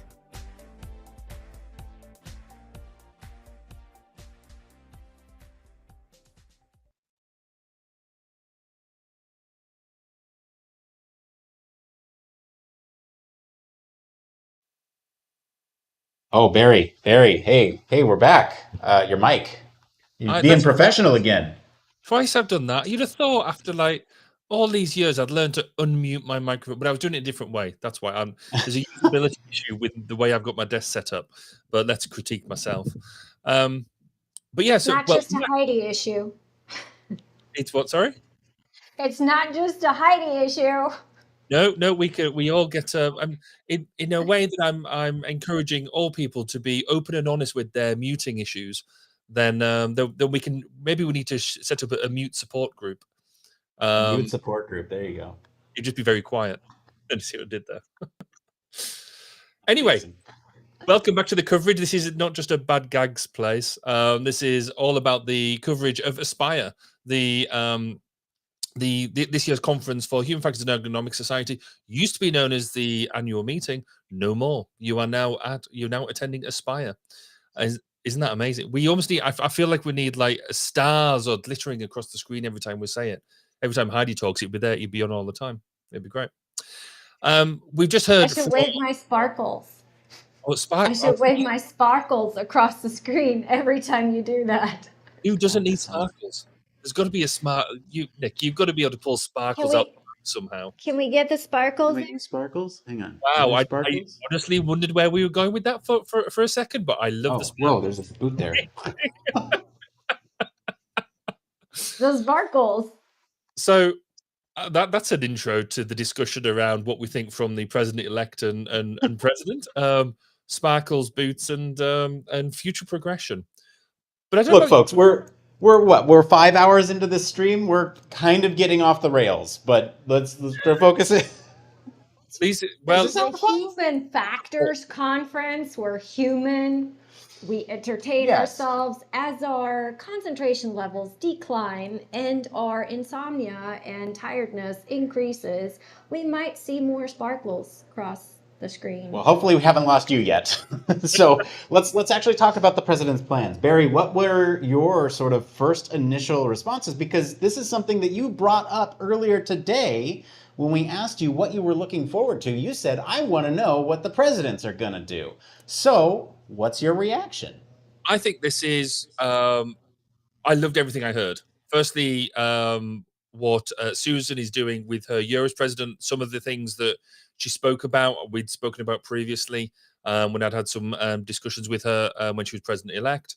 I love this idea of the recognition, the effort recognition for the groups. I think, because there are so many groups, and I think this is not just HFES. We sort of have it with the CIHF, and others will as well. Some groups put in more effort than others, and it's normally commensurate to the number of members you've got and the type of engagement you have. But as an organization overall, you want to try and make sure everybody can access and get the benefit of. So to almost use a gamification technique to encourage the groups to do certain bits, I think that's really, really good. But then also listening to Camille's efforts about what she wants to do in the future. I think there's some really promising bits in there. But actually, the bit I meant to mention on Susan's as well is she's doing some stuff that I'm doing here in the UK, which is as you quite rightly pointed out, Nick, it's not sexy, but it's really important, which is underlying structures and the way that the institute works, because it's really easy, I think, to get just to roll and say, well, that's how it was done before, that's how it'll always be done. But as Susan quite rightly points out, the demographics are changing, the way people interact are changing, the institute, sorry, the profession as a whole changes over time. And to be able to react to that and actually say, actually, we need to do something different is bold, but I think it will pay dividends. So from both of them, I thought there was a lot of really, really good stuff in there. What about you two? Where were you at with all of this? Yeah, I mean, I'm right there with you. I'm curious though, Barry, who copied who? You said there's a lot of the same stuff going on. Who copied who? Oh no, I definitely nicked the ideas from her. Okay. No, I think as long as you're honest about it. Certainly with what Susan was talking about for the recognition, it's definitely something I put on our staff team's radar and the CIHF to sort of say, is this something that would work for us? We're not doing that yet, but certainly some sort of looking at the different ways people engage. So things like, if you get engaged with social media, then we encourage you to do all that sort of stuff.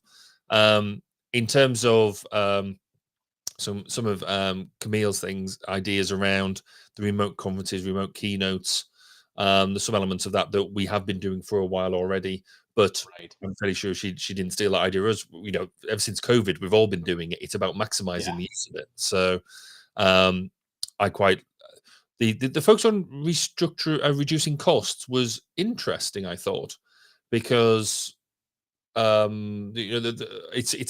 a criticism I've had of the likes of IEA, and we've got the European Ergonomics Association as well, is they spend a fair bit of time going visiting places and doing things, but where's the benefit to the members? Yes, you've had a small group of people going to visit things and having a lovely visit and a lovely engagement. So what? And I actively refuse to go on some of these things because they're just junkets by any other by another name. They're a nice hobby horse, but so it's nice to see this idea on actually looking at the cost that you're spending on doing different things. Well, I don't know if you caught it, but we got an exclusive reveal here that Bill Gates will be the next keynote speaker. You heard that, right? That was that. Okay. I'm really looking forward to it. That's really going to encourage me to come next year and hopefully get an introduction, because that'd be brilliant. And presumably we will get him on. We'll get him in the studio. Yeah, he'll be on the show for sure. So you heard it here first. You think it's Wi-Fi? Barry, now I hate to you just dismantled this entire production with that one comment. I want to call a quick audible because there's something fun going on social media right now, and I have to call attention to this because Barry, you have the biggest fan. Your biggest fan is also your littlest fan. Did you see this? This has made my day. Amazing. Let's show this here. I'm going to pull this up on the screen here. So, I mean, what isn't a lot? I mean, the rapture, the engagement there. I mean, what more can we possibly want? Captivated. Yeah. I mean, see how she's staring at you, Barry? She is just enthralled with your stories. Well, she can't stop. Well, yeah, I could say things like, well, can you blame her and things like that, but I won't, because that would be trite and what everybody'd expect me to say. I'm just pleased we've got such a wide demographic of listenership, and and then we've got clearly we're encouraging somebody to be a future ergonomist. Well, you know what? This is the perfect tie-in to what Susan was saying. We need to start them young. We need to get folks into human factors and ergonomics young. We need to say, doctors, nurses, engineers, human factors. It's right there. She's right there. I love this. I love this so much. Is start them young. I mean, but all jokes aside, she has a point, right? We need to have that kind of connection to it being a job, a career, or something to aspire to, or something you want to be when you grow up. The name drops. Right? The name drop. Aspire. Yes. It's going to be hard for me to stop. It's really going to be hard for me to stop. Does that mean it's sticking though? I mean, I think it is sticking. I keep forgetting. Yeah, I mean, maybe. It's also my favorite energy drink. So, yeah. Okay. So, Cross branding. I don't then know. maybe there's a cross branding opportunity for HFES there. There you go. Oh, yeah. Whoa! Look at that. I mentioned we're kind of going off the rails. I mentioned to you, Barry, that we could have done, and I actually had this conversation with Susan too. That there were plenty of opportunities to poke fun at the name. We're not going to do that here. But yeah, good partnership in the future potentially. I have to run because I have to talk with the man, the myth, the legend, Mr. Chris Reed. So we're going to take a quick break, and I'll be back with Chris Reed right after this.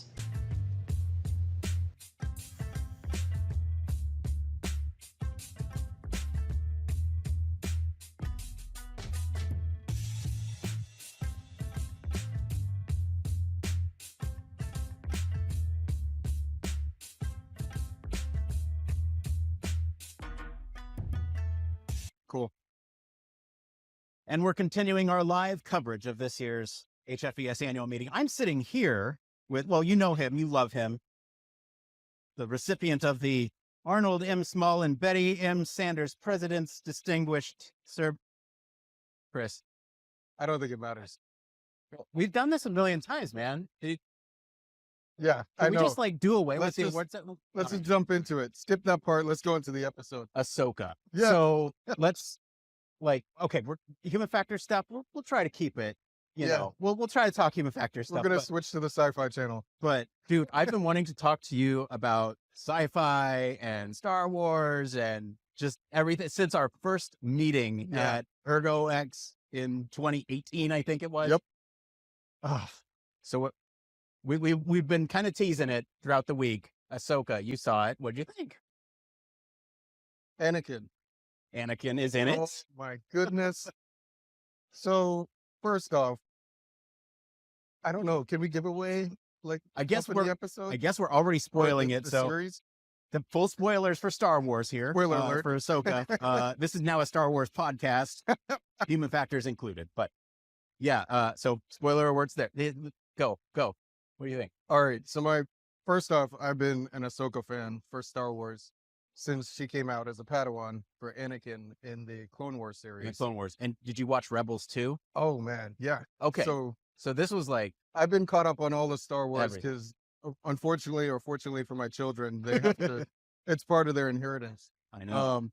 So what's the trick? Can I ask you what the trick is? Because I'm trying to get my son into it right now, and he is just like so resistant. He just wants to watch like Number Blocks or Blue's Clues or you know like so the normal children television series. Yes, exactly. Yeah. So honestly, I bought them lightsabers. Oh, okay. Like the little Got extendable ones that light up. There's this one that you can record your voice or any noise into it. Yeah. So they go around like swinging it all over the place, and it would say something silly like they'll say, you know, "Daddy," and it'll just be like, "Daddy, daddy, daddy, daddy."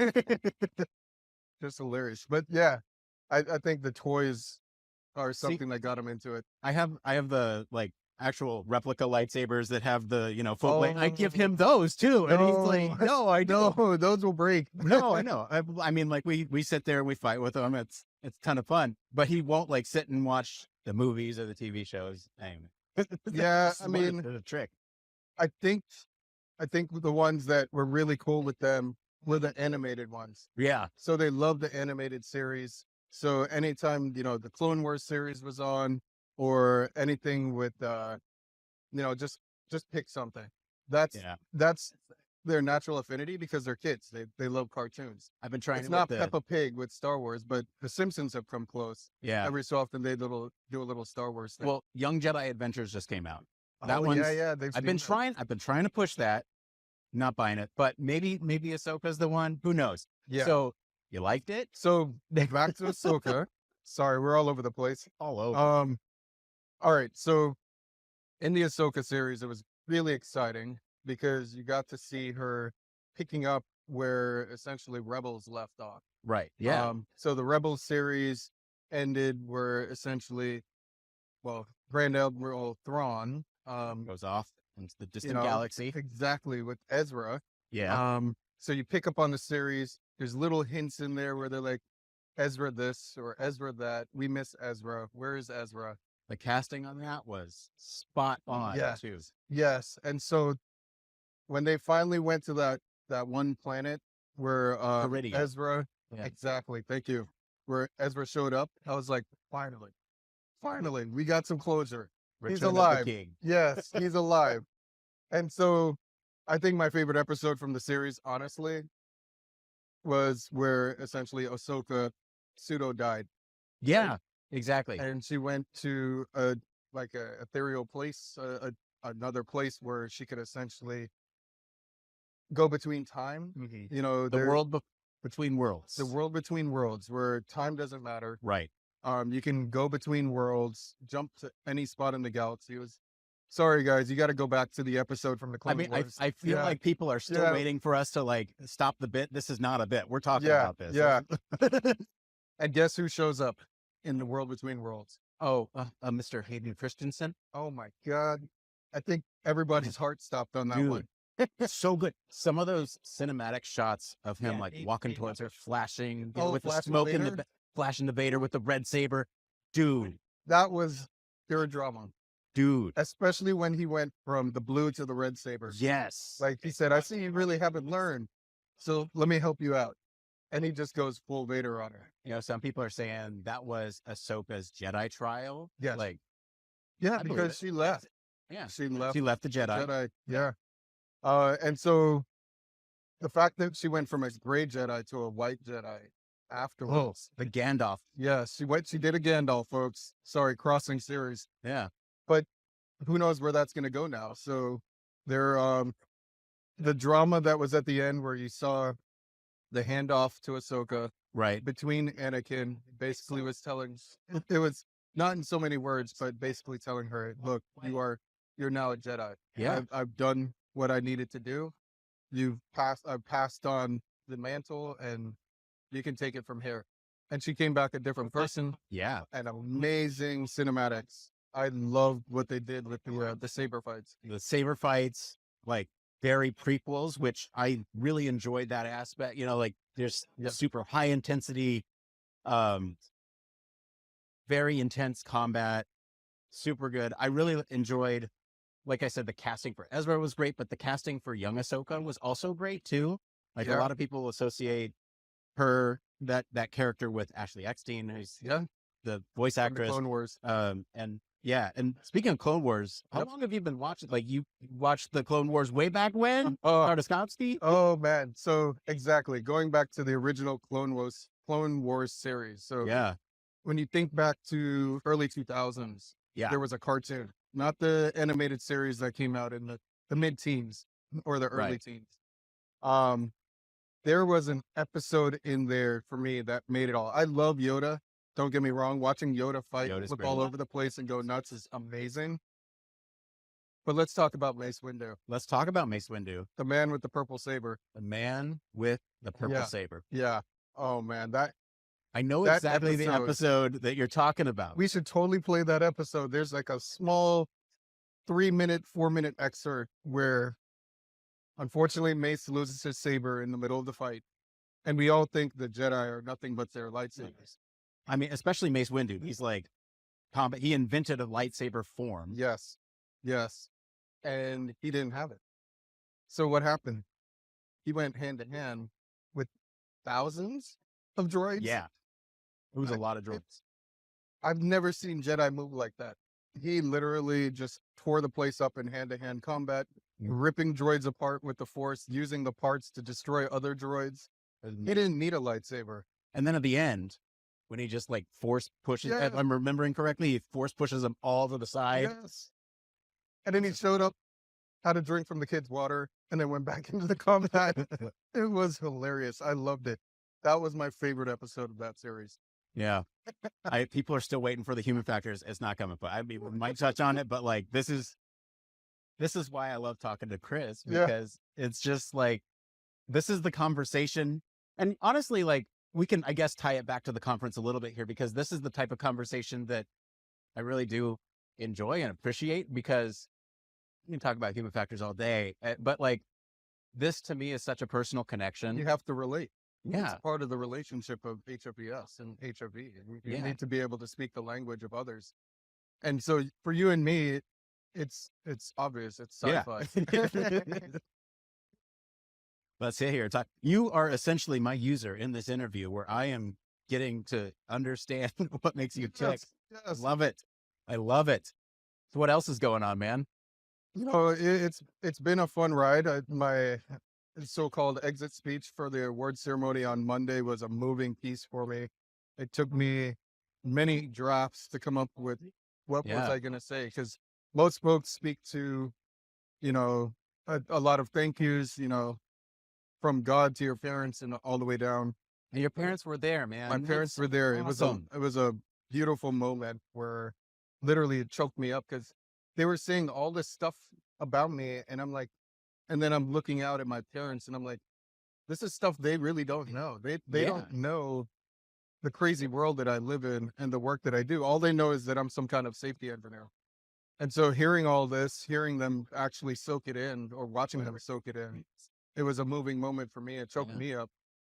And so when I came out, I had to take a moment to recenter myself, because it was an emotional moment for me. Yeah. Well, it was, I mean, super well-deserved, man. Like, thank you. I told you that night, I'm going to tell you again, it's just an honor being in the presence of you, and an honor to even know you. Thank you. And I truly call you my friend. Thank you.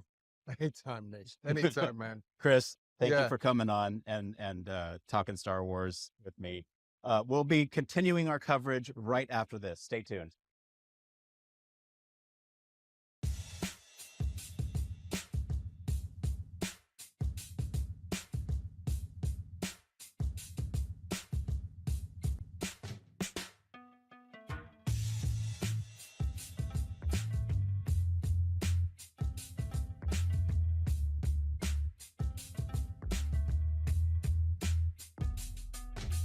Technology in our world is evolving at a phenomenal pace, and keeping up with what that means in the human factors world can be challenging.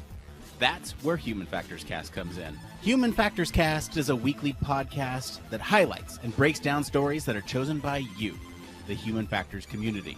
Each week, a panel made up of human factors practitioners, UX specialists, and engineers sit down to discuss a weekly dose of knowledge that keeps you up to date with the latest areas of interest. New York State is giving out hundreds of robots as companions for the elderly. Buttons in cars are safer and quicker to use than touchscreen. A prototype just achieved a major milestone that actually fits the description of a flying car. The show provides perspective based on experiences from different domains and different industries.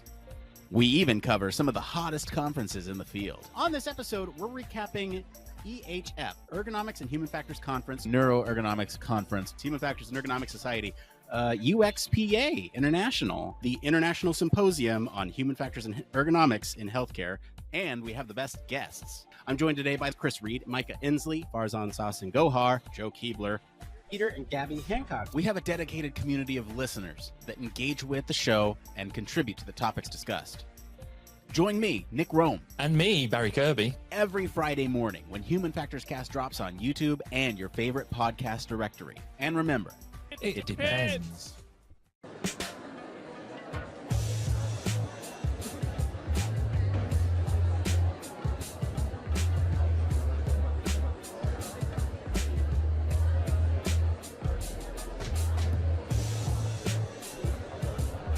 Welcome, everybody. Welcome to our continued coverage over here at the Human Factors Cast.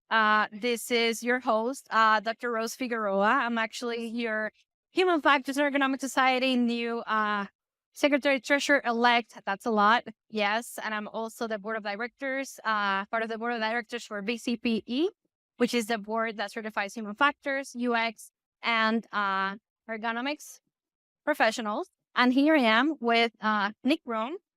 at the HFES conference. Hi, thanks for having me on the show. Welcome, welcome. So like we said, we're hosting this live stream and we have been doing this the whole week at this point. So how's it going so far? Well, it's been an interesting approach this year. We took a little bit of a different approach. Folks watching along might notice that I've been wearing the same outfit throughout all the interviews, and that's because I made sure to maintain the illusion of a continuous live stream. But yeah, we've recorded these all through the week, and it's been a great experience so far. Okay. Well, I actually heard that you had an interesting experience the first day at the conference. Yeah, I did. So the first day was great, and then the first night was not so great. So I wake up around 3 a.m., get out of my bed, and something in my back tweaks. I fall to the floor, and I spent an hour and a half crawling to my pain medication and my water. So that way I could, at least kind of feel less pain. Spent another half an hour climbing into bed, and then another half hour debating whether or not I wanted to go to the shower to put some heat on it. Meanwhile, calling my wife at 1 a.m. her time saying, I'm okay, but this is what's happening. So that happened. Woke up the next morning, had to cancel an early morning interview because I was still shaky and in pain. So that was my experience night one. Oh man, I'm so sorry. At least have you had enough sleep? Well, across the days so far, I've had a combined total of 3 hours of sleep. Okay, so this time you're winning. Usually it's me that is like, I'm traveling every week and I don't sleep. I think you got the award this week. This is the conference experience, and I wouldn't trade it for the world. Hard, play hard type thing. That's how I say, actually, this is a human factors and ergonomics group that this is our way to work hard, play hard. And that's, I guess, I'm not going to say a great example, but at least this is an example of how we do it. No, don't work this hard. You don't work this hard. Hopefully you're having fun. I am having fun. This is actually, for me, the highlight of the year. This is where I get rejuvenated with my passion for communicating human factors. And so, yes, I'm having fun. It's a lot of work, but I'm having fun. But you're here. I'm really glad that you're here. We really appreciate you and all the work that you do for HFES and for the community in general, the human factors and ergonomics community. Side note, I really need to ask about this because I heard you already talked about Ahsoka with Chris. So what's up with that? Yeah. So towards, I guess, the end of the cup. Look, like Chris, we know Chris is like he's amazing. Hot stuff. He's got a ton of accolades. Chris is a friend of the pod. He's been on many times. And I wanted a chance to sit down and talk with him about something that was not human factors, because that was something that we talked about is like, you come to this conference and we're all speaking the same human factors language, but then the connections that you make with folks and the friends that you make along the way is what's most important. Yeah. I guess, to that point, and he's going to be now embarrassed that I shared this, but as I was sitting, he's a great mentor. Anybody out there that wants to connect and knows him, like he's a really good mentor as well on stewardship. So he has mentored me to some extent. And so Sunday, when it was my first, executive council meeting, I actually took a photo of the table and I was just like, I'm here. And a lot of thanks to you for that mentorship. So like you said, like we make friendships, we talk about other things. So that's why I was like, what? I'm jealous that you were talking about that with him and not with me, because I also love that program. Okay. So I guess as we wrap up, this amazing interview of my podcast now, is there anything else that you want to say? Or, the ones like people out there, folks at home to know? Yeah. Putting on a live stream and getting connections to come and sit and talk with you for minutes, hours over a course of a week is a lot of work. And I don't want to oversell or undersell how much work went into this, not just myself, but all the folks who went out and recruited their friends, their colleagues to come back and share their information with all of you. I just want to thank everybody involved in the production. So everyone from the lab, everyone at HFES who's given me this opportunity to do this at Livestream from this event. It's been incredibly meaningful to me, and I just am incredibly thankful. It's a lot of work, but I think the payoff is there. Well, I must say, like I told you before, we really appreciate your work. HFES, even BCPE, all these organizations, we really appreciate that you're like always putting it out there and, helping us showcase our community and our field. So that's really good to know. Thank you. And I know that there's a lot of work, so we really appreciate you. Well, thank you so much for having me on your show. I really appreciate you having me here. If you want to find me on social, I'm Human Factors Cast. And thank you. Thank you. Appreciate it. Now back over to whatever we're doing.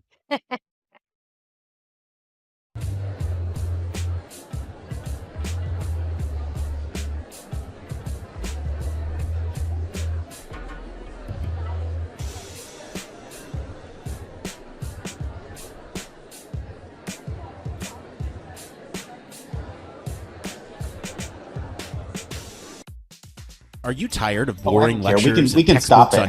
This is the end of it. I don't care. I don't know where Heidi is, but we're back and we're done. I don't know. The stream is over, guys. You can go home, leave.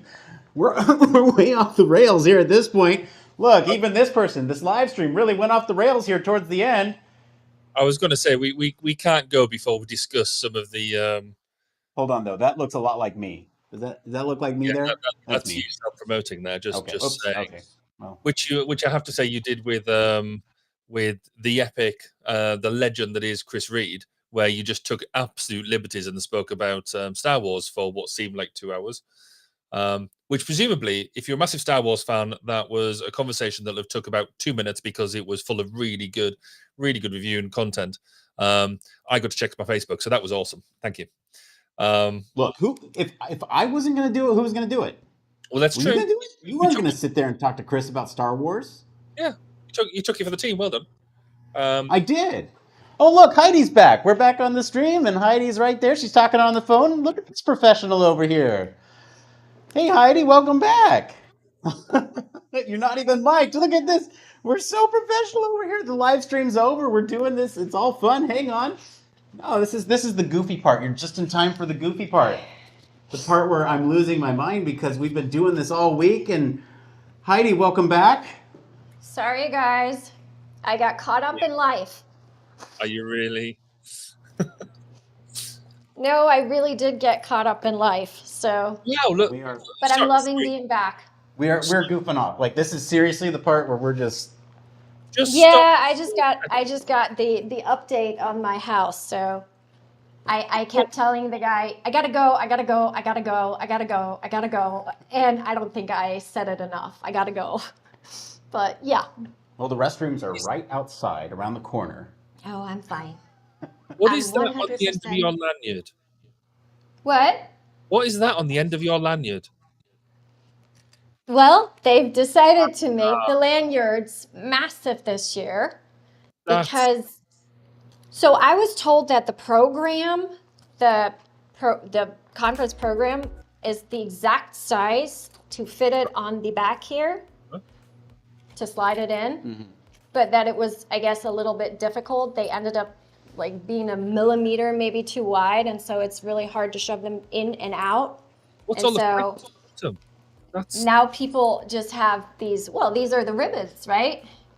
I've never seen that before. Have you never seen the ribbons? Never seen the ribbons? You need to come to the conference for the ribbons, man.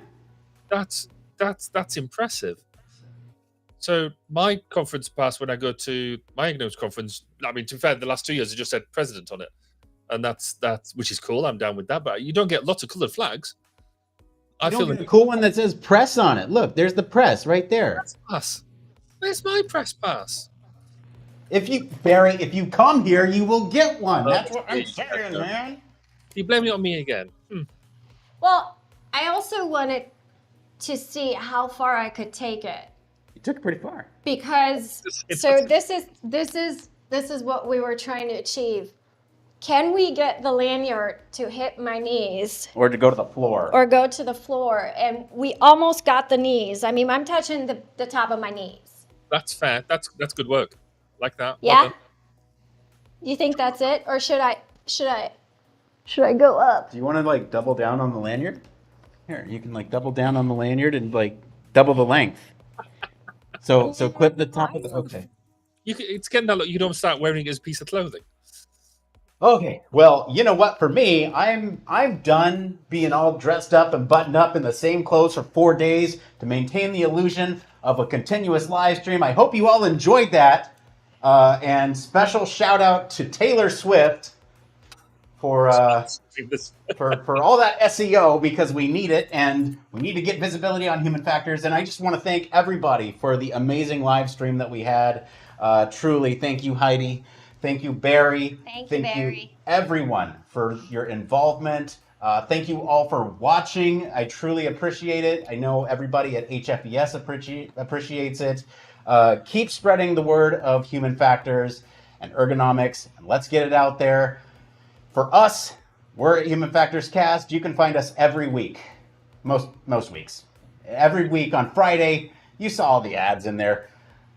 What we do is truly important, or at least we feel like it is. We talk into a microphone, open a bunch of can of worms, don't really answer any questions, but it's all in the name of communicating human factors. So if you like what we do, there's a ton of ways that you can support the show. First off, if you have just a minute, this is free for you to do and really helps the show.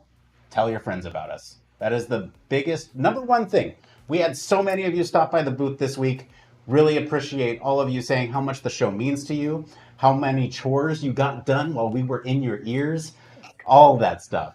You know, if I hate asking for money, so if you have the financial means to do so and you want to support the show financially, we do have a Patreon. That's all I'm going to say about that. And, you know, for us, I think this is our sign off.